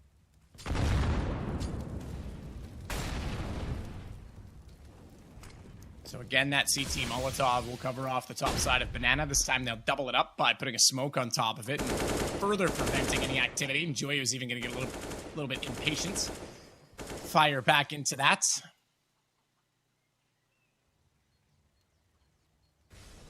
Keep in mind as well, Joyo, another Estonian player, just like Rops. Frozen as well as Frozen Estonian? No. That's a really good question. I don't believe so. I don't know why I thought it was. Someone in chat will know that better than us off the top of our head. But yeah, it's cool to see another country. I think there's, only 1 million people in Estonia, and they're producing pretty high levels of Counter-Strike, all things considered. Slovakia is frozen. Right, that's right. Either way, yeah, another Estonian. That's the point I was going for, Jason. Yeah, that's all that matters in this. All right, back to the B-bomb site we go. 5 players from Nemiga in Banana. Boomich, no nades. Perfecto, 1 smoke, just gets put out now. Ooh, and they're going to have to go through this. If they want to come to B, they're going to have to go through this smoke. There's the flash. There's 1 kill from Boomich. Perfecto is blinded by the follow-up flashbang, and now Simple has to try and make something happen, but he gets pegged by the Molotov. A dink, but an immediate headshot from Box, and Nemiga's into the site again.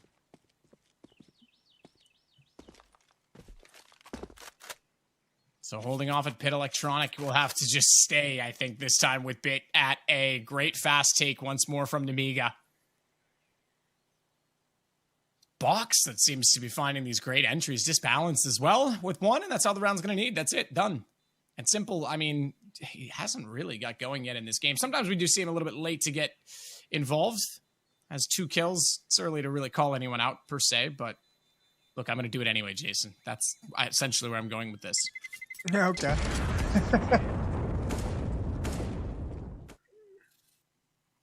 I like it. Well, Navi have now lost to 2 Halls Pops and 2 straight up B execs.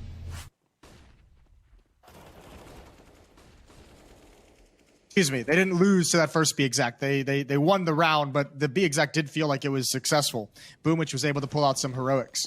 So, I mean, that's 2 sides of the map, you know, that are having some issues holding on. That's got to be a worrying sign if you're Navi early on in this game.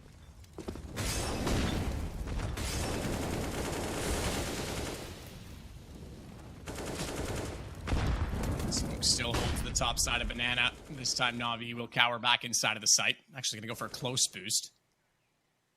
On Orange's 2. Orange's 1. Orange's 1. I'm remembering things, Jason. It's all coming back to me now. Yeah, we're here for you. We're going to hold your hand through this tough moment. It's been many tough moments.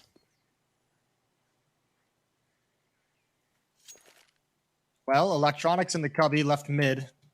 They've got 2 Molotovs to clear them out if they want to keep progressing in this direction. 3-man stack towards B right now for the moment. They're going to use that nade. It and Boomich going to push with it. That's and there they are at mid. Yeah, That's so nice. optimistic. I mean, you don't clear that at all, and he's the only one with the rifle. He's going to flash him. He's going to get another one here. I'm sure of it. He's going to go. Yep, done. Oh, almost a 4th. That's huge. I feel like that's a massive oversight. Yeah, if it's not, there's still huge consequences for it. Bit's going to get one with the dink, and Electronic helps Navi turn this round on its head. We're all tied up 3-3. And this has been a really tough opening to the half for Navi. They have not really had a whole lot of money and a whole lot of good weapons to play with. Absolutely. I feel like if you know you're going up against lesser weapons, and we talk about this even on just on standard ecos, like you really need to check your corners and get utility into those corners, because you know you can win the duels. It's more about making sure you don't get caught off, and Electronic just absolutely plays them in that position. Disbalance this time goes back toward middle. A, W, E for him. T-sided up. Simple's going to rotate over. This time they're back just this last round into a 2-3 split with 2 on Banana, and aggressively so, as the FAMAS of Boomich will be held up.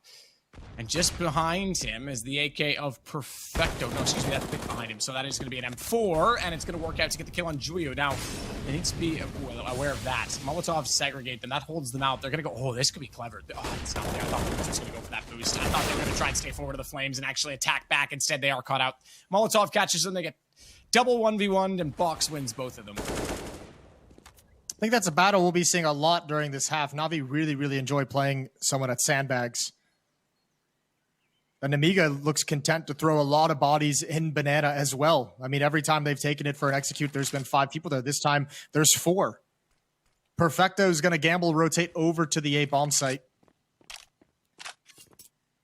And unfortunately, they're just going to straight up lose out of this because Nemiga's sticking around for an exec on B, and it's going to be a free B. Everyone likes a free B. So Smoke's down just in case because they don't have that information, but they'll soon discover they are completely alone as they please. And Navi once again is going to be forced to save. So Nemiga continuing to put rounds on. I mean, these guys look pretty well put together. They capitalized on the fact that they had an aggressive Banana stance. They locked them out. Navi, I think, was a little bit hesitant on that situation. I thought a good boost over half wall would work, but they hesitate on that. Then they got caught out twice. Box wins the duels. I mean, Navi was almost caught with their pants down there. Yeah, it's tough right now for them. Speaking of, great casting from home. Yeah, you enjoy it? Yeah, well, that was a reference to pants, down. Oh, pants down. Ah, yeah. That one's really, really tenuous, that connection there. But I like it. Now that it's been explained. I'm sure someone would have gotten it in chat. You know, they're not all as slow as you are, Jason. I know. That's probably true. 3-4, 1 round back for Navi. Ecto can drop a rifle over, and they can pull this into a 4-rifle buy. Yeah, they're going to call a timeout to talk about the funds. FAMAS has dropped over to Boomich. And, man, this is so much pressure being applied by Nemiga. These past four rounds have been back and forth. You know, Navi winning, losing. And this is the result. The economy's in tatters. And they have a lot of pressure to try and hold these parts of the map. Part of the map like Banana that takes so much nades and so much different utility and so many different sequences of Molotovs and HEs. You just don't have them. It makes it exponentially more difficult. So 1 round's in the lead, Nemiga.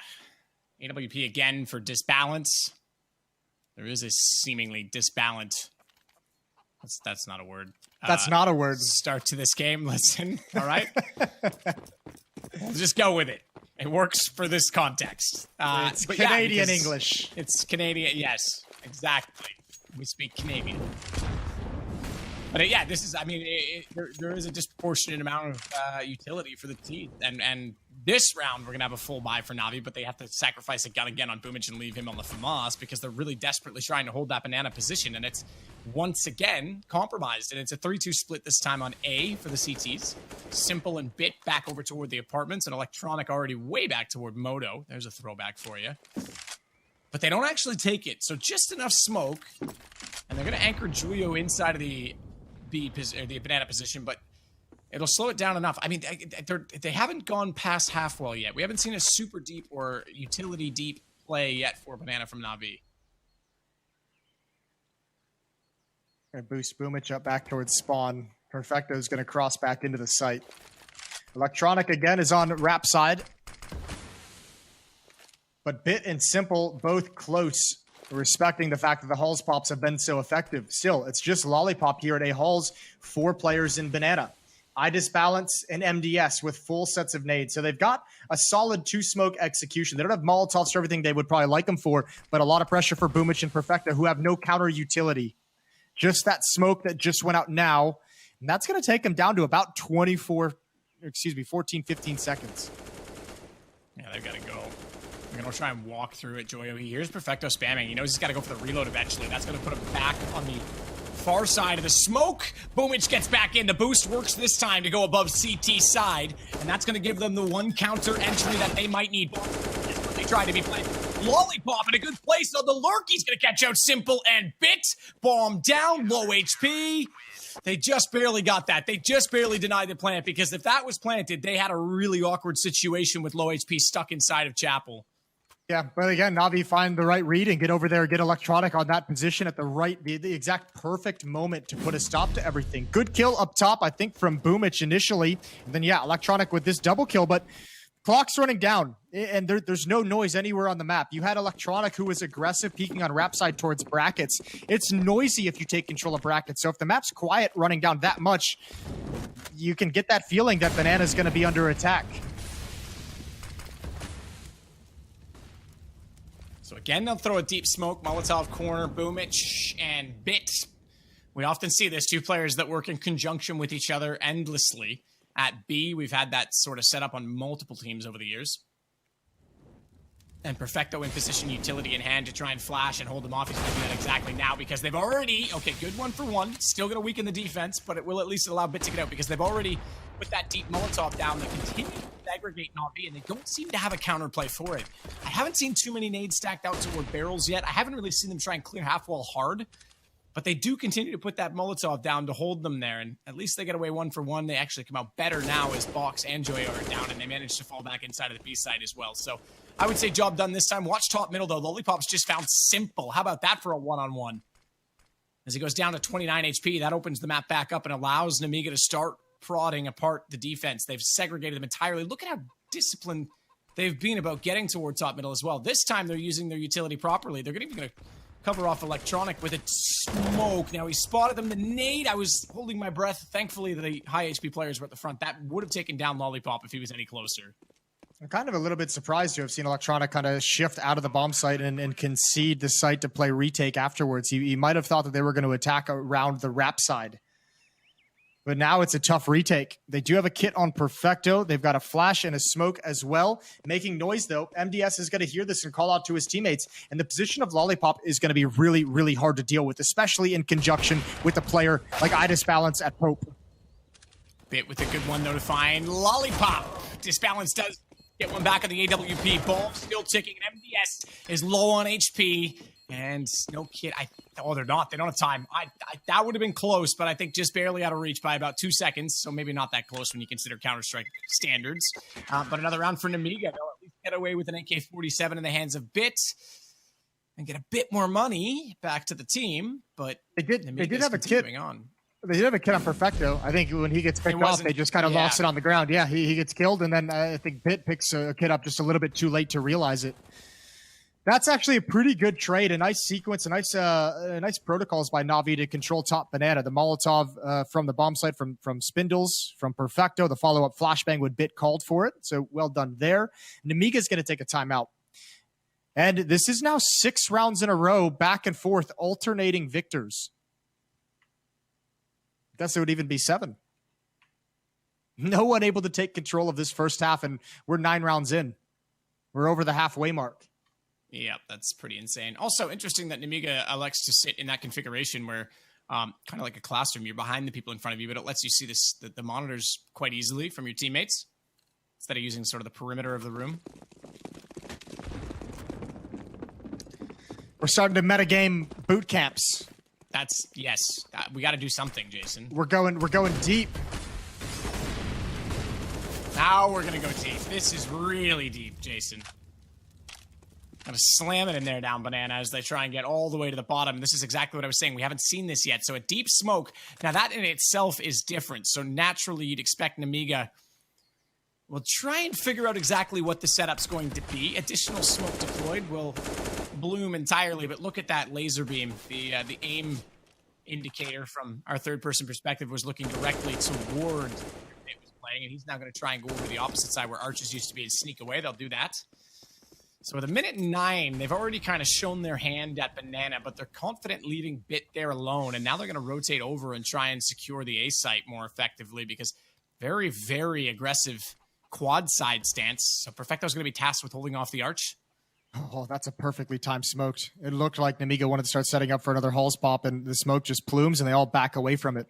Yeah, Navi's happy to leave Bit alone because of that deep smoke and the deep presence. They know it's going to be noisy, and they know Nemiga's going to have to clear everything with utility. Electronic getting aggressive. He's got to be so careful. Oh, there's the elbow. He spots it at the last second. What an awkward angle.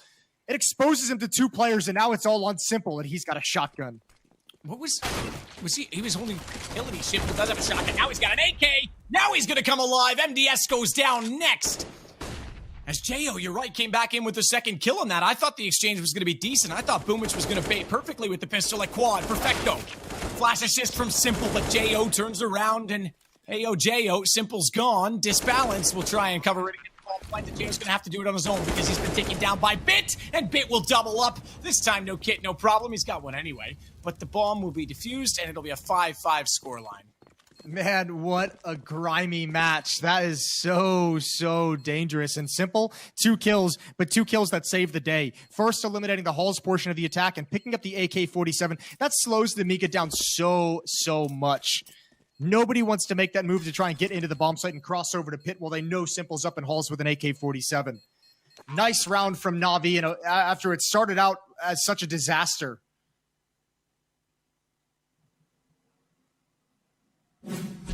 Yeah, that was really awkward at the start, especially considering they lost 2 players at the top and mid. Again, good read. The fact that Perfecto was rotated back over and is covering off at the arch, but well done for Bit to rotate over. That was the man they left to anchor on banana. He'll save the day in this round, but the money is still very tight. Thankfully, Nemiga also broken this time, but must win for Navi if they want to establish any sort of a half on the C side. Nade goes deep, just tickles Disbalance as he'll work his way back inside of banana. Cubby, we saw Electronic do incredible work here earlier on in the half. Yeah. Well, It's back to the B bomb site. Boomich and Perfecto are going to be tested again. Had a tough time at this B bomb site. And I don't think Nemiga is going to do any kind of waiting. I think they're going to try and find a timing hit. That smoke's not going to slow anything down. 2 players are through. But Boomich has clear vision by the time they turn the corner. And it's, I mean, the strength is just in 2 players. Really not a whole lot of strength going on whatsoever. And this time, Boomich and Perfecto deliver. 2 in a row for Navi, finally, and they stop the back and forth nature. And now it's just in time to take control of the game down the stretch. Yeah, it's exactly when they had to open up the half. Now they'll be going up against a full eco. Electronic leading the way, fittingly after I called him out, Jason. I think that's how this normally works. Yeah. Well, I mean, funnily enough, he had a quad kill in the pistol round. And then he had I think he had 3 kills when he was in Cubby that one round. So, I mean, he's really had some just really isolated high impact moments. Look at this push down mid. Simple's leading the way. He's bloodthirsty. They've got the bomb on the ground. He reads where the next peak is going to come to. Him and Bit. It's a shooting gallery. And all of Navi wants in. And this is a statement round. Yeah, they know they're against Glocks. They know they're against a save. But, I mean, they're putting the fear in Nemiga just a little bit. Show the aggression. Box on his own. What's in the box, Jason? What's in the box? Well, nothing in the box. Apparently this round, he's just going to sit, hope that someone goes hunting and can pick up a gun. Spoilers, it's ahead. It is. Yeah, it is. Yeah, it was. Good movie. Really good movie. Great movie. Well, it wasn't Box's head. It was a body shot instead, but Boomich will get it, and we'll go 7-5 now for Navi. Yeah, 2-round lead. Looking good now. Terrorist timeout for Nemiga to talk things over. They're going to buy up, and it's going to be a decent buy. AK-47, Khalil picked up on MDS.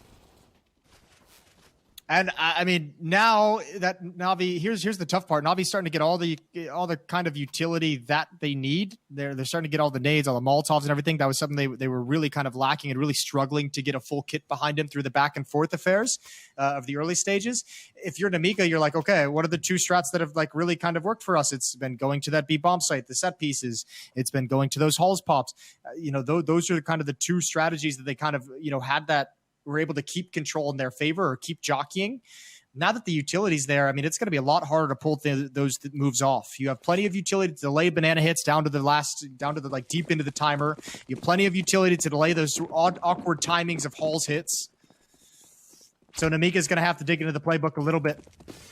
See what they've got. Jo going to be the only one at the base of banana for the moment. Lollipop, MDS, and Box walking up alt mid.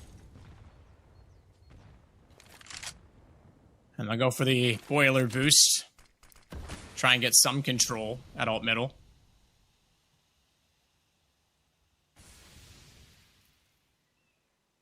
It's 2 through. 1 already at the stairs. 2 actually, in fact, at the stairs, excuse me.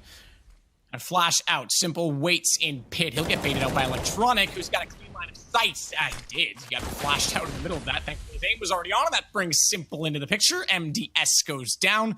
Just Jo and Disbalance. Well, was Disbalance left. I think he's a little despondent now in this round as Jo finds himself at a 1v5. You're right. Navi now is in full control. They've set the tempo. They've got the economy, and they're not about to let Nemiga back into this game. Yeah, this round seemed real. Yeah, this one seemed real easy for him, didn't it? They had no problems whatsoever. That's Electronic up on 13 kills, Bit on 10, Simple 9, Boomich 8. And they're going to get to 8 rounds, 8-5, as Jo's just doing his best to save this weapon. Simple's already on the hunt. They've got plenty of cash to throw a few guns at the situation if they really want to take this away. And why the hell not? It's been a frustrating half, so anything to have a little bit of a cathartic effect if you can find this one kill towards the end.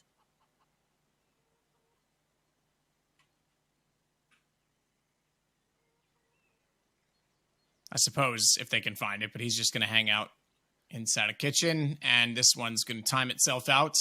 So Navi now extend the round lead to 3, and they do so by getting 4 rounds in a row. Nice. after going back and forth so much. All of the wins, by the way, for Nemiga have been from getting the bomb down, not on kills. Not to say that they didn't kill everyone in certain rounds in that nature. In fact, they killed everyone in a round they lost, if you remember, when Boomich had that crazy play where he killed the planter and then ran back to Cathedral or to Church. But every other round, there's been a player left alive for Navi. So they've been able to get that money built back up quite quickly, and now they're just taking advantage of it. Yeah, and I mean, that makes sense when you consider what we've kind of touched on. I mean, the Hulls pops, obviously, you win or lose in that Hulls pop. If you win quickly, and if you get those two to three kills of the A bomb site, the other players just, there's no reason for them to even go for the retake. Additionally, so a lot of saves. I mean, they need the bomb plants, and Nemiga hasn't been getting them in the last few. I mean, it also shows why Navi was able to continue fighting and continue to have that kind of seesaw battle. I mean, saving enough weapons to scrounge together a decent enough buy to keep being an issue, to keep being strong. This round, 3 players towards Banana. Lollipop's up mid. They've got Deagles and a Galil. The Galil's got a kill. I don't think they realize there's 2 players at this B-bomb site. Maybe it doesn't matter. Perfecto's got to deliver, and he does. Shuts down the hit, thankfully, because Boomich and Simple went down quick.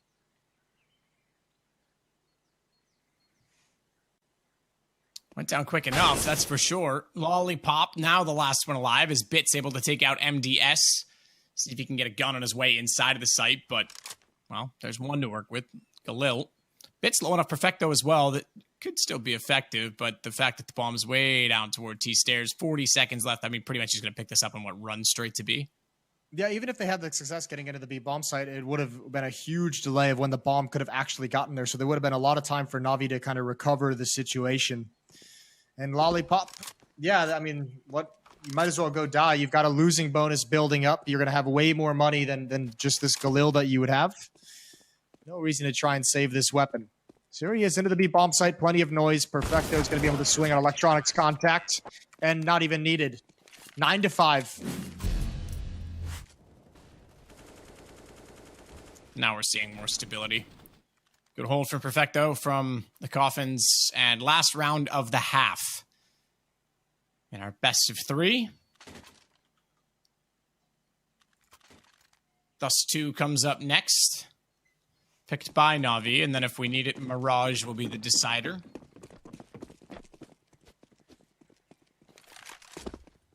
So Simple. Looking already toward mid this time fast. Which is going to go top of it. Molotov down. Yayo just wants to go straight through it. Deep nade as well. MDS is already hurting. Where was he tagged up? That must have been toward middle from... Okay, the nade's going to get up. It was Simple that hit him with the op. Exactly. He lagged him, so... Good 1-2 punch. Boomich gets away just barely with his life. 14 HP for him. Perfecto is there to support and cover off from Coffins.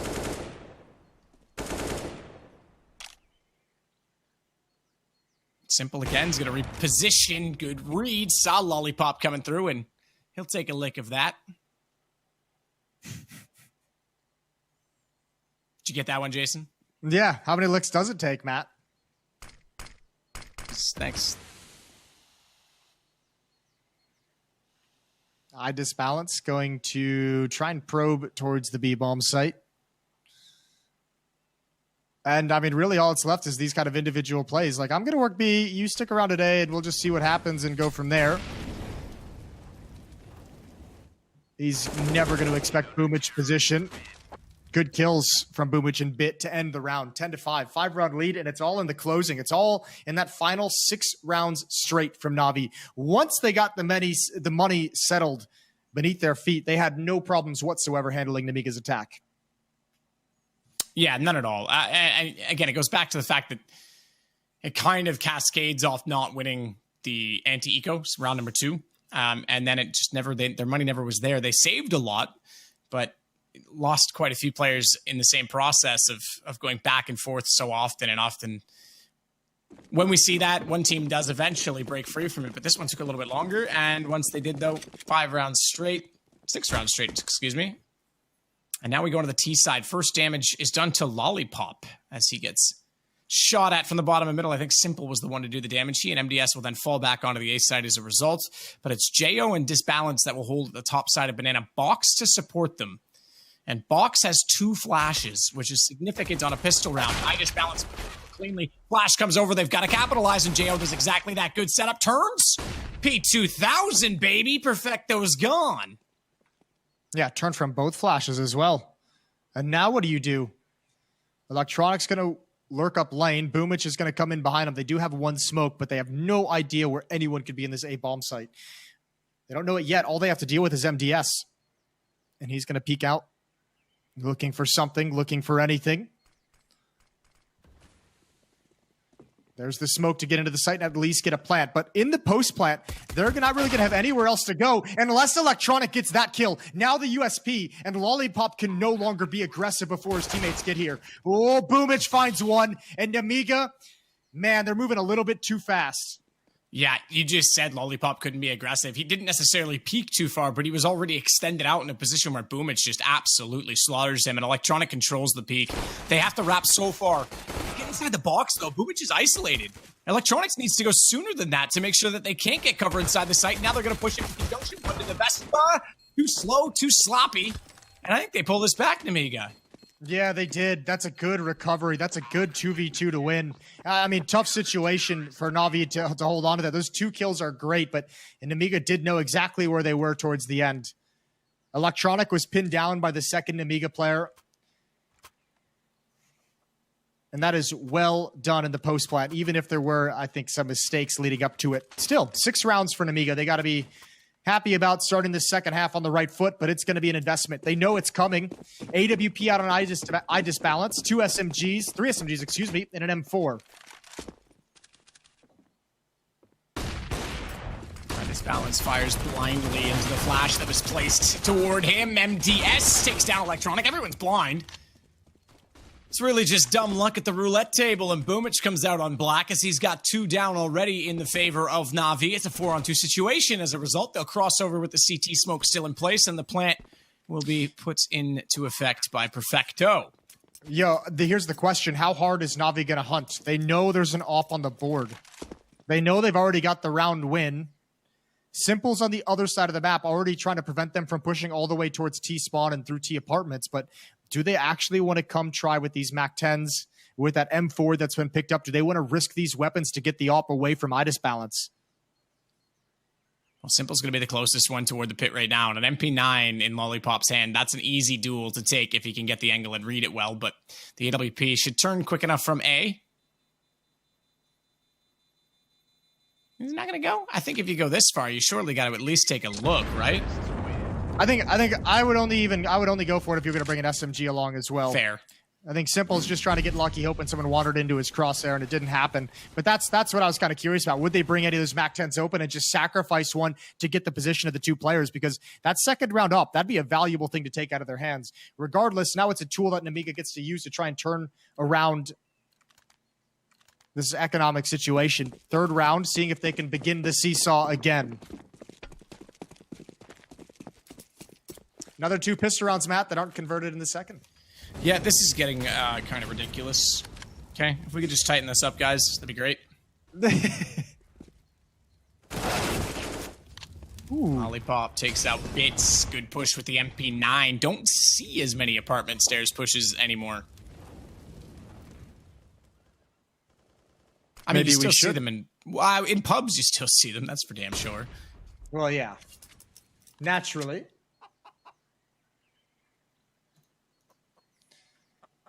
Electronic is not only the one that's tasked with holding back and covering off that position, but trying to make sure that they've completely vacated Lollipop as after getting that kill, they want to still go toward the A site. 2 going to rotate back over from B as well, by the way. Jo and Disbalance are on their way.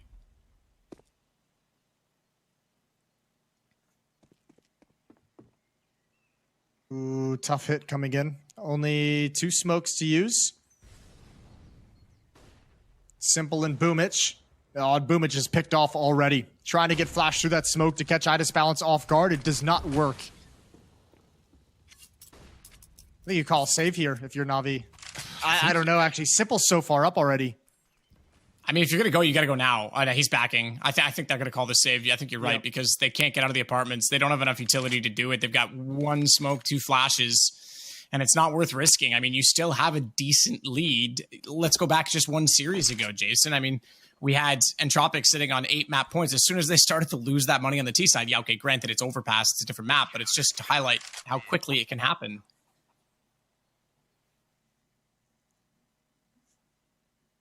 Well, I mean, with that save, it's not the worst thing in the world. They can drop guns over. They've got the money. Simple and Perfecto, although Perfecto just buys up all the utility. But they can have another very strong, essentially full buy for this T side to try again. If they want it. Which they might not.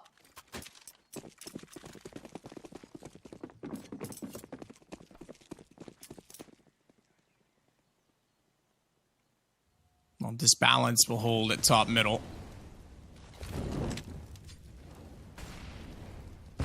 It'll be Lollipop again at quad. MDS inside of the apartments, but Perfecto already top mid. Flash peek.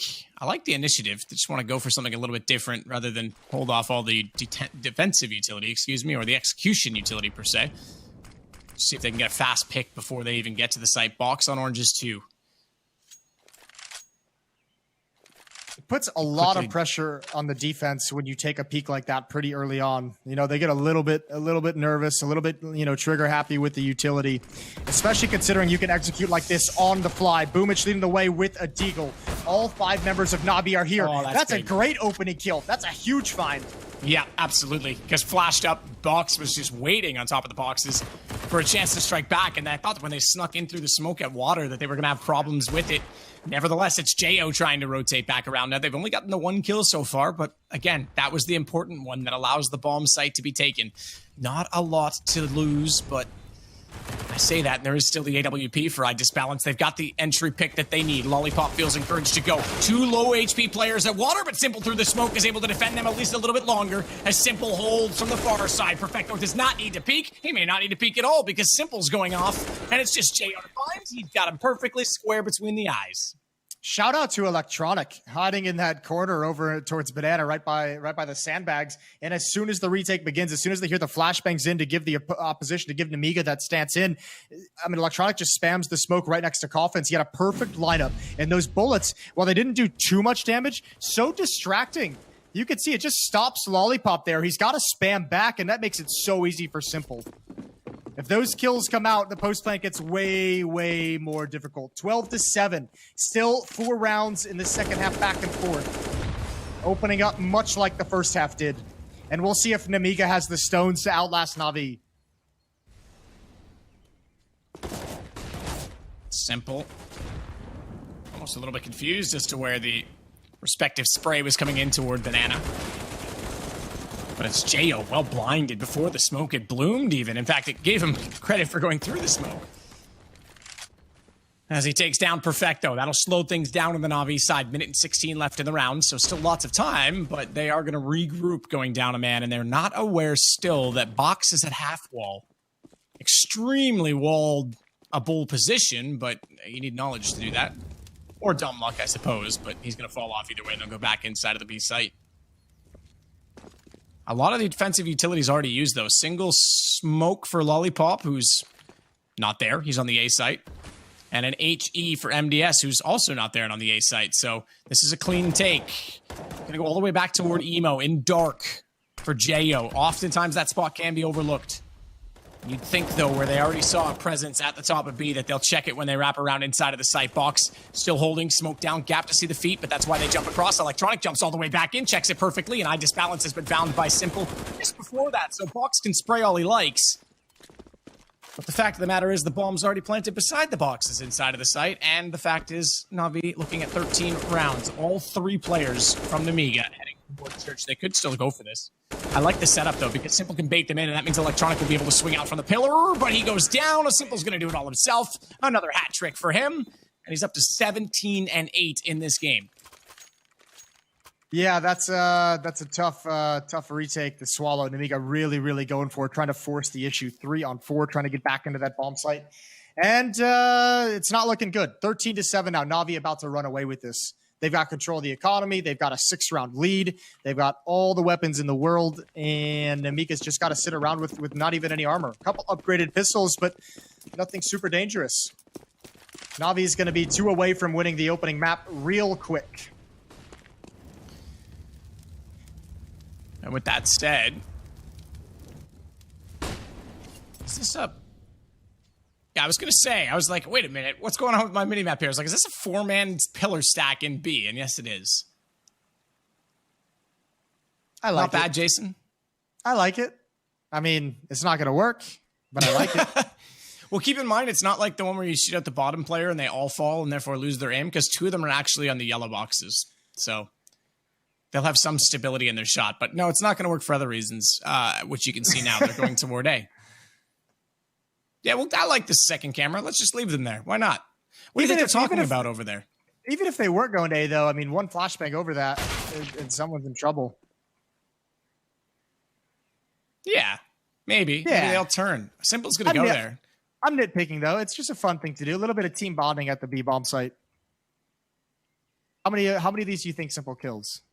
How many of these guys? Because he's going around this way through Coffin, through Chapel. He's going to get 3.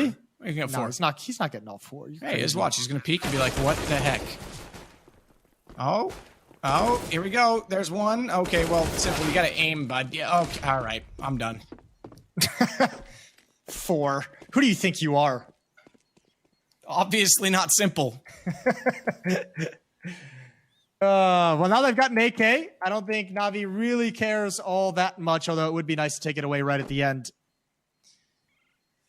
So, Nemiga's got some catching up to do, and they don't have, because of like the back and forth nature of this game in both halves, like despite the fact that they're so far back and they're now going to have lost 3 in a row, they don't have a huge losing bonus. So they're still not in a position where they're going to be safely getting an AWP on the board.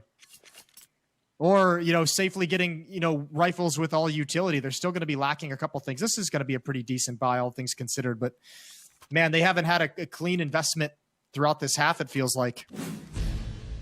And I think that's the worst feeling, is when you feel like you didn't even get a chance to, like, really have a good buy. And that's how you lose the second half. It was goodbye to Simple right there. Yep. Let's see if he reacts to his Pepega aim. Well, that was, pretty calm. He was still alive at that point. Yeah, still panicking. They edited out the death phase.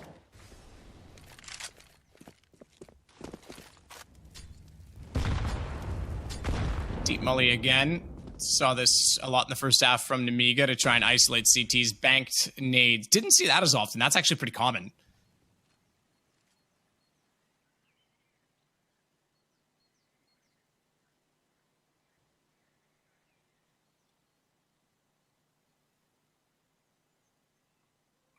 So we'll just chill.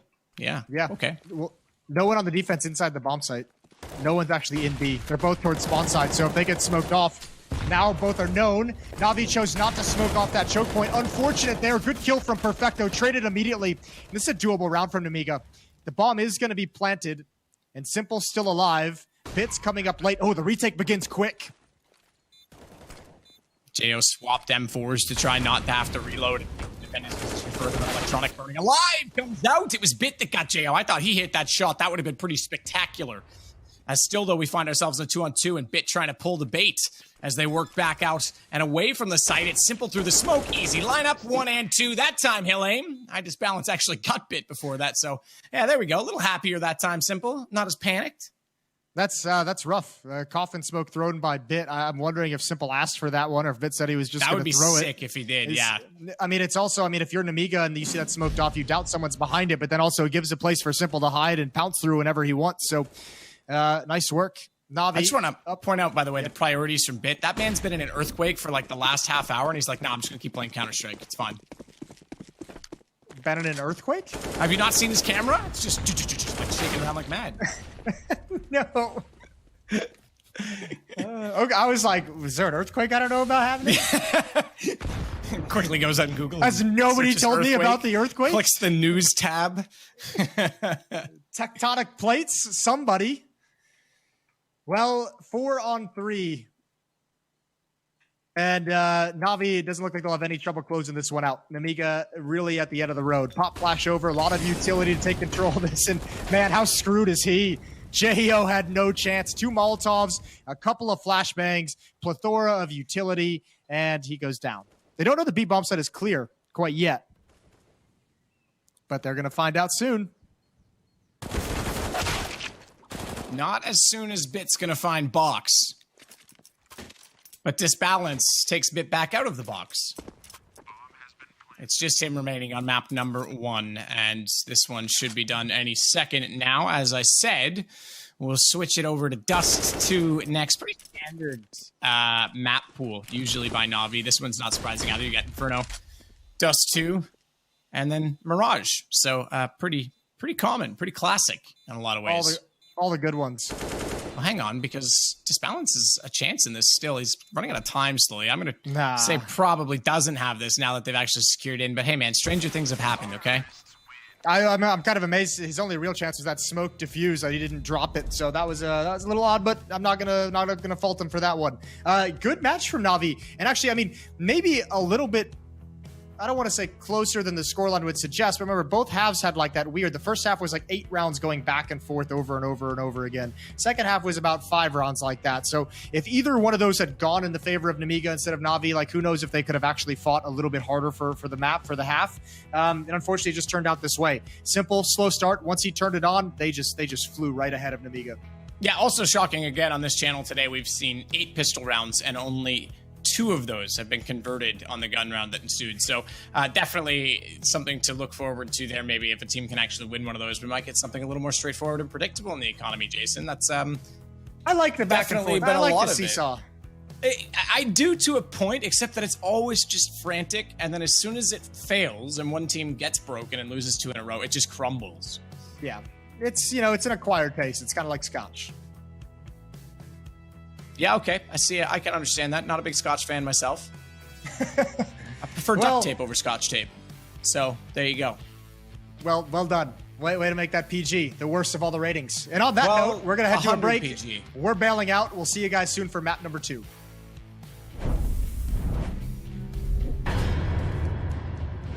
Ну, впереди еще RMR 3 в любом случае будет, поэтому там много будет очков, поэтому даже при успешной игре на втором RMR, на третьем, если будет как бы провал или команда вообще не будет участвовать, то как бы можно на мажор не попасть. Поэтому я думаю, все будет зависеть от очков на третьем RMR и на втором. Поэтому мы нацелены на то, чтобы попасть на мажор, конечно же.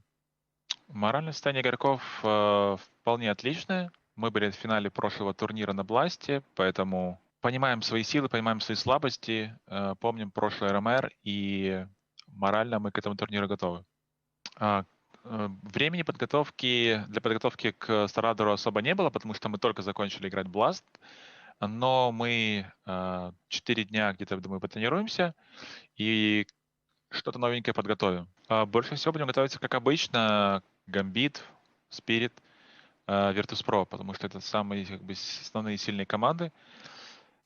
Такая как бы железная четверка вместе с нами в СНГ, поэтому будем готовиться к ним. Остальные, как я сказал, они все могут удивить. Эти 4 команды, Force, Nemiga, Entropic, K23, они могут навязывать борьбу с сильным коллективом. Акума и Stopping Gods я бы выделил как команды, которые менее слабые, менее сильные, точнее. Менее сильнее, чем остальные, но, опять же, есть такая штука, как магия мажора, когда команда играет на пределе своих возможностей и показывает какую-то запредельную игру. Вот, и поэтому это может случиться с каждым коллективом, в принципе.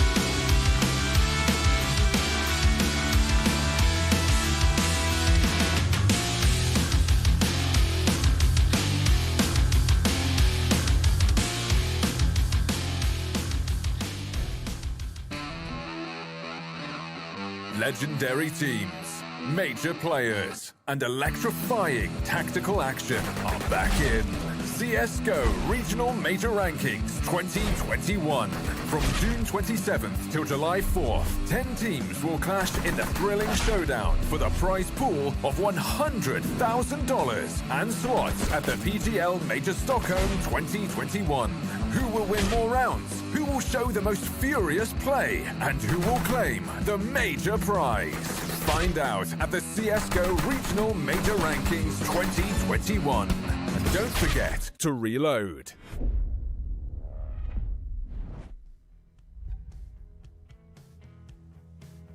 Welcome back again to the StarLadder Regional Major Ranking Tournament to Is Matt predict or muted rather again? set I up can't hear him. us for the next major, which, Jason, I was actually just sitting here thinking about. StarLadder hosted the last one. I know it seems ancient and long ago, but perhaps fitting that we're here now getting ready for Stockholm. Yes, no, maybe? So I didn't hear a word you just said, but it looked like you were giving us a great introduction to the day. I see what I just did. Yeah, so they could hear me, and my point stands, but I did mute myself to you in Discord. You looked great while doing it. You looked very confident in whatever you. information you were delivering. All I was letting you know was that it's fitting that StarLadder hosted the last major, and here we are getting ready for the next one with them. Yeah. Yeah, that's great. Yeah, actually, that is true. It's been a long damn time, has it, between majors. That's kind of sad. Yeah, that was a fun one in Berlin. Either way, we're almost back to the next major, which is awesome news. And we've got Navi up 1-0, trying to gain those RMR points throughout this event. Over to Nemiga, playing on Dust 2 as map number 2. It's Navi's pick. Did you see anything on Inferno to give you hope, Matt, that Nemiga can make this competitive? Yes. I thought there was a few times they definitely let their guard down. I think the round where they lost to Electronic top mid, I mentioned it. I thought they could have been better with their utility in that point. But overall, I think there is hope. I mean, they were good at isolating certain Navi players. Top Banana, we touched on that. They did have a game plan. I think the economy just broke and fell apart from them. And then, unfortunately, when we swapped over to the other half, Navi just ran away. And at that point, we're just firing on all cylinders. So I don't think they're going to win this game, really, honestly, especially now that we're on Navi's choice. But yeah, if Navi aren't careful and if they can't get the economy established, then it will fall apart. We know Dust 2 relies on it, especially if the CTs have any sort of semblance of coordination at all. Yeah, I think we have to expect that Navi's just going to be able to run away with this one. So I'm with you there. I like the economic tug of war. Like I said, I would have liked to have seen one of those halves of the back and forths turn out in Nemiga's favor. And I hope we see them at least get some momentum at some point during this game, like string like 4 or 5, maybe 6 rounds together, so we can see how Navi is going to be able to respond to that kind of adversity. I hope it happens. I don't know if it will. Both teams are ready. We're about to go live and get into this map. Navi looking to secure a victory in just 2 maps. Nemiga obviously wanted to force this onto Mirage, and then we'll start looking at the standings and close out the day after that. Yes. But here we go. Yeah, here we go indeed. In fact, I can see it right now. We are into the first rounds. We are getting the buy underway. Not much to report in terms of buy. There's 2 flashes for Boomich, a smoke and a Molotov on Bit, and that's because things are on fire. In fact, so on fire, you can... they took it away. I was going to put on the glasses, Jason. Oh, man, you missed it. You missed the chance. It's all right. We've got a few more days. You can make it happen. 1 flashbang to get out long. Another flashbang for the follow-up peek, and that one works. And Perfecto's got a double kill. Lollipop did get 1 frag towards the other side of the map, but at the moment, this is all about the pit attack and defense.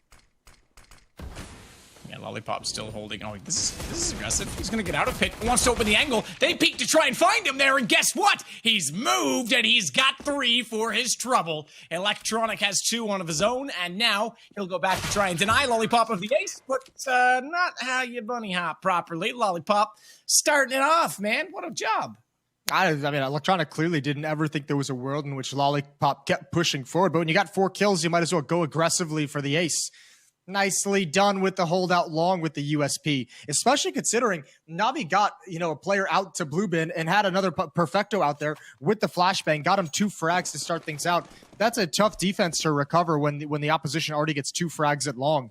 So Nemiga going to start with the advantage. No plant meets no rifle buy from Navi. And here you go, Matt. This one should be nice and simple to convert a second round. I think this time, yeah, we might have that possibility. You think?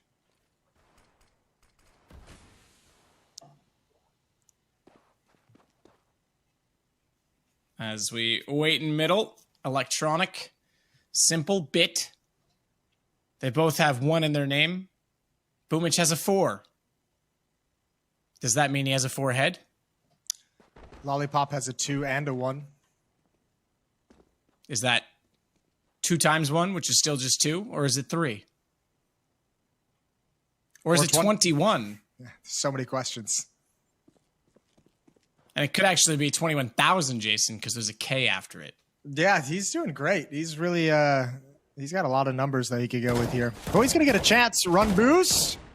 He's missing a lot of shots. Nothing is connected, but it's okay. He can fall back. He's baiting him into JO. There's the headshot. There's the FAMAS spray down. Simple gets just the 1, and that's going to be it. So Lollipop would probably enjoy forgetting that round ever happened. Especially after the ace. That was a bit awkward to watch, but it was like a warm-up round, you know? We're not going to judge him. Round? Yeah, we're not going to judge him on that. We're just going to, you know, attribute it to something else. He had to scratch his nose. Well, Simple this time looking for... Oh, that's almost unfortunate. I feel like his teammate kind of blocked when he might have shot right there. Bit gets in his way. But Bit's going to be aggressive. He's running it all the way up to Catwalk at this point in time with the Galil. And if I'm not mistaken, he's got a teammate with him to try and help take that position, as Boomich is there as well with the AK. And I would much rather have the AK open up toward Goose personally, so nice to have him there. Bit of contention toward long. Lollipop already saw the ace there. Looks like he's going to be tasked with that pretty much this whole game right now on the rifle. And that means on the site, Disbalance has to be very careful because Box and Jo are really trying to take over mid presence or at least get some information. But that means Disbalance is completely alone. Box rotates back now. Okay, so this does strengthen that a little bit. Plus, they had the smoke, so they're all right.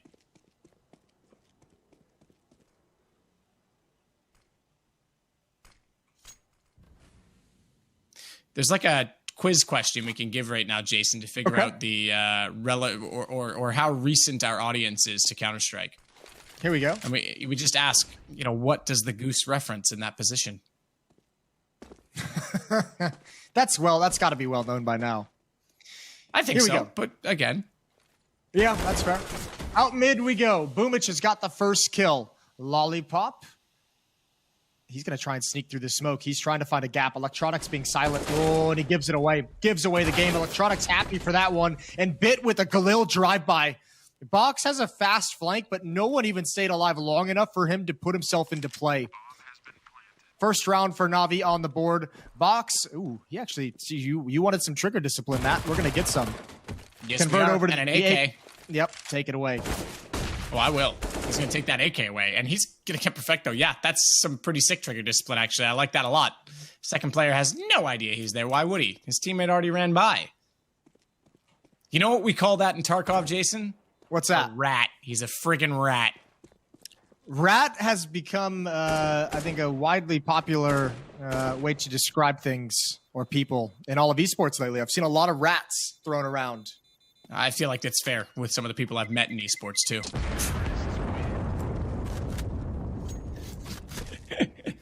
And he's back. And he's back. He's back, boys. We get it all. 2-1 in the favor of Nemiga, but a good quick response and rebuttal from Navi to win that third round.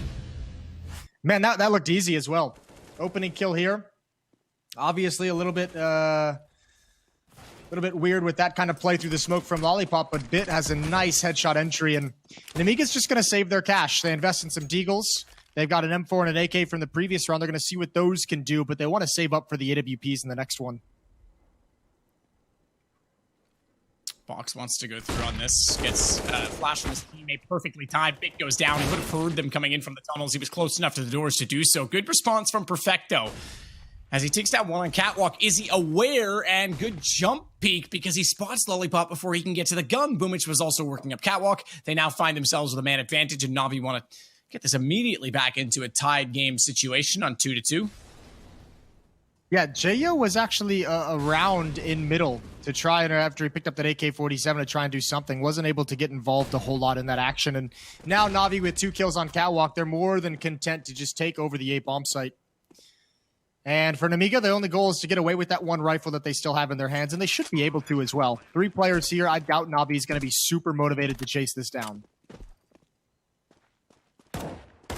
Spots one window. Realizes there's a good chance that's a bait setup in B, or at least a second player is going to be looking through the doors. Fires back that way. But yeah, I don't think they're going to go any further than this. He's just hoping for a lucky kill at this point to get one more gun on the ground. There's really only one gun to get. Of course, Jayo having the AK from Bit. But again, tie game situation. Simple's going to get ever so closer. Just see him like W key, straight up Chad his way in there. He might. He might. Nah. Do it right now. Go. Go. I love it. I love it. Nearly gets 2 for it. Speaking that's of rats, what we call a Chad. That's what we call a rat. No, he was a Chad. He went chatting on them. They were rats in the site, not moving. We'll get you into Tarkov eventually. Yeah, it seems like there's a lot of different definition of a rat being going around these days. Oh, you'll know what a rat is as soon as you play well, Tarkov. Trust me. you You'll see learn real fast. Okay. I'm excited for that day to come. Molotov out towards long. Ooh, it's going to be a battle. That is a great first bullet shot. Even blind. I think he was able to line it up and see where Simple was going to land before the flashbang popped, but still, stellar work from Jayo. And that's long controlled for Nemiga. Oh my god, Box. Every single bullet in the server is being shot at him right now. They're all coming through the door. Boomich doesn't want to spam. He just walks in. But actually, he burns Boomich alive as a result of that. So I think he did well, given the circumstances. Jayo's going to go down to electronic. MDS, back out through window. Challenges it. I like it. Takes back mid-control Perfecto. However, still has Lollipop. Reads the flank very well. And that's going to give Navi a bit more control, or at least a chance, as Perfecto's in a 1-on-2. Disbalance, however, is on the A site with Bomb, with Op, and he's going toward Long, which is going to make things difficult. Flash out. He now has the advantage, surely, and hits the shot. No mistake. Yeah. If he missed, maybe an opportunity. But not at all. So 3-2, 1-round lead for Nemiga. Still plenty of money for the attacking side on Navi. And same for Nemiga. Going to be able to just reinvest right back into it.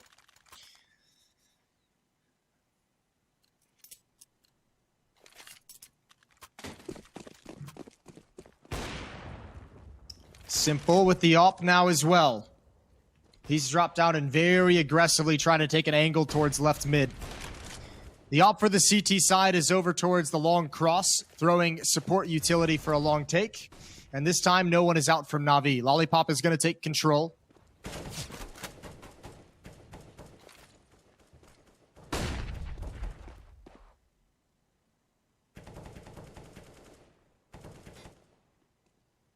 Jayo's down at CT this time.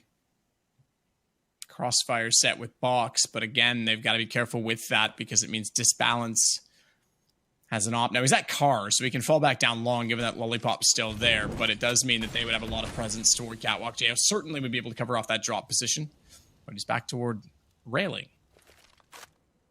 I never called it railing until today, and I heard you say it, and I went, you know what? I like that. Ramp, rail, whatever. It all works. Well, it just means they're right along the ramp, right? They're right up against the edge. Yep. Ooh, off angle for Lollipop. There's Molotov coming in, trying to fake a bit of utility, and it works for Lollipop. Jayo, he's under pressure. He's by the railing, not at the railing, but he's got a lot of battles. Bit low HP, didn't matter. Headshot delivered. Perfecto can actually get this bomb planted. Doesn't need to commit any more than he actually does, and Electronic has them frozen. This is a really awkward situation for the post plant. Disbalance, can't hit the first shot toward Platinum. Jayo will as they get aggressive, but Simple up close. That's a no-scope on Jayo. Electronics fall into Lollipop. It's all on Simple. Bomb ticking, goes for another no-scope. If he wins this round, it would be remarkable. He's not going to do it. Gets one more on MDS. Lollipop gets too close for comfort. And he'll take the round. Nemiga's going to go up now 4-2, and that will be money gone from the Navi side. Yeah, that was a weird situation. Navi really needed Electronic to win one of those battles out towards long. They needed that to just relieve some of the pressure that Perfecto and Simple were feeling up in the bomb site, and it didn't happen.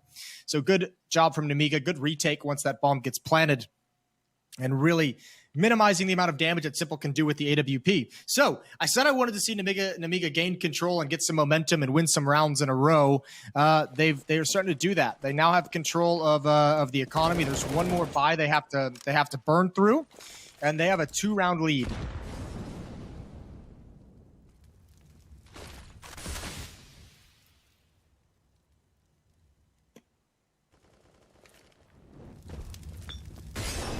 Jo falls back. Molotov down at his feet.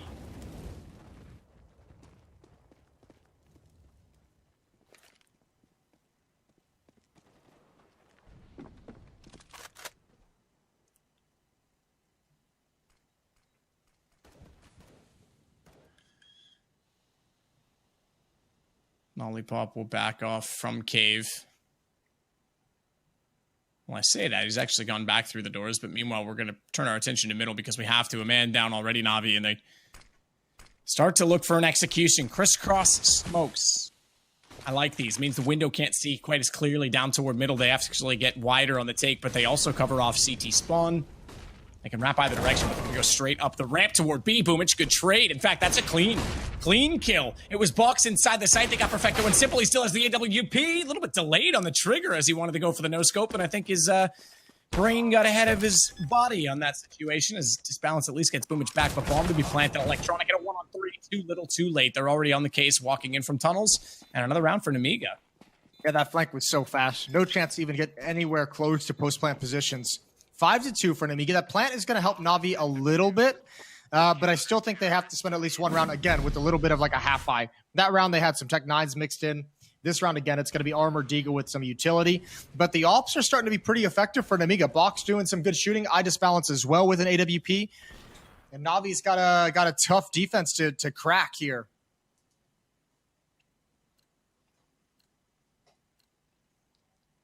Yeah, this is looking well composed. I mean, again, and it's the money that's been the problem for Navi as they find themselves once again shooting out with just pistols. A couple Tech 9s.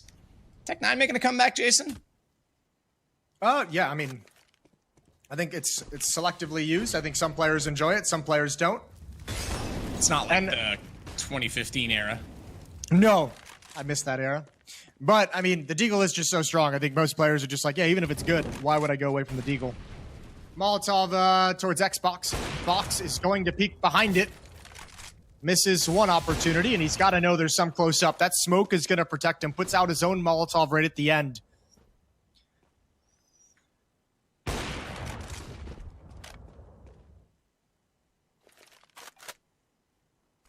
Jo still wants to wait on this position.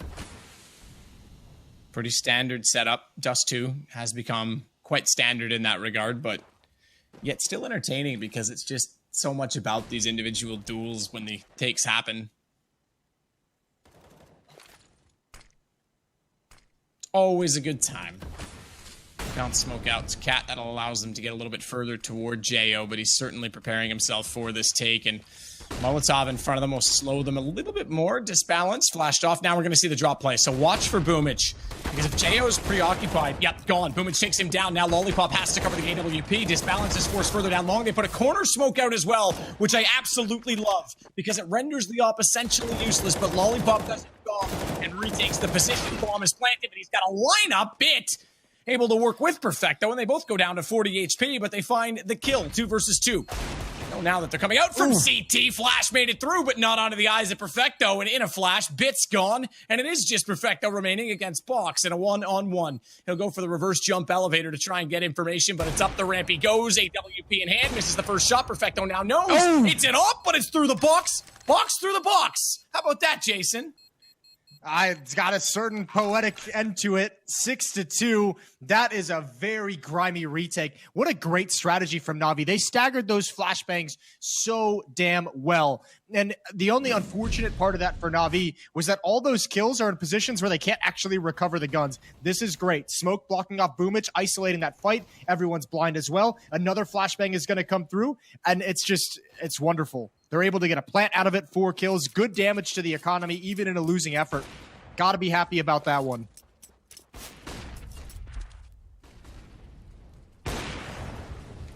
Box again, takes out Bit. Battle of the Bees. They're losing a lot to this double up setup right now, Matt. Box has done a pretty good job so far early on in mid. There's a flash to peek around the corner. Oh, Electronic boosted up. Misses the chance. Misses everything. And iDisbalance has taken a good peek in towards the long cave, and that's rough. This is a round Navi really wanted to capitalize on 4 kills in the previous half buy, and they're getting absolutely stuffed.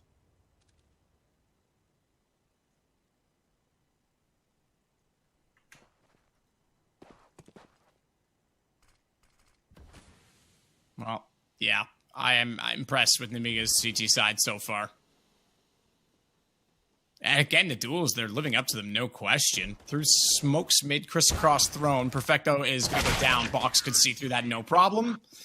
And MDS will take out Simple, so 7-2. Oh, yeah, I'd be laughing and having a good time, too. Even looks at the camera. Look at this little troll. I like it. I like it, Jason. Too. That's good stuff. A little bit of personality showing.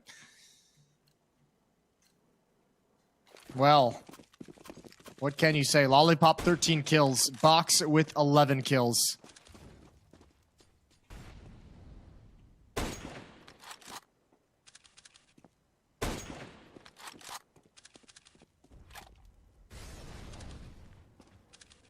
Simple's trying with that scout, isn't he? Balance waits on the other side. Double up again. You mentioned it. Absolutely slaughtering Navi right now.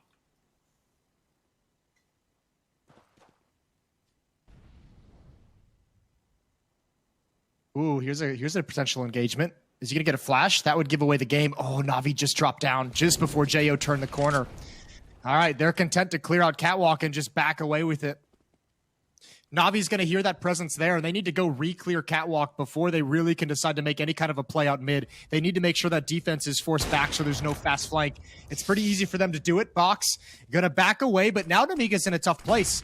They got to feel like a mid to B split is coming. They've seen all the ingredients for it, except for maybe the bomb. And Box is going to come right back to re-aggress, and a missed shot, missed opportunity. And MDS has just very few seconds before he's collapsed upon. Yeah, they're already out through middle. Bit's going to take him down easily, and obviously you're going to put a smoke towards CT at that point because you know you have B available for the taking. Why take any more duels than you need to? Lollipop, Jo, and Disbalance will back away to try and save. There's still not a lot of money built up on Nemiga. That's the crazy part about this, as Navi will finally find their third round. Yeah, but they got bailed out. Yeah, go on. Well, I was just after giving up 5 in a row. Don't worry, you can talk over me. It's fine. No, we'll figure it out as we go. Or we won't, but whatever. I think I lost the point I was going to make. You did what I did. Yeah, it's a classic. Listen, I know you got the smooth head. I didn't know you had the smooth brain to match, Jason. My brain is so smooth. Yeah, they get a little bit of a gift, right? Box pushing into upper dark. It seemed like he had kind of a sitter of a shot to just pick off one. And who knows what happens from there? Who knows if he's able to pick off one and fall back and get away if Navi still continues with that attack. But the fact that he missed was kind of like the green light to Navi. They love that. Miss and a kill. 7-3, Navi just 4 rounds back, but it still feels like they haven't entirely solved the problem of this double op that's been an effective defense for Nemiga so far through the first 10 rounds. But here we are. We're going to rack them up again and get at it. Bowling reference for you. Yeah, not bad. Just put the bumpers up. Can't miss that way. Lollipop can't miss. Electronic goes down. They're going to continue to challenge it. Long smoke inside of the cave. Jo, the one to throw it, and he'll back off. Happy to allow Lollipop to anchor the position.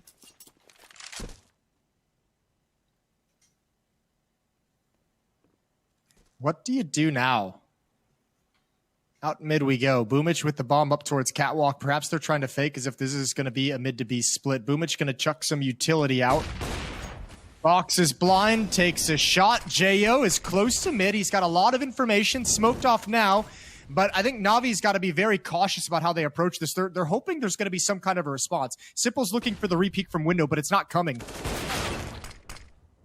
but Bit's going to take down Box immediately when he goes back out as they continue to battle each other in middle. Jo tagged by the Molotov, so that was audible. They'll know he's now in that smoke, and as a result of that, Bit's going to stay and hold mid. Simple does his job and opens up B. Bit's got to be careful. I don't think he's aware. Jo's come out of the smoke. He is now nearly gets 2 for 1, but Lollipop slides beyond where his teammate went down. We've seen people make that mistake before. They think, right, this is where I peak. No, you got to go a little wider than that. Reset the aim. Simple. His aim's perfect as Lollipop gets chowed upon, and it's just his balance backs off. 2 in a row for Navi. So good response. And again, money starting to dwindle on the CT side. That's a super impressive round win for Navi there. I love everything they did. That was so nice. 3 versus 5. You get out mid. You have Simple and Bit out mid. You get Bit into position, find him a kill, and then Simple and Boomich fall all the way back and readdress towards upper dark for a B hit. You leave Bit in middle to watch for the cross through the smoke, to watch for the rotation. And I mean, Nemiga, once the Opera dies in window, I don't really know. Once Box dies, I don't know what the response is. MDS is kind of trapped in a position that he can't escape from in the B bomb site where he's chosen to defend, and there's no one who can really make it over to support him. It's a really interesting way to apply some pressure on a team that actually has the man advantage. So nicely done from Navi in the mid round to find themselves out of a sticky situation, and they've kind of gotten there. They finally ground that economy down on the Nemiga defense. And it's going to be a round where they have to sit out. So AWP and IDIS balance, 5-7, couple of deagles, a little bit of utility. Lollipop, quick peek. With the deagle Box, he'll hold up against the smoke inside of the mid double doors. 5-7 in his hand. Corner smoke long. So Navi trying to push them off and get a take. In fact, they're going to put one inside the pit. Bomb still waits back towards CT spawn. Or rather, excuse me, that's the wrong spawn. T spawn. It'd be cool if it was waiting at CT spawn, because, you know, then the CTs could just camp it all game, and that'd be really boring. Which will go back to grab it now as they start to actually put everyone in this position. Nade behind the car.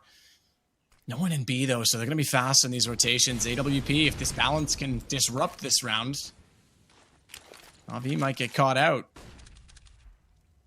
They want strength in numbers so that they can get immediate trades. They don't want to lose any weapons in this, Jason. Yeah, that would be nice. A lot of smokes up. Navi's going to straight up commit. Good kill from Bit as the smoke clears. They turn left through the smokes, and they turn left right into the stack. Perfecto's going to tap away, and I think the danger has abated to a certain degree, and definitely with the no-scope. Still, pretty tough anti-eco battle there getting into the A-bomb site.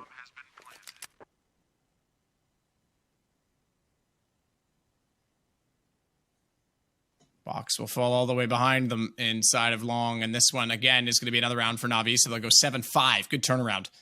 3 rounds in a row now as they start to close the gap. It was getting a little ugly for a while, so they turned it at about the right time. And double up for them now? They're going to go for that? Double up Teast now, they're going to throw it away. That's probably smart. Gun juggle. Just take them all. Just put them both in your pocket for the next round, Jason. Yeah. That'd be fun. I like that. Ooh. Is he going to go for something right at the end? No, he's not. No, he is not. All right. 7-5. Nemiga still with a 2-round lead, and they're back to the purchases. 16 kills on Lollipop, 11 on Box for the Nemiga side of things. Over for Navi. I mean, it's pretty even affair across the board. Everyone within 2 to 3 kills of each other. Smoke going down in middle. Simple taking a shot. Not going to find anything. This is faster pace. This is looking like they're falling right into a B split pretty quick. But now that they know Jo's there, again, do they want to force him back before they commit to this? 3 players are ready to go in B halls in upper dark.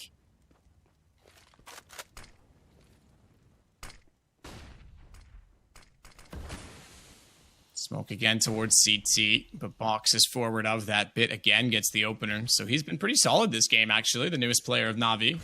5 months now, I think he's been in the roster. Thereabout. I mean, it's only 7 kills, but everyone's at the highest is only at 8, to be fair. So very close grouping on the Navi side. 16 for Lollipop, by the way. Good performance from him so far. And another one goes the way of the CTs this time, but bomb planted. It's going to be a stalemate. 8 players staying alive in the rounds. Nice. Yes, indeed. Yeah. I mean, they only had one defender in the B bomb site. This was more of like a mid and A lean from Nemiga. So as soon as MDS went down with what I think Navi had 2 to 3 players sitting in the smoke and B tunnels, like, you know, as soon as he goes down and that smoke's up in the double doors, yeah, you can go for it. Yeah, there's a chance you might even win it, but is it worth the risk? And obviously, for the moment, they don't want to be sitting out too many more rounds as this half comes to a close where they just can't even battle for it, where they have to play with pistols. Happy to keep the 8. You like that music, Jason? I played it just for you. I started headbanging. I was ready for that. I like it. We should have that music every time the bomb explodes. Yes, I'm so down with that. Yo, StarLadder kills it with the tunes. We need those guitar guys back. They need to have those guitar guys from the major that were in Berlin and just put a webcam on them. I'm down. I think, like, we could add some sound bar. Like, I know there's, like, the soundtracks now you get in pubs, but, like, remember in Halo where, like, if you, the party member, like, you got headshots, it would be like, hooray! Stuff like that. Perfecto. Jo is blind. He'll capitalize. Everyone's blind. Bit's going to get a kill on top of it. And then he goes one better. Again, the entries from Bit looking solid. And already we're onto a save again from Nemiga. Round 14 is going to tie us up, Jason. Just like that, Navi's back. I think you inadvertently tested like the party pack with that opening headshot out towards long. Yeah, it was nice. Yeah, it synced up real well. I wouldn't pay for it, but it was cool. It was like a nice little one-off. Okay. I see how it is. Maybe I'll go be a Dota caster so I can get a voice pack. Ooh, there's an idea.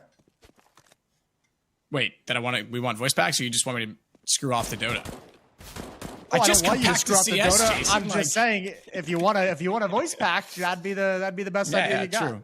That's true. All right, fair.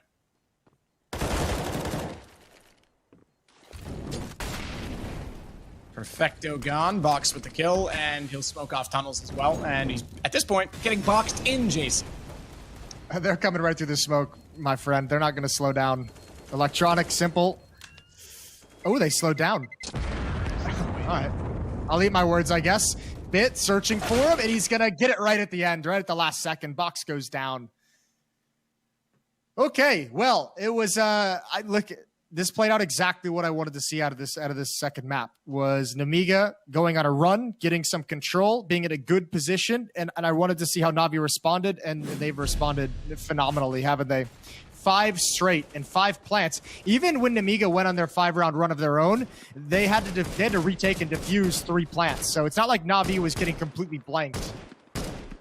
No, not at all. Good shot disbalance as he takes down Boomich. Nice to see the catwalk boost worked out. That's the first time they've had the opening pick in, I think, quite a few rounds, because they've had trades, but nothing sustainable. So, whoa, Electronic and Pit. This is huge. This is massive. They have no idea he's here, do they? Trigger discipline, my friend. That's exactly what we talk about. I mean, he could have been gifted so much more there. I don't know how I feel about that. He gets 1 at least, but it's still a 3-on-3. That's going to thin out the defense, and they've got to rotate back over from B. It's MDS and Box the ones to do so, Jason, but Disbalance still has this AWP on the A site. Yeah, and the ops have actually been a pretty big pain for Navi throughout this half. Typically the double op setup, but even just Disbalance has hit some nice ones. Boosted up. Looking for any appearance on Catwalk. Not going to get it quite yet as Navi's slow to adjust to the other side of the map. They've been very effective in these mid-rounds when they've had the time and when they've had some map to work with. Good quick scope from Disbalance, and it's a 2 versus 3.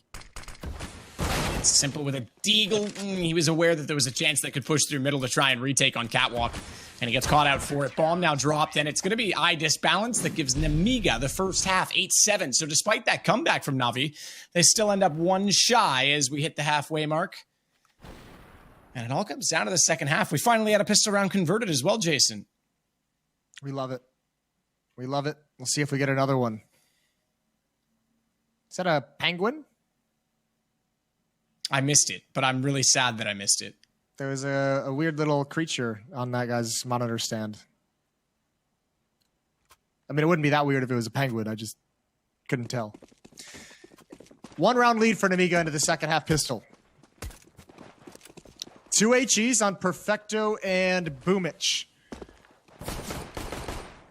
Pair of flashbangs in their hands as well. Bit's got 1 kill. There's the first flash. Simple's going to commit, and takes his time as the magazine runs low. Double kill for Simple so far in the round. And Nemiga, they're about to find out both of these Nemiga players are out long, and it's pretty much all over from here. I would say it's definitely over from here. Navi's going to win their second pistol of the game. I mean, it's not really their second pistol. It's the second pistol, Jason. The one, the only. Well, not the only because there's two of them. But you get what I mean. It's about to be theirs. It's about to be that nice trade. The thing is, Simple even did that right. He went for trigger discipline to see if anyone else would come out, and then they were so staggered that it was a little bit late. Caught him out. It's like, what the hell? Yeah. Well, why are you not quicker? Yeah, exactly. Well, Electronic's going to get, I think will be an easy one if Lollipop continues to move in this direction. Probably not going to consider it. That's a hard flank to read. All tied up, 8-8.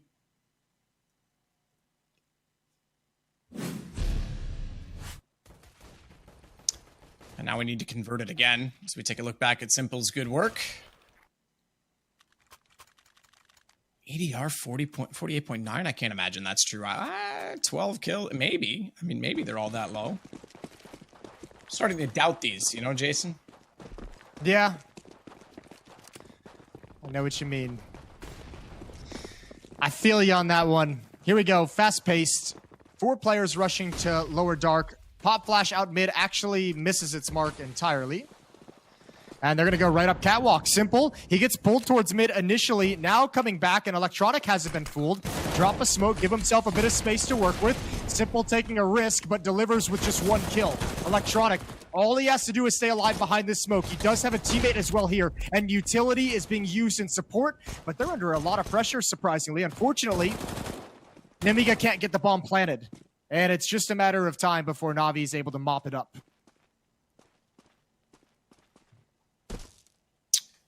Box. Glock in hand.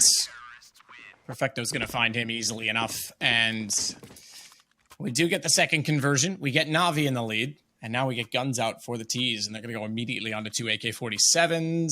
They can't afford an AWP. So what's the call going to be? Are they looking for more utility? I think so. Yep, Galil for disbalance. I think so as well. Got plenty of nades. They get plenty of options available to him, Nemiga, on this T side.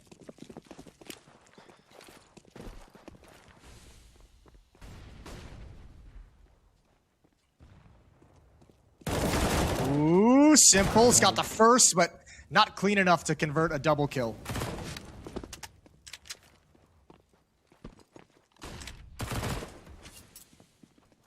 Boomich backs away. Electronic is going to come out and support that position now with the FAMAS. But a 4-4 AK is at that range versus FAMAS. Yeah, absolutely. That's going to win it out. So the elevator boost to get Bit back into a better position on top of the site. Deep smoke corner. Actually, excuse me, that's a T-sided smoke that's actually covering off the corner to allow them to transfer over to the far side of the pit and potentially catch someone off on platform. But Boomich back through CT. Bomb's still down at long, but they've certainly got possession of it on Nemiga's side. You don't want to lose this early, this momentum from Navi, because look how long it took them in the first half to come back with it. So they kind of want to capitalize now on the first gun round as well and extend this to, you know, a 4-round spread. Bit's going to get back into position on Cat, looks toward that rail position, can't find the shot, and they'll make their way up ramp. Backside of the box covered off by Molotov. Perfecto's found one, but Boomich goes down immediately after. Perfecto's going to go. The one with the M4 in the play. No, they're not. I take it back. They're actually going to save. They've decided otherwise. No kit, no play. Yeah, and I mean, if you save these 2 weapons, the Perfecto, I mean, everyone can drop. If they lose these and Perfecto needs a drop, then you kind of have to save. So yeah, just for the money purposes and keeping up a battle. End of these next few rounds, 9-9 is going to be the score. This is good. I like seeing the fight out of Nemiga. Double kill on Lollipop. He's having a good map here on Dust 2. He's got 20 kills. He's leading the server, 20 and 11. On the other side, it's Simple at 14, but, I mean, you guys still just sticking in it. Like a hangnail. Oh, those are the worst. You make them sound like a bad thing, Jason. I think it's fantastic that they're hanging in this. MDS will flash himself out from long. Bit's there. AK ready. Can't do anything with it this time. So at least they carry that AK onto the CT side. Oh, that's a cool position for Simple. He could decide whatever he wanted to do. He could have pushed up and tried to flank out long, could have pushed up and tried to be sneaky and make a ninja play, or he could have done what he chose, which is back off. He knows he's got Electronic, his teammate, clearing B halls, clearing lower and upper dark, so they know it's going to be an A hit. Electronic is effectively can cover half the map, and Simple just gets to free roam wherever he wants to go. And at the moment, Navi know everything that's occurring. They see nobody in mid. There's nobody in upper lower dark. They know that everyone's got to be out long just in that staging area, and they're just waiting for the response. They can save all their utility. They've got a lot of flashbangs, a lot of 2 HE grenades, which can be so damaging. When that smoke wall comes up, if those are placed appropriately, that can do a lot.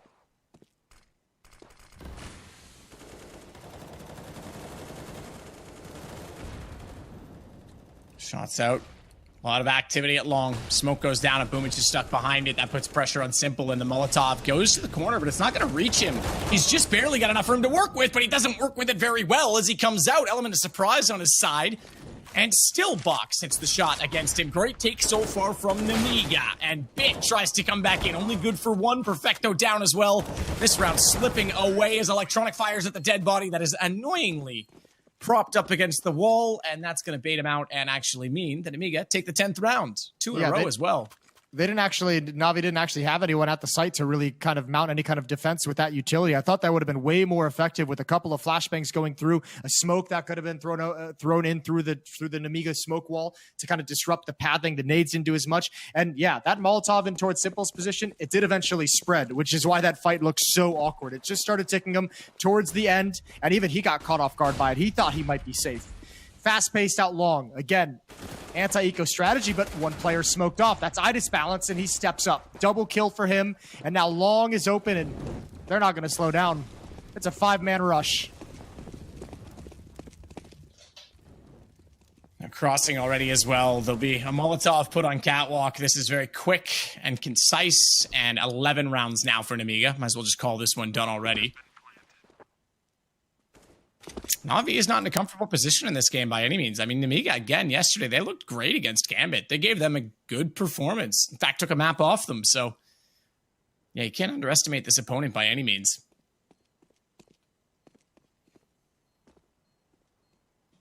No, this is actually, this map is going to go the distance, I think. This is going to be a battle all the way down. Navi is going to be down by 2. And they've got a decent losing bonus set up. Although still, if they want to buy in the next round, they'll be without an AWP. So, decisions to make in the upcoming round.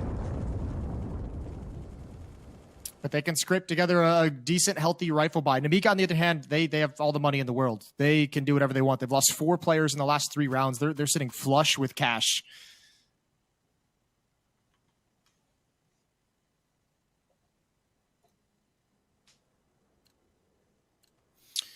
Flush with cash, but pressure getting on Lollipop. I mean, you highlighted him at the start of this series, Jason, and proper thing. I mean, he looks excellent.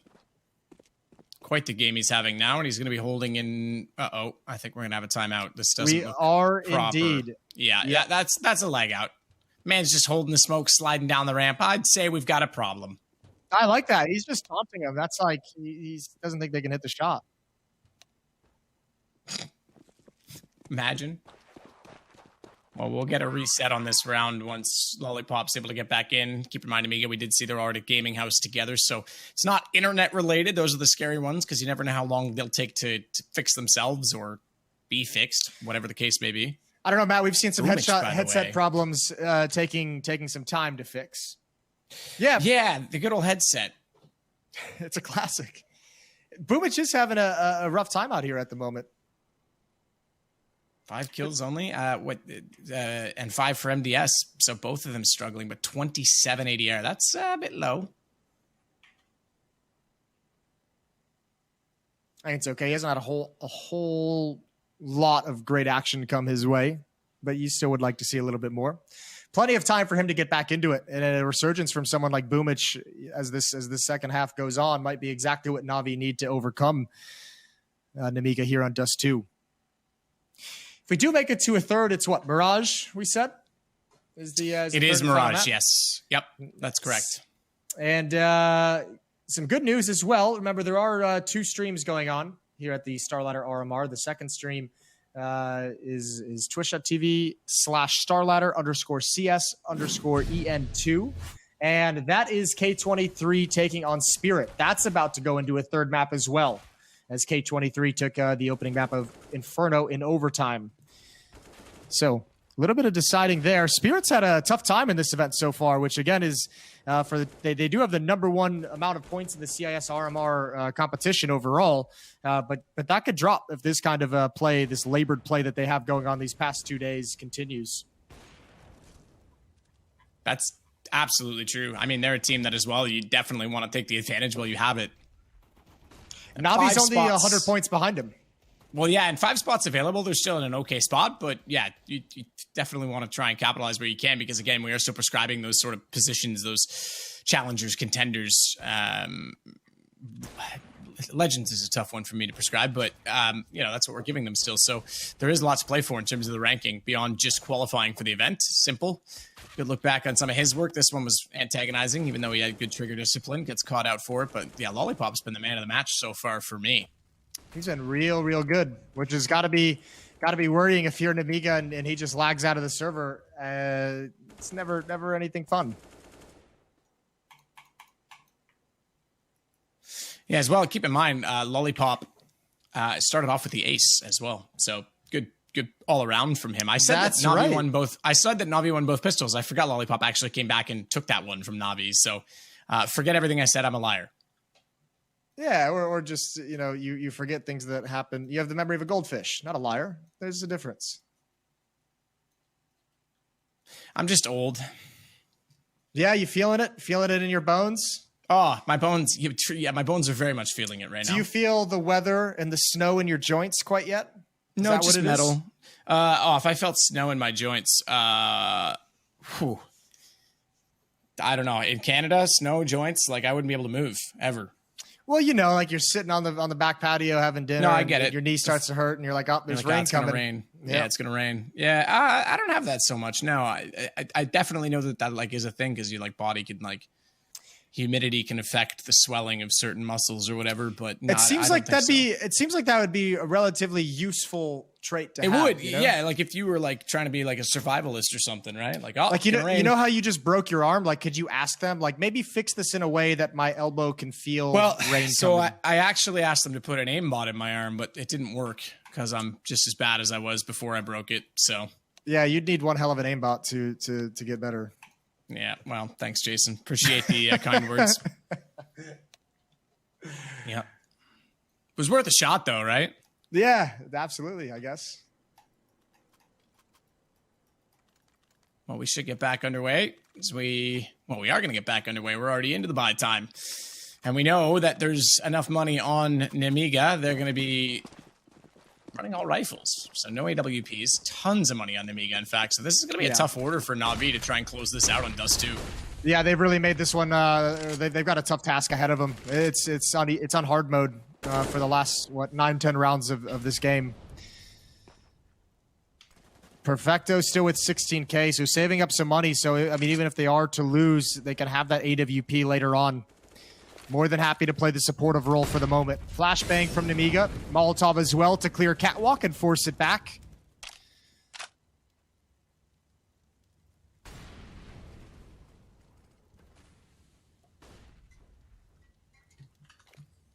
Very patient hold in mid right now as well from Jo. Just waiting to see if there's going to be any response from Navi to try and retake territory. Bombs behind him on Catwalk. Just a note. Box. He's the one that's actually being a little more aggressive, should we say, for map control, but very patient overall. Smoke down on tunnels. If Bit wants to hold mid, then Perfecto's got to make a play on this. He's actually going to hold inside of that smoke. They're going to give up points. split toward B.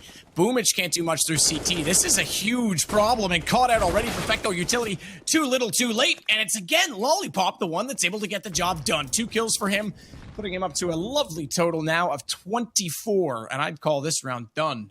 Yeah, he's having himself a game. Now, it's not the end of the world just yet. Ooh, this is a big fight. Simple needs to win that. He needs it. Now it's a problem.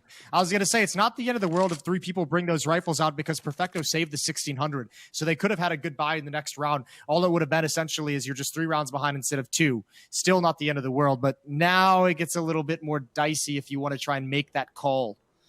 And I'm actually relatively surprised to see Nemiga not even attempting any kind of a chase to hunt these down. The save call did come super early, so you know they're going to be, battened up the hatches like real early on.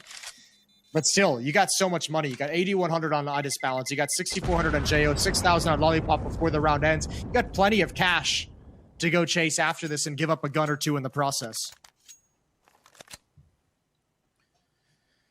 Yeah, I don't know how I feel about this. I think Nemiga's going to sneak this map away. At this rate, Navi's not looking too comfortable. They might. Didn't have a feel, didn't even see the mid to B split coming. There wasn't anyone even close to being in position to helping or even thinking of helping. I feel like we still haven't seen Simple get an AWP out yet. I think has had it like 1, maybe 2 rounds in this half. I feel like we just haven't, like, that. What an important weapon that hasn't been on the board for Navi.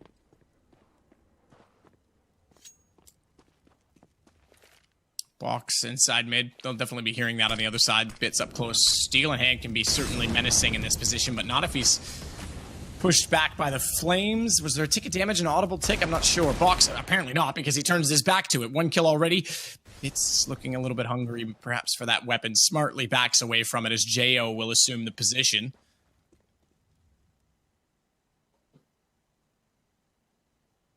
And then we slow things down again. 1:06 to play with. This would be a huge win for Navi if they're able to do so.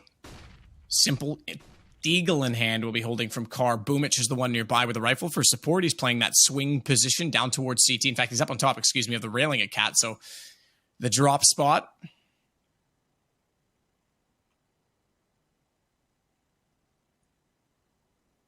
Surely you expect the Molotov or a nade at least toward Car. There it is. Flash instead, There's the Molotov. Okay, so now Simple's forced out. Tries to go back with a Deagle. Oh my goodness, still finds 2, as only Simple can do. He'll take them both, and MDS finally burns him alive, but the round certainly changes. Boomich smoked off. 2 smokes needed, and a nade that's going to go against him. Decent damage done, but not enough. Idis balance left all alone as JO goes down as well from Catwalk. It's Electronic to find the kill, and Disbalance tags up. Should get thought he'd get a second kill out of that. Bit manages to hold it together, but that's a huge win from Navi. Yeah, what an asshole. I can't believe he got both those kills when the Molotov comes in.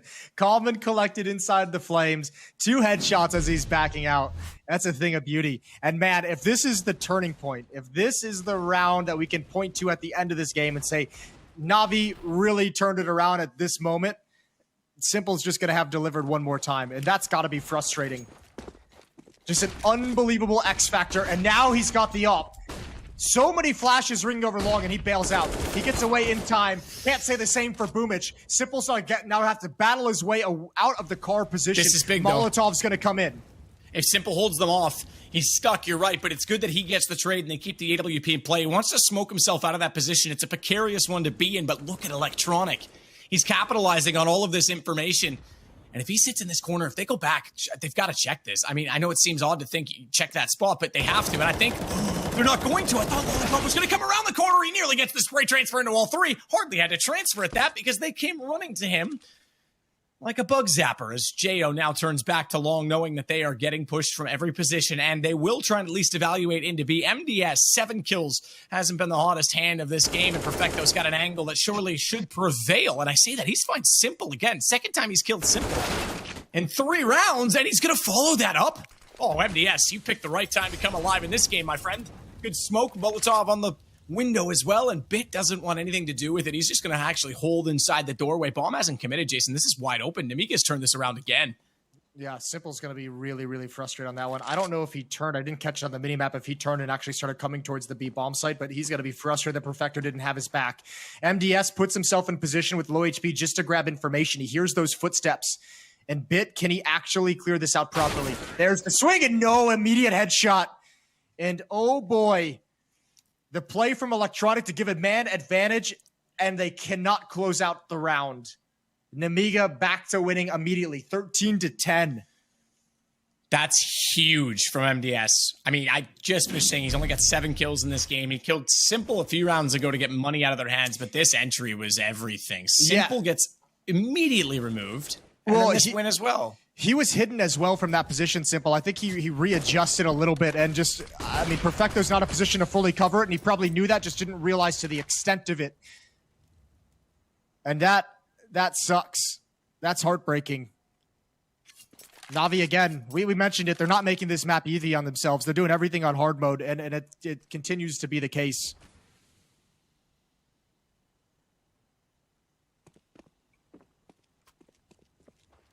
Lollipop still out toward long.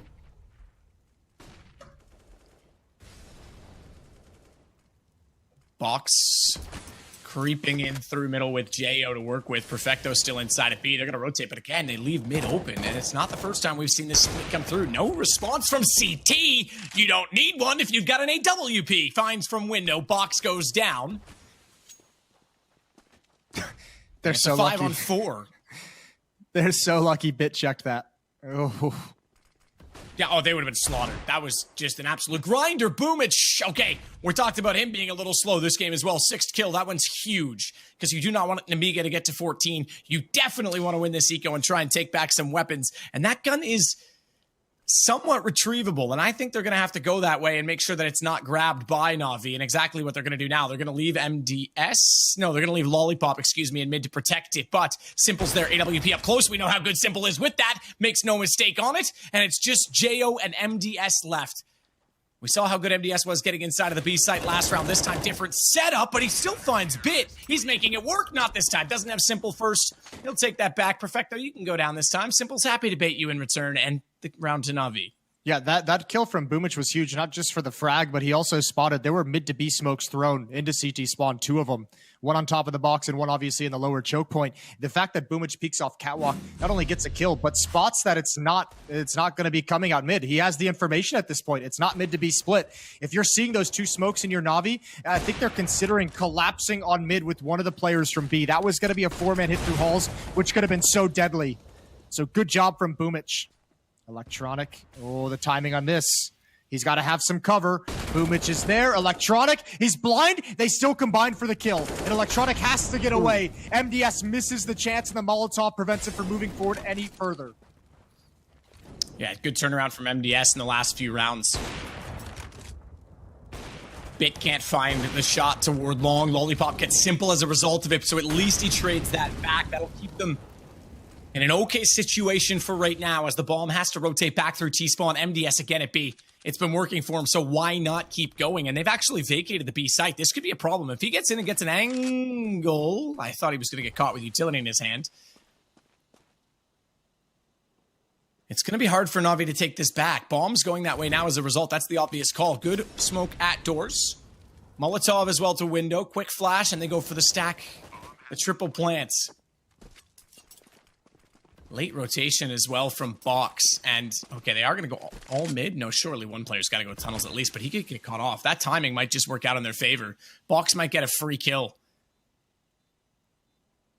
Bit's going to be the one to challenge him. Done. Headshot achieved. Still going to go on this. We're late in the game. We're late in the half. We've got to get the guns into good positions. Titus balance well struck inside the side of the AWP. Doubles it up and looks for the third. Nearly got the leg shot, but Boomich finds both instead. And just like that, by the narrowest of margins, Navi will bring this game back to 1. I want to know if Boomich actually aimed at the other player, if they just lined up for him. That, I think he had to have aimed at him. That is a stellar retake. You're right. That's super tough. 3-on-3 coming through like that. And especially when they lose the player in halls, that's the go signal. They have to go at that point.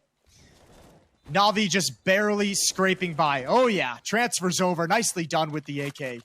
13-12. But by virtue of so much money being built up by Nemiga throughout this half, they still have a healthy buy. Again, one more real difficult round for Navi. Flashbangs out long. It's coming fast, but not a whole lot of power behind it. MDS falls for free. And that's all the flashbangs Nemiga had. They're left with 3 smokes and 2 Molotovs for the rest of the round against Simple's AWP.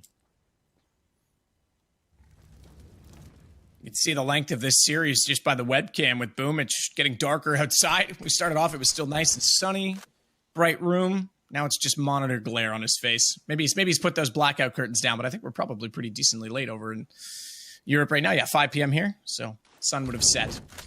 I think it's about 11 p.m. their time. Yeah. Well, there you go. I think. No, Could 10 be- p.m. 5 hours. Could be for me. 10. Yeah, it's 10. It's 10. If they're in CEST, I don't know all of the time zones for each respective player, but Didn't do your research, huh? I don't want to look. I think it's creepy if I know where they all live. You know what I mean? I don't need to know everything about them. There's some weird shit going on there. Lollipop gonna walk out the long doors, Deagle in hand. And Nemiga's hoping for a gift. They want Navi to give them something, just anything. Give them an inch so that they can try and have an option present itself to them. Electronic obviously here's the sound cue. Bit waiting for his moment. Oh, Boomich out towards long. That's massive. Electronic's attention gets pulls away. And they all fall. Everyone on the defense crumbles one by one. With Electronic's attention turned to long, Bit has nobody to bait for him. And my word, that is an unreal turnaround for Nemiga. Perfecto, though, trying to make amends with this situation and do anything at all, but not even going to get a gun on the way out of this. They'll sacrifice a round. They don't have the money to go for it. Simple still has an AWP, so save that, please. But in CT spawn, they're not going to hunt for him. They don't have the money to justify doing so either, so he should be fine at this point. Still has 100 HP to withstand the blast radius, and not going to get one more. Couldn't catch Bucks. It is apparently 11 in Ukraine. So it's, yeah, they're ahead of CEST. So there you go. We were both right. Huh. Yeah, let's go with that one. It's Lollipop again. This kill right here. I was about to bring up the old discussion of, man, Lollipop's got like 27 kills. Why are we not giving him an AK-47? And then he just bangs out 2 heads with a Deagle. And all they really needed was that first one. That's the one that opened everything up. That's the one that busted the crossfire, the bait and switch that they had set up at the A bomb site. Nemiga with another lifeline, and they're 2 rounds ahead. Bit will hold inside of the smoke nervously as he can hear shots hammering away on the door beside him. Jo, quick jump check toward top of the catwalk. That's where Simple waits, AWP in hand. And he's not up against the railing. He's back further, so it's not like he can have a shot and drop to get away. In fact, he's going to get aggressive on the inside of the smoke. Unorthodox as ever from Simple. It's not too uncommon, I guess I should say, but what I do like about it is that Electronic is there to swing and trade and protect his teammates should he need to. Instead, he goes in, whoa, that aim. He was off, but still manages to get the headshot. Thankfully, Jo's reactions were a bit too slow. Yeah, fortunate on that one, wasn't he? Now, they're going to follow it up, though. They're right back up Catwalk. They were coming to meet up, so this might be an odd timing as Electronic thinks they've cleared out Catwalk, and he also doesn't have the HP to really stick around. So Simple and Boomich going to control towards long, and Simple's going to try and pick one off at the cross. They're playing retake over on A. Mid to B smoke might keep Electronic frozen, so Simple, a lot falls on his shoulders. Well, never a better man for the job. Finds one already, spots the fact that it was perhaps a run boost, looks back up, nails Box above it as well, but finally Disbalance getting us in a position to put him down, and that will open up the site for Lollipop to work in, clearing out Goose. No one else, you said it, retake on A. Bomb will be planted, but it's planted for Goose and for Gandalf. They cannot go toward Catwalk in this situation. They know that the retake's coming that direction. Disbalance nails yet one more. It's on to really Perfecto and Bit at this point in time. Boomich is on a CZ. Bit's not able to land the shots. Disbalance nails Boomich, and it's a one-on-one. AWP has the angle. Disbalance may have the game as Nemiga find round 15. Yeah, you kind of saw that one coming. Even in a 2-on-4 inside of the bomb site, that AWP, there were only 2 flashes and force him off. The tough part was Boomich out towards long only had the CZ. That's not really a weapon you can use to pin down an opper inside that bomb site. And man, even the 2 kills from Simple wasn't enough to hold on to it. Brutal stuff. Simple got them started coming back into this game with a nice double deke out towards long, and then Lollipop did the same thing just a few rounds later to get Nemiga back into the winning ways. And the tough part is Navi's just run out of money. Upgraded pistols, light on utility, armor, and that's it. Nemiga might be taking us to Mirage. I've got a feeling we're going there. I'd say this is a foregone conclusion.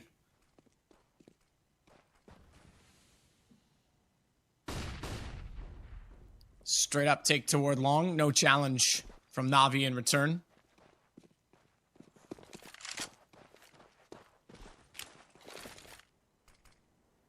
Started off so well in that round as well. Simple. We saw him do great work with the AWP, but as you mentioned, he was completely on his own. I think the retake was a bit rushed, I think, as well from Navi. I think if they could do that one over, if they could just look at it and like rearrange a few pieces, I think they would have found a way to double them up on catwalk so that Bit had someone that could trade with him. Unfortunately, doesn't come out. Simple, going to get dropped at car. No more magic from him. And that's a frag that's got to make you feel good if you're an Nemiga.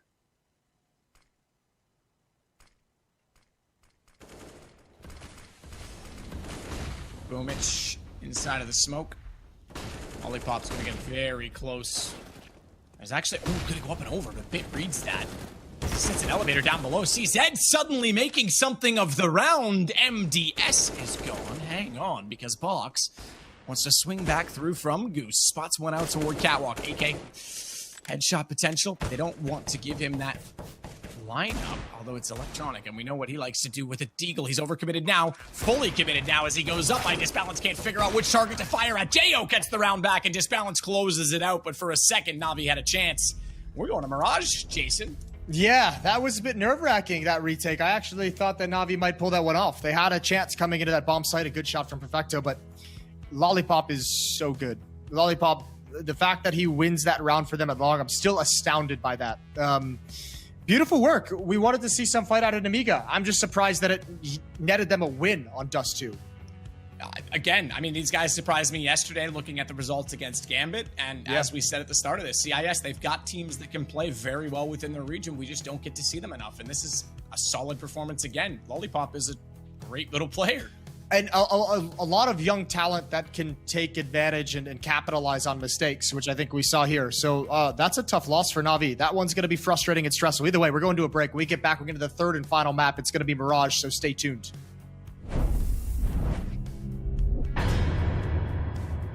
Мне кажется, слабых команд на этом турнире уже нету. В любой группе есть фавориты. Мы будем готовиться и стараться выигрывать у любой команды. Да, в принципе, в закрытых квалификациях мы обыграли, наверное, тех, кого должны были обыграть. Поборолись с Энтропик, игра была довольно близкая. Если бы какой-то раунд пошел не в их пользу, а в нашу, то игра могла закончиться по-другому. Да, у нас игры с форзами проходят очень часто, очень большая история. Ну, как бы да, частенько на многих турнирах. Но вообще есть такая интересная история у нас с ними, что весь 2020 год они не могли у нас выиграть. Но последние, получается, 2 игры, наверное, мы им проиграли. Везде, наверное, решает в первую очередь скилл, но не без доли везения какого-то.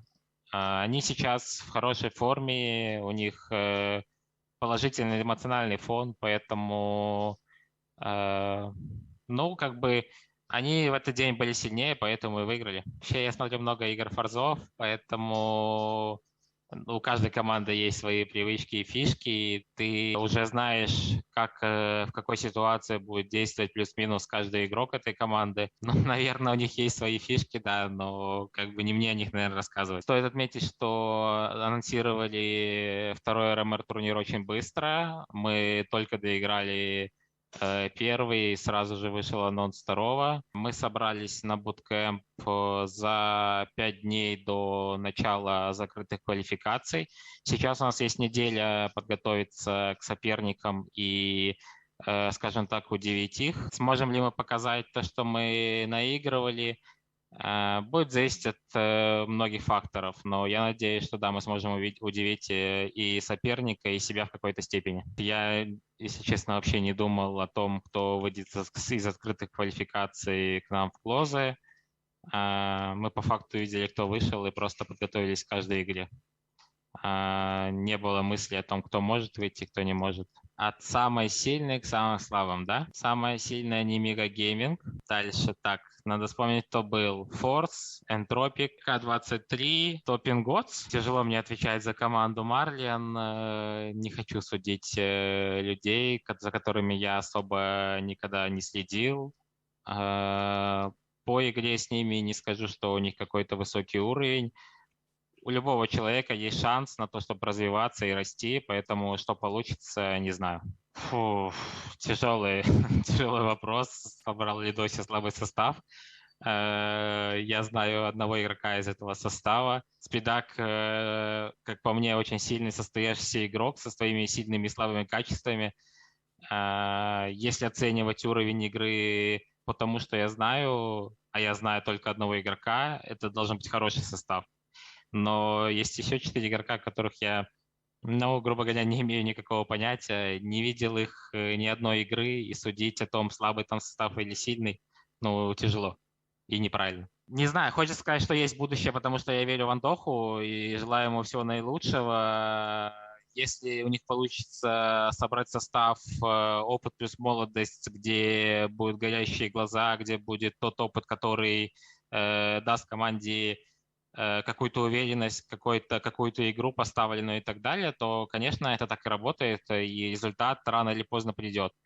Соответственно, от того, как будет работать команда. Получится ли у них или у кого-то еще, тут это лучше гадалки, не ко мне, тяжело судить. Нет, таких команд точно нет. Единственное, конечно, что из-за всего этого хайпа хочется сыграть с Акумой, ощутить на себе, действительно ли люди играют в Counter-Strike или там есть какой-то обман.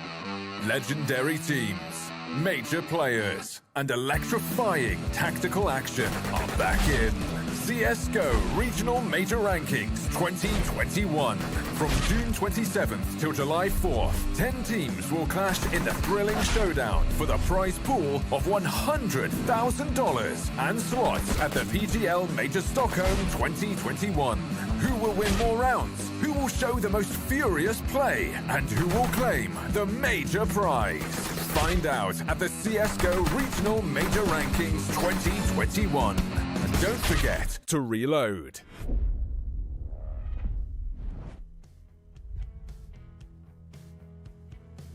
I absolutely love that we can't forget to reload, Jason. Navi might have forgot a few times. I thought this series was over long ago, and yet here we are on Mirage. Yeah, I mean, there were a few twists and turns in that, Dust, too. The simple round at car with the Deagle was obviously a turn in the favor of Navi, and it seemed like that was going to give them everything they needed, and then Lollipop just went nuts. So, yeah, I have no idea how this third map is going to go now. It seems like both these teams are ready to just... someone's going to make a play at some point that turns it in their favor. Idis Balance spots one. Ooh, simple straight down. JO and MDS tunnel visioned on one player. Boomich adds a third kill. And yeah, they're into the bomb site. And Lollipop obviously playing well, but not this well.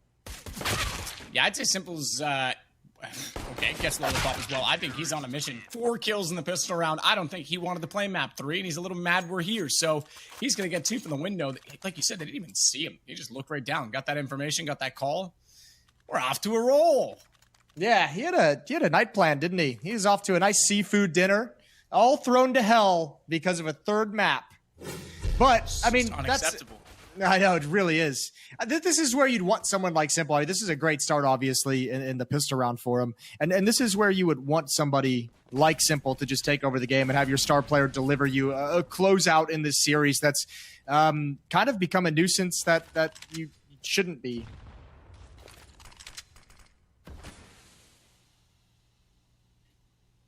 So Palace position. Off. It's all yours, Jason. No, I'm good. You good? Okay. I was just surprised they stopped, you know, Matt? I was ready for it. Yeah, I was ready for them to go as well, but Boomich is ready, certainly, as he'll have the MP9 in his hands. JO seems to be the one that wants to lead. No, Idis Balance. And they're going to get caught out. They've got to go through these flames. You can't bait your teammate like that. Actually, maybe you should have, because Boomich got easy cleanup kills as a result of it. JO's going to go down to Electronics Flames on the balcony. MDS, the last alive, and I think this goes 2-0 for Navi in a rather quick fashion. He's managed to sneak through behind them, though, so it could be something interesting come from this. I have no idea that he's gone this far. Oh, didn't need to get the knife. Got the kill instead. Now look at everyone turn that way. Yeah, Simple's going to run him down. 5th kill for him so far in this game. Pretty standard stuff. Now we should get into the gun round. Nemiga should be more than happy to pick up some AK-47, some utility as well behind it, and get us started. They are going up against the one SMG on Electronic, but a couple kills means that Navi can upgrade with ease here in this next round, in this round number 3.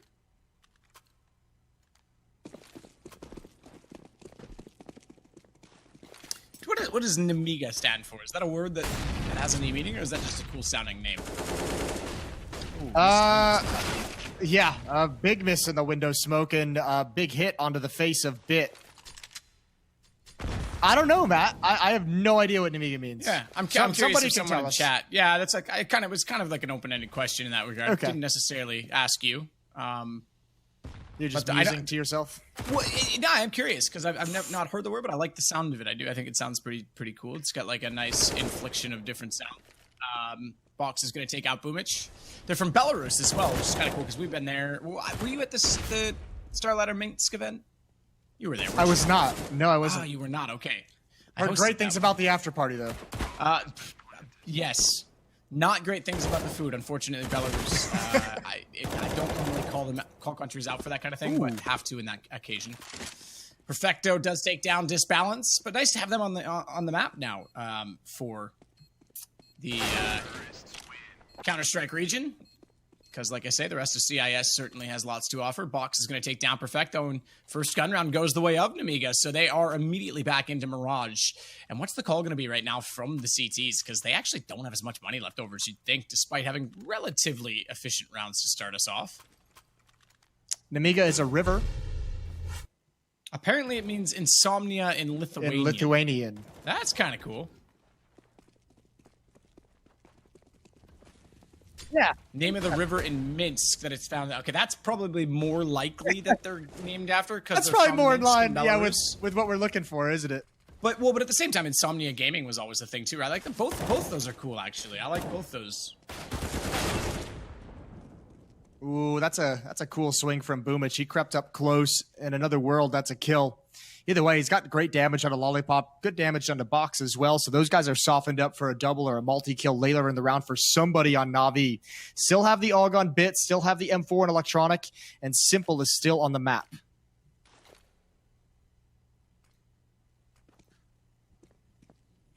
Perfecto's going to hold it off at B alone as 4 players stack up towards stairs. We'll see the smokes heading out toward the arches as well, but they're already spotted a bit earlier than they would have hoped as Perfecto goes through that, and it's a team kill because Lollipop was tasked with trying to take him down in return. Unfortunately, in the middle of it all went MDS, and Jo's going to go down to Perfecto now as well. Look at the HP.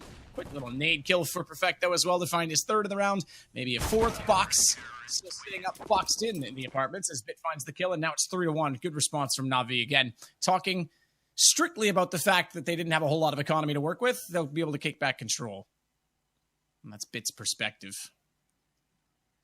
Yeah, nice win there for Navi. And even with Boomich going down early, softens him up just enough to make it work. So yeah, a bit of a pause here going into round number 5. 6 kills on Simple, 5 on Perfecto. Still early going in these games, but look at the ADR. Simple at 145. That's quite nice for just these 4 rounds. What do you think, Matt? You think we're going to get a barn burner here? You think we're going to get a third map that falls flat? I've got a feeling Simple's a little more motivated. No, I think Simple's a little more motivated with this game. I think he's out of the gate been going. He hasn't really had... I mean, he had a great round on Dust, obviously. You think back to that Deagle. But he hasn't really had any consistency in that. Like, the breakout Simple we see that can completely turn games on his head. And already I'm seeing signs of that now. So I think this could be pretty well controlled from Navi. Good start on the CT side as well. We saw that on Inferno when they switched over. But they haven't had good economy to their name really early in games yet. So this is already a change. Not in this series, at least. They haven't. I mean, it's been 2 back and forth at the starts the entire time.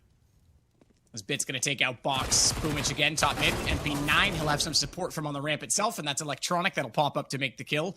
Just balance down. Jo coming from underpass. Going to be completely surrounded. Deagle can get him maybe 1 kill here, but I think Electronic's already going to... Oh, check. It doesn't even matter. Head removed. That is a lovely shot, and he's looking for a second, but Simple makes no mistake finding him with the M4 instead. Yeah, it was a nice little shot. 2 kills in the round for Nemiga. Nothing too crazy. Doesn't take a whole lot of economy away. And Navi's going to be feeling comfortable. The question that I'm wondering is Simple going to drop that M4 over to Boomich and pick up an AWP for himself? Yeah, this is a nice open space headshot with the Deagle from Jo. And there it is indeed. In play for Simple. 4-1 for Navi starting out here on Mirage.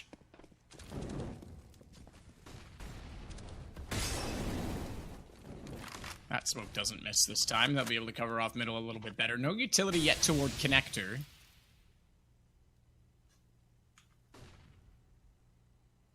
Oh no, he's dead for free. Simple, they're expecting some kind of a noise on that play up ramp.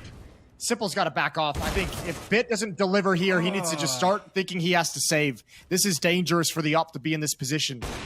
Yeah, but come on. This position. All right, that shot missing. Now they know where he is. He has no element of surprise. Watch the lurk on this. Box is in a reasonable position. He's already at B. If they come flying through checkers and think they're just going to go back to the B site to save, he can easily catch them out. Low enough HP that he's also a bit of a problem to himself if he's not careful. Missing shots, he's going to back away. So this should end as we are now with 4 and 2 alive, respectively. But Nemiga is going to find yet another round. That's one of those rounds where I think if you're on Navi, you're just like, what the hell are these guys doing? Literally just slow, quiet, walking up a ramp. 2 ready to go in Palace also. But, I mean, you don't really... You expect, especially if someone's going to come by ramp, for it to be quick. You expect there to be a flashbang. You expect there to be a sound cue. But the fact they just walk up, taking such a huge risk. This time it pays off, but that can easily go the other direction as well.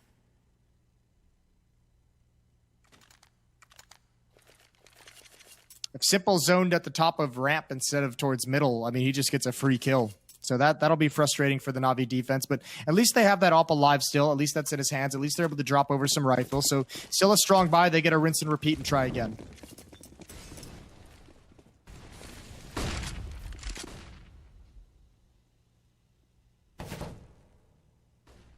Electronic with the FAMAS looking for that gap in the window smoke. Very slight, but it's there.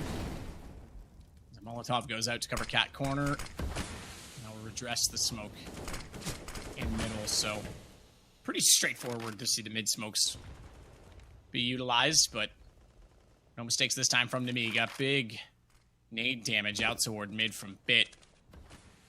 Simple again is going to hold from Ticket Boot this time. Boost up. Electronic seems to be aware that this is a possibility, but he's also worried. I was going to say timing. I wouldn't have been surprised at all if Box just walks through and nails him as he's smoking himself. That connector. Problem, he has to make a decision if he's going to hold this and commit to it or not. He still wants to get more utility. Deo's going to be forced back, but they've definitely gone for the boost. It's just a matter of waiting for the distraction at this point, waiting for the aggro to be taken. For Electronic to have to face Palace. That's why he's aggressive instead to leave him there. But now Electronic does go hunting. And immediately this is going to be a contentious battle at the connector at the vent as Box wins it. But Bit at least got the call. Electronic knows he's being pushed from other side. Which comes first? It's Box to take him down. Simple only gets one. He goes high on Ticket Booth, way above the smoke. And he's so desperate to find just one more pick before the bomb goes down. And he manages it on Jo. Now he's going to jump in. The Simple we love as he gets aggressive inside of the site. Bomb planted backside default. And the smoke to dissipate. Simple's going to use it to his advantage because he's made noise in the site. But walk back slowly. Double peek. Good coordination. Nemiga find another. I think he actually saw MDS there at the end, and he didn't want to risk the shot through the box. He wanted to get a clean kill, so a nice double peek from Nemiga, not letting Simple have all the space to operate in that fashion. It's another tough round, and now Navi has all the money taken away. 4-3, they got a one-round lead, but that's going to disappear quick. Idis Balance has the op in his hands on the other side.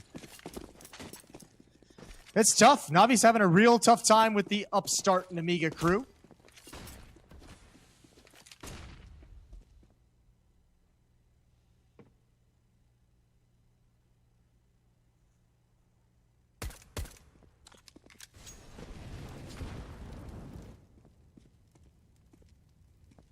Oh, yeah? That makes sense.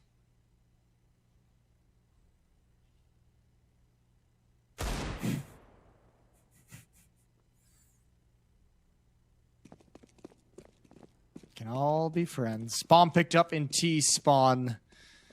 They're walking right into a stack, but, I mean, all the stack really is a body count. It's not, there's not a whole lot of danger. 2 Deagles on Simple and Boomich. And I mean, maybe if those guys get some fortunate headshots and get rolling with it, maybe they can create something, but there's no utility to make this disjointed. And they're just now seeing the smokes come over the wall with the flashbangs, and they've already chosen to bail out. So the stack is no more, and the bomb site is completely free for Nemiga. Well, free indeed. Molotov goes down. Boomich, good shot from Ticket. Interestingly, Jason, the time that I chose to make fun of Valorant, my mic was mysteriously muted, so Riot really does have control of everything, as Box will take down 3. It's Bit that's going to wrap back around the other way, and I don't think much in this round, but he could maybe get a gun from that pile of corpses toward Ticket. Not going to happen. And all but one stay alive. There's a little penguin thing in front of us. That's not a penguin, but I don't know what else to call it. It's got giant eyes. I gotta look more closely next time. I did see it this time, but that looks like a seal in the front monitor. Seal, okay, that's like fair. A walrus. 4-4.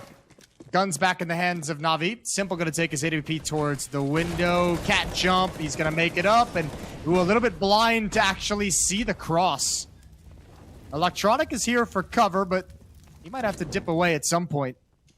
And Simple's got to be... Yeah. I was just saying, Lollipop's been so good in the last 2 maps, especially on Dust 2. He's 007 right now. Haven't needed him yet. They've got to tie it up without him. Simple's being real aggressive, real assertive in middle. He wants a shot at something. He's got to know one's at the top boxes. Put out the Molotov with the smoke. And there it is. It took a while to get there, but he finds it. Unfortunately, Electronic gives up the equalizer immediately.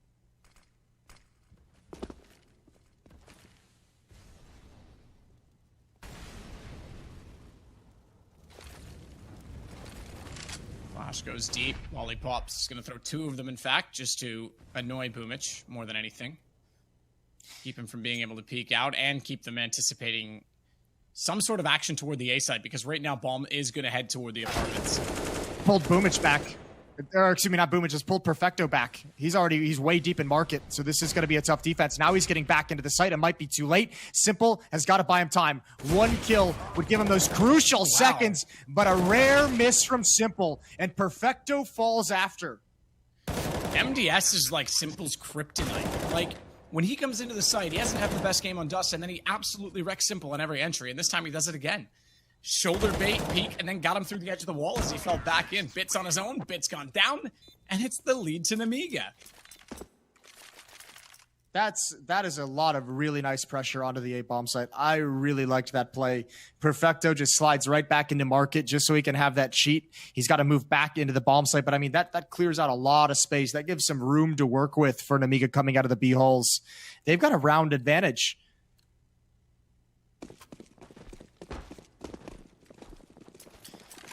And now that we're going into round 10, Matt, like Navi's got to be careful that there's a nade stack in mid, so a lot of information. They got to be careful they don't let what happened on Dust 2 happen here on Mirage, which is that Nemiga just gains so much money that when they eventually do, like then when you're winning rounds and you're trying to get 3 rounds in a row, 4 rounds in a row, it's constantly against buys. It's doing it the hard way. And at the moment, Nemiga's looking pretty rich. So Navi could really do with some kills in this round.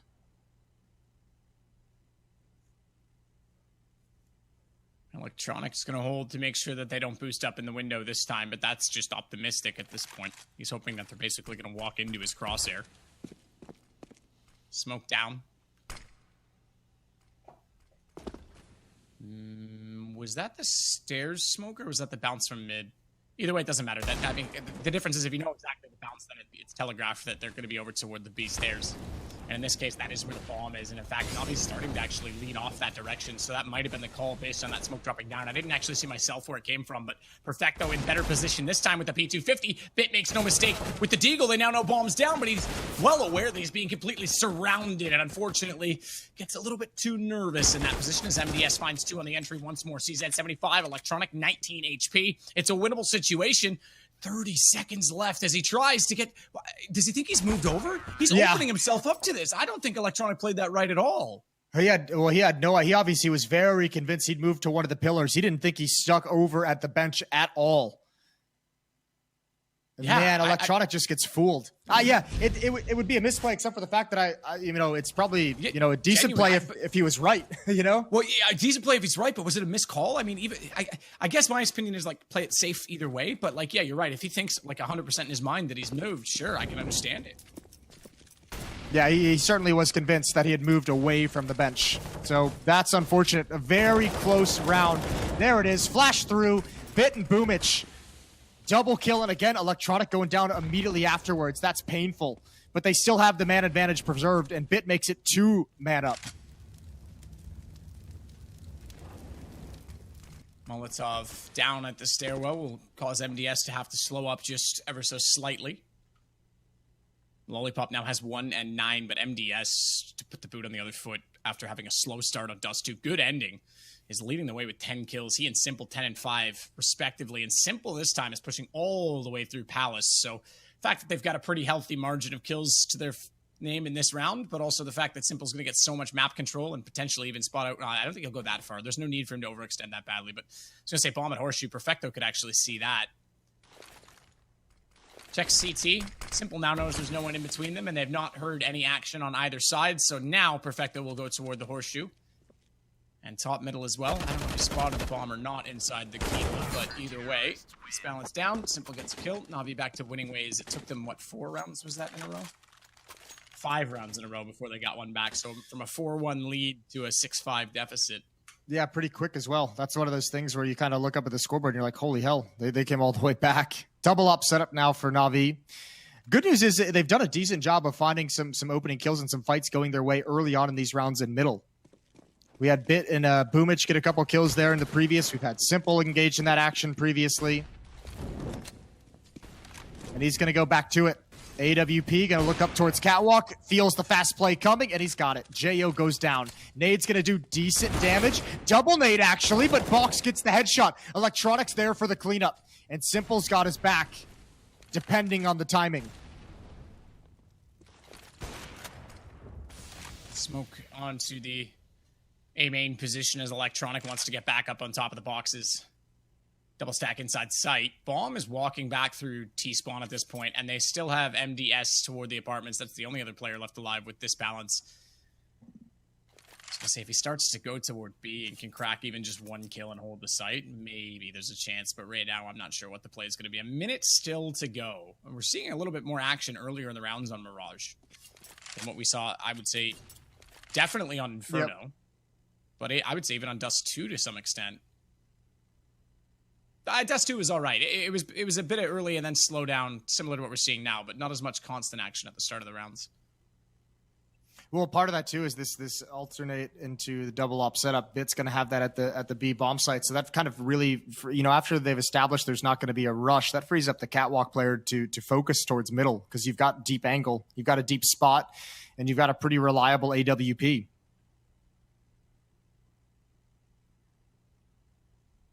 And you can see it as well. Once he gets in that position, doesn't have to use a whole lot of utility until he's forced off the angle. So as long as he's just chilling, Catwalk player's free to be aggressive in middle all he wants. Nemiga just content to save this one out. They've got no money built up.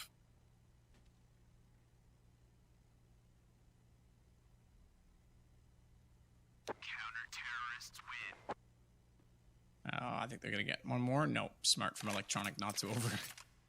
Step into Palace blind. I didn't even know why he went there. Yeah, I don't know.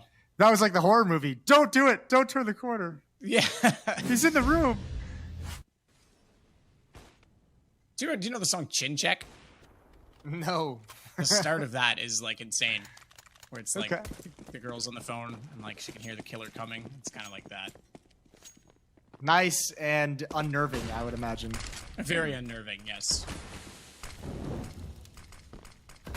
All right, well, here we are again. As I said, frees up that Catwalk player to be in towards middle. Don't really know where to take that one.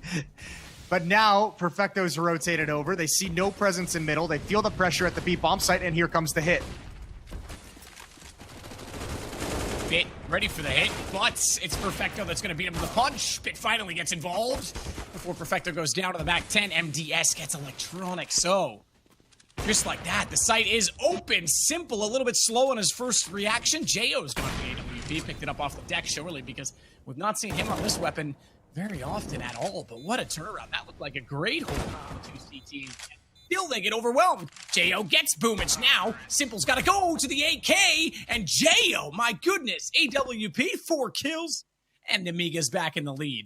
Yeah, he did some filthy things with the MAC-10 in that round. And you're right. What a weird round to lose. If you're Navi, you get the first 3 kills on that hit. And usually that's enough to put a stop to it. Usually that's enough for the win. And Jo just comes in flying hot with his MAC-10, clears out both these pillars. These positions were such a nuisance.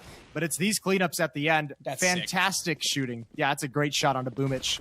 Man, Navi can't get anything going. They can't string anything together. Simple had a good spawn, got past the crosshair of Ida's balance. Electronic now taking a little bit of a pot shot, but doesn't want to give it up again. Be so careful with it. Simple down, so op was dropped, but Electronic and Boomich will make amends with that. I'm going to leave the op on the ground. They don't want to pick it up. P90 for Perfecto. As MDS will get the boost from mid to check Catwalk. I said Simple was going to go on a tear this game with a good start. He does have 14 kills, so the worst. I mean, it's top of the server, but it hasn't had the late impact as much per se. Good early kill this round. Now they're starting to string them together. As MDS will get dropped, it's just Jo once again picking up the op, this time of Disbalance, but the one that they brought over from the last round, in fact. Disbalance being the main opper sits with 6 kills. And Jo on 12 got 4, he got 2 at least in the last round of the AWP. Maybe 3, was it? I think it was 2 after he picked it up. Okay. 2 with the AWP and like 1 or 2 with the MAC-10. I think I had quad kill last round. Yeah, but yeah, almost as many as the main opper on the weapon. You know, this isn't so much a bad half for the CT side, especially when you consider, you know, one of the rounds they lost was like kind of a little bit of a gimmicky, like walk up a ramp with 2 players making no noise whatsoever, just strolling up and getting an entry. Another one was like a 2v5 or 2v4 at the B bomb site that we just witnessed, the turnaround by Jo. You know, Navi's had some obstacles put in their way. And all things considered, the fact that they're at 7-7 sitting there right now after, you know, those rounds take some economy away and reset them a few times, it's not the worst thing in the world.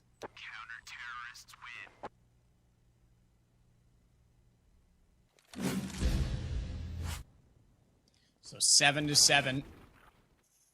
Good trade by Electronic. That was a crucial moment in the round, especially because, as you can see there, Simple went down. Not too loving. Leave a reaction. Wasn't too mean to the desk, I guess.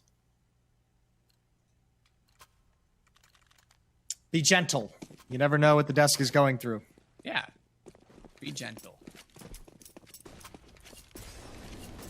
MDS.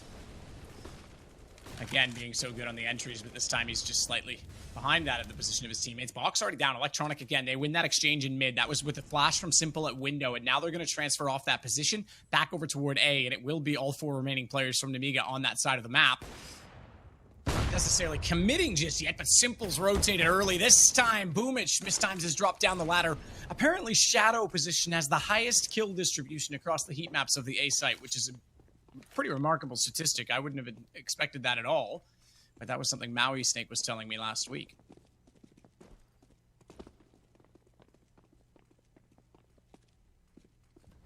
Inevitable rotation, I think, here, because 2 kills, 1 mid, 1 at A. Pretty obvious tell that where they wanted to go, and they could still fake this back. You can see the underpass position right now. MDS wants to rotate back in. Simple's just 1 step ahead this round. Now he's starting to look a little more like what we might expect, which is crazy that we expect him to carry every game, but 16 make it 17 kills.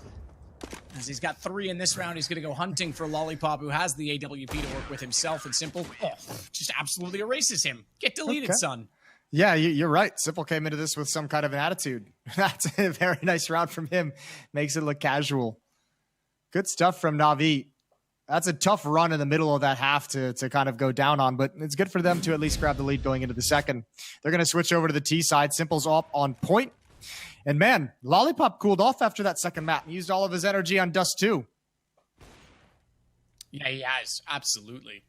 Way off now in terms of the performance that we were seeing from him. 1 and 13, 19.5 ADR. There are chickens that have more damage so far than him this game, Jason.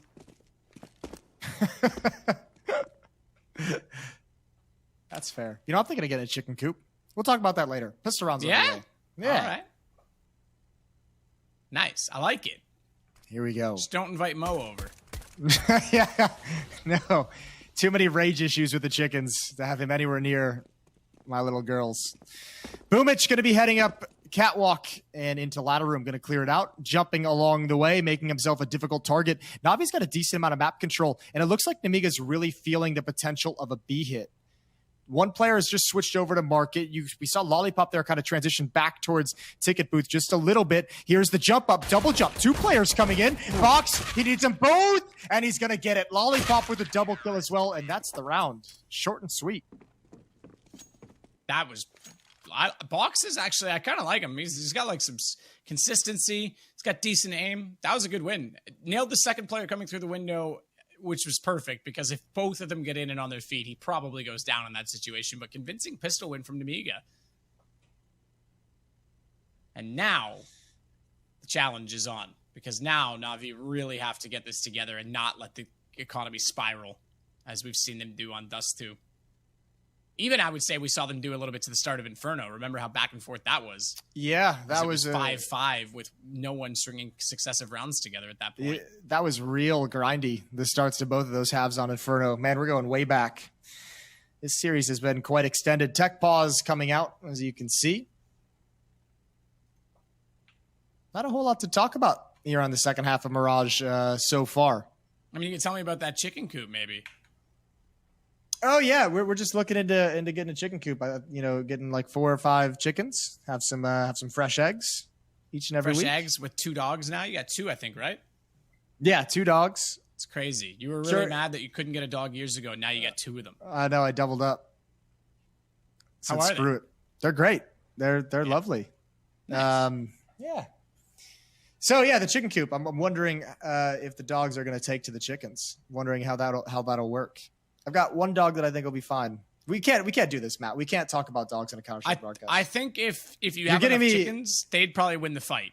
You're trailing me off into a direction I don't want to take things. Okay, sure. Let's not. Yeah, we'll have this conversation off air.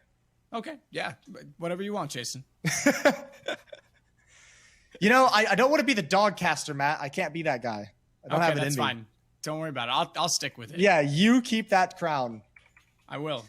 Jaden's old girl. She left me already. She was laying beside me at the start of this map, and then she went, "Yeah, you know what? I'm out." Yeah. It's like, you're yelling too much, bro. I don't like it. It's probably because of the tech pause. She's like, "No, you can't sit here through this." Wow. Just in case you were wondering, Matt. Sit here through this. Yes, Yeah, I I mean, am we are. wondering. Tell me. B-Stream. Spirit has defeated K23 after that opening map apparition of losing Inferno. They came back on Nuke and then Overpass and trounced them quite handedly, 16-7, 16-6. That's all I got. No, that's fine. That's actually really good. As you mentioned, that Spirit having the highest amount of points in the RMR standings right now in the CIS region. So they obviously want to keep that going. So pretty important from them. Yeah. Look back at some of the highlights so far in this game. Again, Box looking pretty sharp. Lollipop as well, just to note, I think he's 007, but had a team... Well, he started 007, had a team kill we just saw right there. So that took 1 away from his score total as well. So what is he right now? He's he's up to 4 and 13. So in the last few rounds, he's come alive a little bit, but has 5 kills in the game. We want to be fair to him, Jason. Let's be fair to him. I'm a big fan of that. This is cool though. This is more of a fight than I think I even expected from Nemiga. Even after yesterday against Gambit, like I knew they'd be, you know, they'd have some good things. I knew they'd be able to put up some rounds, but man, stealing Dust 2, or not stealing, but taking Dust 2 in the fashion in which they did, and now showing some really good things on Mirage. This is some consistency to this good play. This CIS region is a really, really tough RMR to burn through.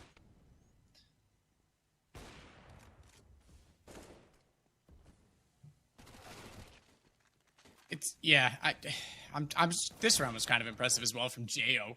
Haven't seen him on the op like at all, and picks it up and just makes no mistake. Destroys Simple on the second peak even. I mean, you go back as well. Some of these rounds have been so close. The electronic round where, you know, he opens the angle and clearly thinks that his opposition has gone toward quad, one of the pillars, as you said. He ultimately would have had the advantage had he held the bench angle if he had got the better read on that. That would have changed the economy pretty massively. There's been quite a few situations where again, that round where we saw Jo pick up the AWP, they had the 2 kills on the counter entry, and then suddenly the Mac 10 runs in and wins that. So yeah, it's been a bit wacky, hasn't it? It is, yeah. The way in which Navi's giving up these rounds, and don't get me wrong, credit to Nemiga, they've done very well to win these out and take those duels, but it could very easily be a more concise scoreline. And I mean those, just a few, like, gimmicky might not be the right word, but it does feel like rounds that Navi normally wouldn't drop, they have, and that's making things exponentially more difficult. Tough pistol round to start out this half as well. Just waiting for the tech pause to end, and then we'll get back into things.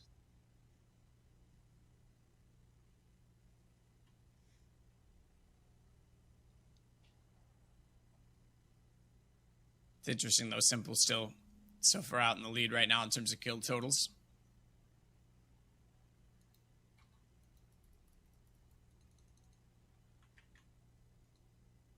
I'm not even sure. I'm trying to keep up with the chat in the server. Okay, we're ready now, so we're going to be going. Lollipop is called ready for his team. Simple has said ready on the Navi side, so we're going to get back into it. There we go. I was trying to figure out exactly what was going on, but I don't. It was a trip to the restroom. Oh, love when we pause for that. Hopefully, it wasn't anything too bad. Actually, it could have been. That was a decent length of a pause, though, Matt. That's an emergency number 2 for sure. I would say so. Yeah. I hope they're okay. Another reason playing from home is probably better for that individual because LAN could have been awkward. Yeah, your own toilet is a thing of beauty. You'll appreciate that more as you get older. As you get older. Box, again, starting off well, and it's Simple that he finds. Again, they're just on the pistols this time, but still, it sets a precedence that we've gotten used to as Boomich goes back out with the Deagle. See if he can get anything back in return. Ooh. And does. Goodbye, Disbalance. Oh, This time's no. going to get taken by Bit, but Bit burns, thankfully, as Jo gets a Molotov back in, because you're right, that could have started to really slip away. Lollipop's got Electronic, and now they take back the advantage. Yeah, I don't even know if it was going to slip away, but I mean, he just got outdueled by a Glock. You don't like to see that. You don't like to be in that position ever, especially when you know the match is being streamed. We got it all. Perfecto's in connector with the Deagle. Boomich is going to have to hit another stellar one. Ooh, and he spots out the position but can't land the shot. It's Perfecto's turn to be put into play. And surely he heard Jo move into the corner. He's hoping and waiting. He's turned into the pivot point, but Boomich is about to lose the bomb. You'll never expect this position. And the round's over. 9-8 for Nemiga. Lead again. It's Navi. I can't. Surely not, right? Like, this isn't actually happening. Like, Navi's not actually going to lose another series that arguably they should have won to a team when they're the favorites. I just...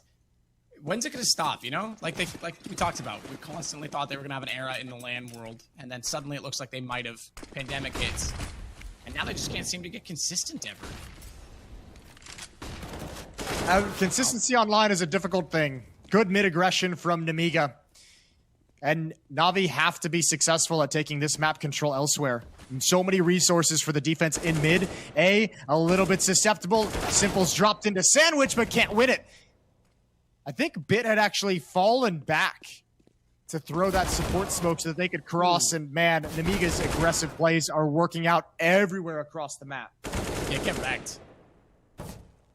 This is just not even close from Navi. Just destroyed. Box goes down to 8 HP. JO's lost in the process, but it doesn't even matter. He did the damage onto Electronic to make it all too easy. 2 rounds now in the lead.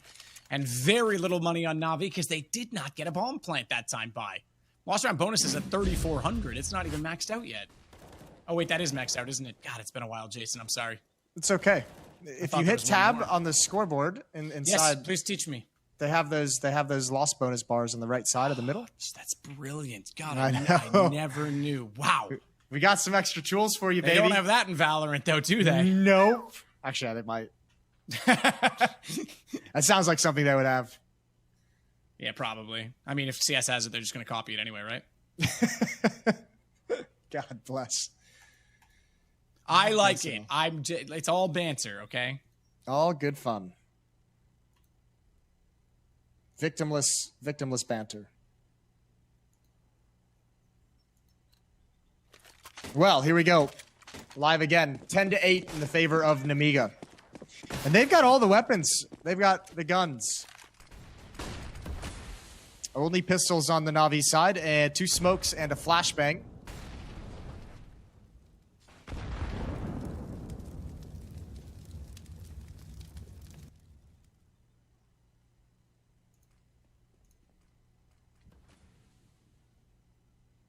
MDS is going to wait up close, see if he can shut them down when they try and rush toward B, because it does certainly appear at this point in our juncture, in our perspective, that is where it's going, although 2 players sneaking back through the underpass.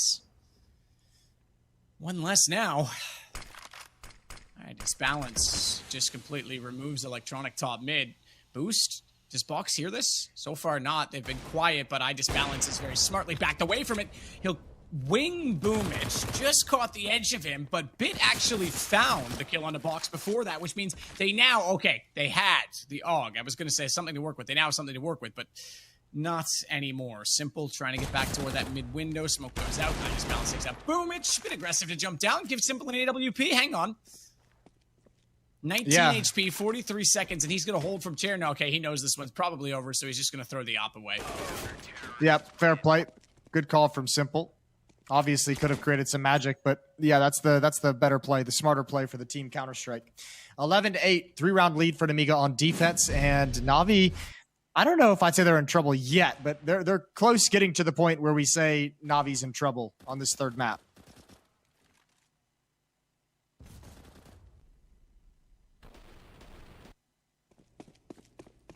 Yeah, I completely agree. This is problematic at this point.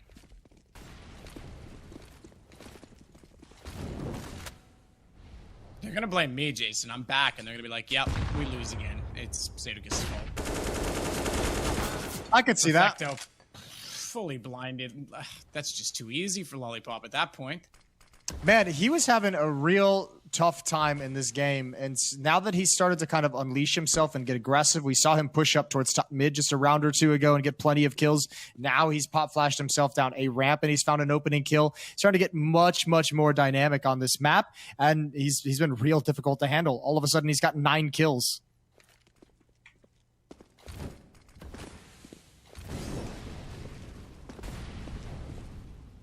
Molotov's out toward A main, and in turn, they're put in sandwich. Box back out around from jungle, tries to see through smoke toward the apartments potentially. Mid take with a split from Palace. Standard A play. They're down a man already as Perfecto's gone, and Lollipop's just going happy, trigger happy. Nearly caught out. 23 HP. He remains alive, and that's crucial because now they can rotate the positions, change them off. In fact, he's going to go back. He wants to play this with Cheo. Smoke him, though. That was fast. We barely saw his shoulder from the other perspective, and now you're crawling through murder hole? Not a chance. As Bit takes Box. Box and Bit have been having a big old boxing match, and it's been a bit of a time, Jason. I think that was a bit frantic to continue. I think it's like that running around from Lollipop is really frantic in that A bomb site. It felt like he didn't have any plan whatsoever of how he wanted to play this and how he wanted to play it with a teammate as well. And I got to feel like Jo actually ate a bullet that was meant for him on rotating over, which has got to be frustrating. Leaving the bomb site, evacuating it with all that noise, they peek out, get some damage on you, and then you're coming right back to the position that you just ran away from, and your teammate gets punished for it. A little bit disorganized there, in my opinion, but it's okay. Still a 2-round lead, 11-9, but it's good to see Navi get back to some of the winning ways. Nice job getting map control and just kind of squeezing and pinching from Palace and from jungle. 2 rounds between them. Money on either side, albeit just on the Navi side, to be fair. Less overall in the aggregate totals for Nemiga, but players like Boomich, for example, really struggling to get a full buy together. He does. $50 left over. I suppose Bit could have dropped him down if he wanted to get utility to go along with it, but standard A holds so far. I don't see anything out of character yet, as Disbalance will hold back from CT spawn, and up above on the balcony will be Lollipop. 21K. Electronic Shorely. Too slow. Oh, wow. Okay. I think that might have been a Go TV. It didn't look like he was swung that far out, but absolutely nailed it. I thought his shoulder was going to show. Either way, I Disbalance will dispose of Simple. So the op down on the T side. This was a problem last time, is that they could not hold the CT position because Simple was just too perfect. Perfecto this time will go ahead and get one as well as Electronic swing jump for Palace. And the AK at range will take down MDS. Much the same again. They catch out I Disbalance. Murder Hole once again turning out to live up to its name. And it's just Jo left. Double digits for both teams. This is great. Perfect time for Navi's T side to come alive and deliver them 2 critical rounds in a row. And they're going to be taking all the money away from Nemiga. Look at the cash that's built up on this defensive side. It's absolutely nothing. They've got no toys in the next round. This is beautiful for Navi to be able to even things up. And that's just a slow, measured, constricting hit onto the A bomb site. Nothing special. Just executed very, very well.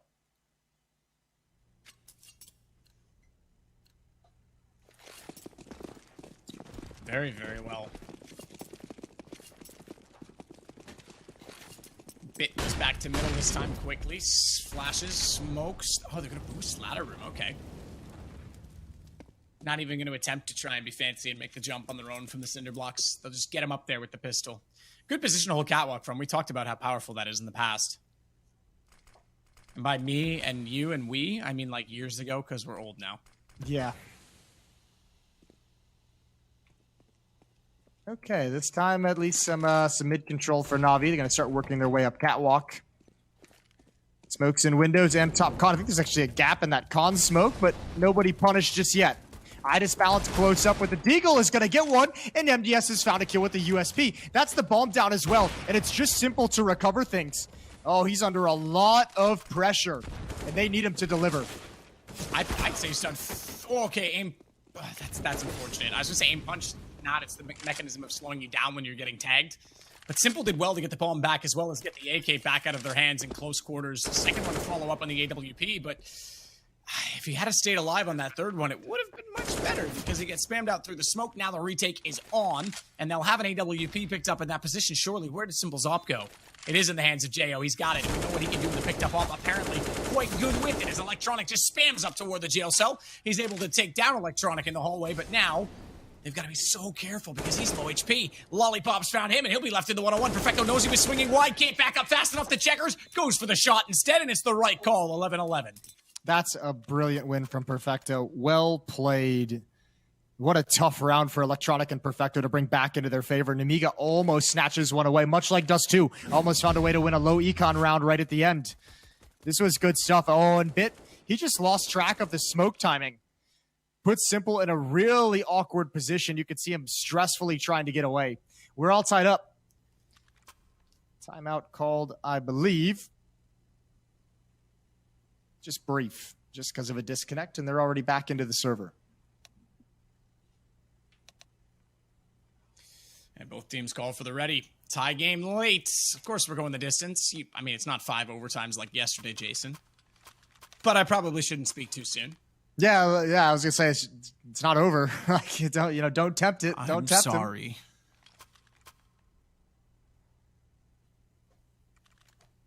I never meant to hurt you. When was the last time you casted a 5 overtime match? I think it was at a CIS minor, wasn't it? I mean, I've casted like a 78 round game, but that was at the PGL. Minor. Wasn't that CIS or was that it? It was CIS. You're right. Yeah. No, it was DNDD and Pixel Fire, so it was Europe. Okay. Going way back there now. Doubt either of those teams still exist. I disbalance. Simple gone again early. Hasn't been winning that op duel very often, has he? No, it's been tough. It's rough out here. Electronic inside the smoke as it fades. Who's going to win? Lollipop just backs away. Oh, but he's under a lot of pressure. Oh, Molotov out. Poor timing. Lollipop. Oh, Electronic can't get the spam. This is so tough. And Lollipop can really only tuck himself into a corner. If he goes forward, he's got the op. But Idis Balance has done enough damage to force back Electronic. And he absolutely has. The fact that he couldn't get that trade fast enough either means that immediately there's going to be a rotation out from jungle and they can't chase it. Yeah, and I mean, just Nemiga just barely holding on to a man advantage until that tag. That was really, really stressful. That was on an edge. It could have gone either way. Perfecto's hoping somebody walks into him. Somebody checks something. Somebody comes to get information in middle that he can pick somebody off and even things out.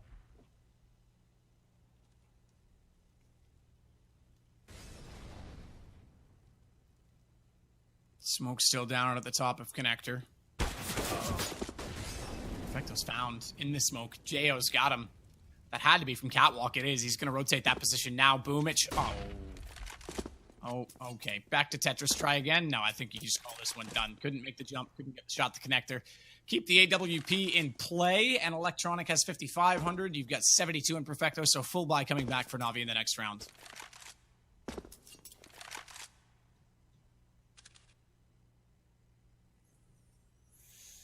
Uh-oh.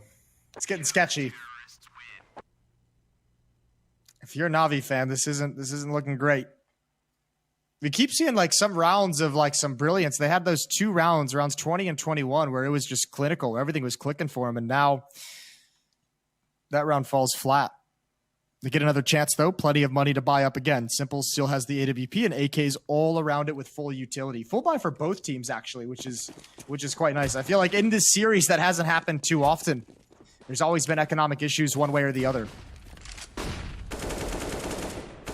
Boomich very fast. Gets one already.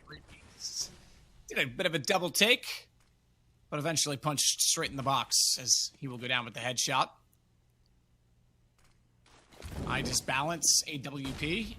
Really the last line of defense in some ways because he's at B alone right now. Although JO and MDS are going to go over there. They're going to gamble for a stack at the B side of the map. And so far there's no one showing on A. I think MDS is realizing now. No, okay, he's still going. So this will be, I think, pretty much a save call right away as soon as the bomb goes down. Makes sense as well. Not a bad call in any way. And Navi doesn't have any of the funds to go hunt for it. And also, I mean, this early, I don't even think they'd be that motivated for it. So should tie us up 12-12 when Navi do eventually realize this is all free and clear. The 2 kills from Boomich are spectacular, and they are enough to deliver a round win.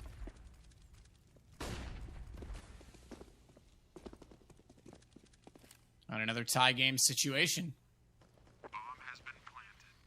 So we're in it to win it now, Jason, because we're going the distance. Money's starting to break down. Remember, we said Navi, they couldn't let that economy get out of control. They've done enough to keep theirs just about right. And this buy was the last buy.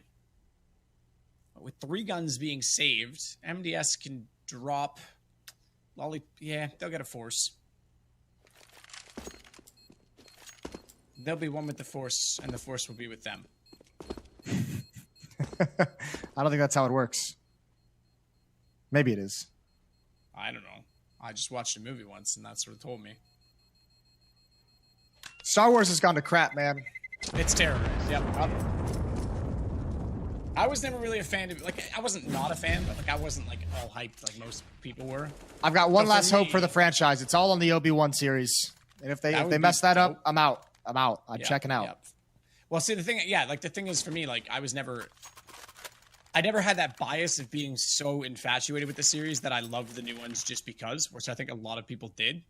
And they stubbornly still try and defend them, but it's not nearly as good. And the other ones didn't even remember that much anyway, so I was instantly like, yeah, I don't like these. I'm out.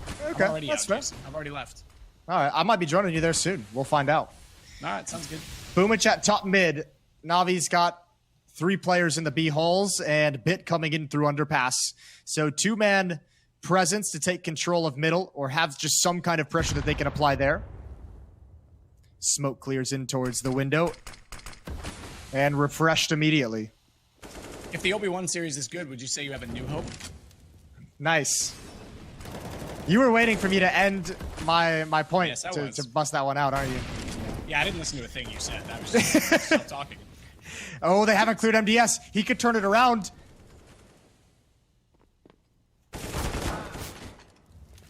Perfecto, though. He's going to get MDS box. Smokes off window, jumps across. Bomb's going to be planted, and they're going to have to save again. So Navi's going to claw back just enough to take the lead by 1. But Bit's on the hunt, and they're running straight toward him. Tons of noise. Box goes down at tickets. Lollipop, he knows he's there as well, and he's going to be smart about it. No need to commit to the peak. Instead, they'll bring a second player in. Lollipop reads that well, but he's getting surrounded. They want every gun gone right now, and they'll get it.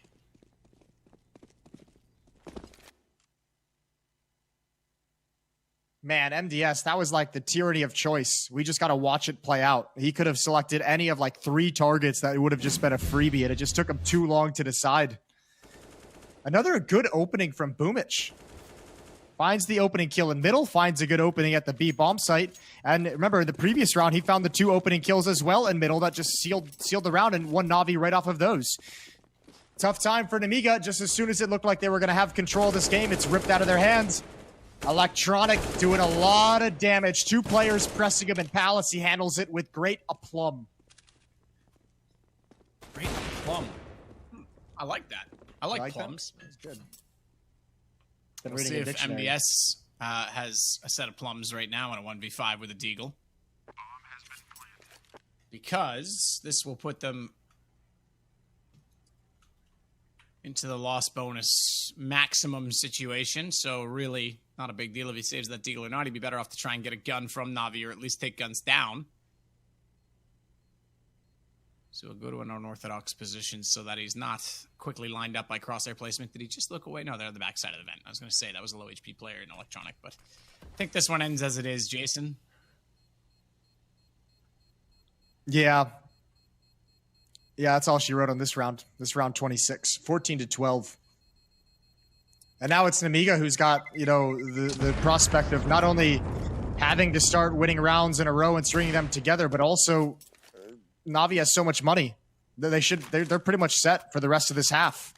Even if they lose everything, even if they lose all the rounds moving forward, that losing bonus is going to keep building up. So their cash flow should be good.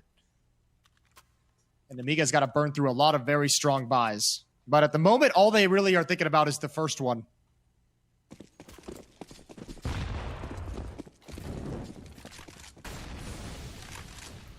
Molly toward the window. Smoke already there, so that will detonate. Sometimes that's trying to beat the smoke, in fact, so that it causes it to not bounce and leave a gap, which is exactly what iDisbalance has created by doing that. So good read by him, good play. It's the little things, Jason. It's the fine details.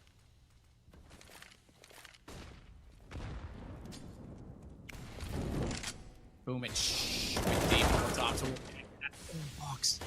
He had to win that surely. He saw it go over his head. He knew he had the angle and the advantage, but Boomich gets two, and suddenly mid is cracked wide open. His iDisbalance will miss the shot, but MDS at least recovers one. Not fast enough to turn around and catch Perfecto jumping in from B, and Navi crack open a bomb site once more. It should be mapping series point. Well, if Simple's still going out for that seafood dinner, he's taking Boomich with him because Boomich down the stretch has been the difference maker. This is now the second round during this streak, during this 3 rounds that they've won, that Boomich has opened up, or excuse me, 4 rounds that they've won in a row, that Boomich has opened up middle with 2 quick kills.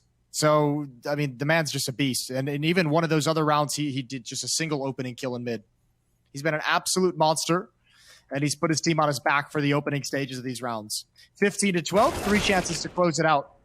And if they manage to take all the guns away from Nemiga, there's no money to play with. There's a $3,400 bonus. And throw everything at this Opper. 2 different angles they're coming at him from. Gone. And he's gone. He's dead. So $3,500 is the most they've got to work with. Give me 37 on MDS. Was that Simple even going for the knife at the end there? He might have been. Why not? I think he was. I think he should have the angle sooner than that. Either way they get the kill, it doesn't matter. It's done. But that would be so simple, wouldn't it? This is This just is so sick filthy. from Boomich. If Box gets that kill, that whole round is different. Yes. Well, 3 FAMAS, an SMG, and a Scout to try and hold on for dear life. 4 players from Navi in middle. They might just walk down this mid ramp and just exec right off of that. Smoke is up for the moment. That's going to give them time to pause and rethink.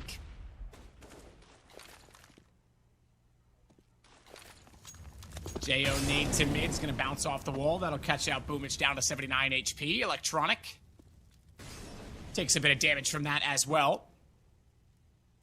Simple's looking gap in that smoke, and he sees straight above it. And this time the AWP in Simple's hands overwhelms that of iDisbalance. Not that he had one of his own this round, but it's a good start from Navi to close this out. Bit's going to catch out Lollipop, trying to get aggressive toward A Cave and see if there's anything going on.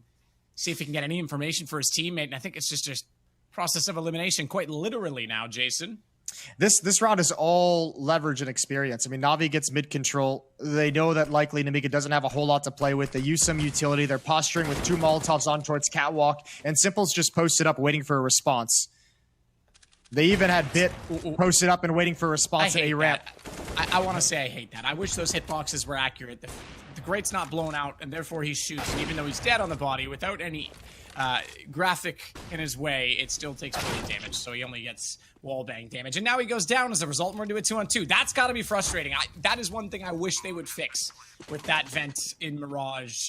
Either way, bomb planted. Navi still with a chance to wrap this up as JO's on very low HP, but they are going to pick up the AWP onto him, so that HP may not be as much of a factor. Boomich with a flash toward the arches. Now, they're not aware that both players are here, but Boomich has gone well enough past Checker that at this point they're both going to start looking there. And Boomich feels confident and safe behind the pillar. Bit will take MDS all onto JO with the picked up AWP.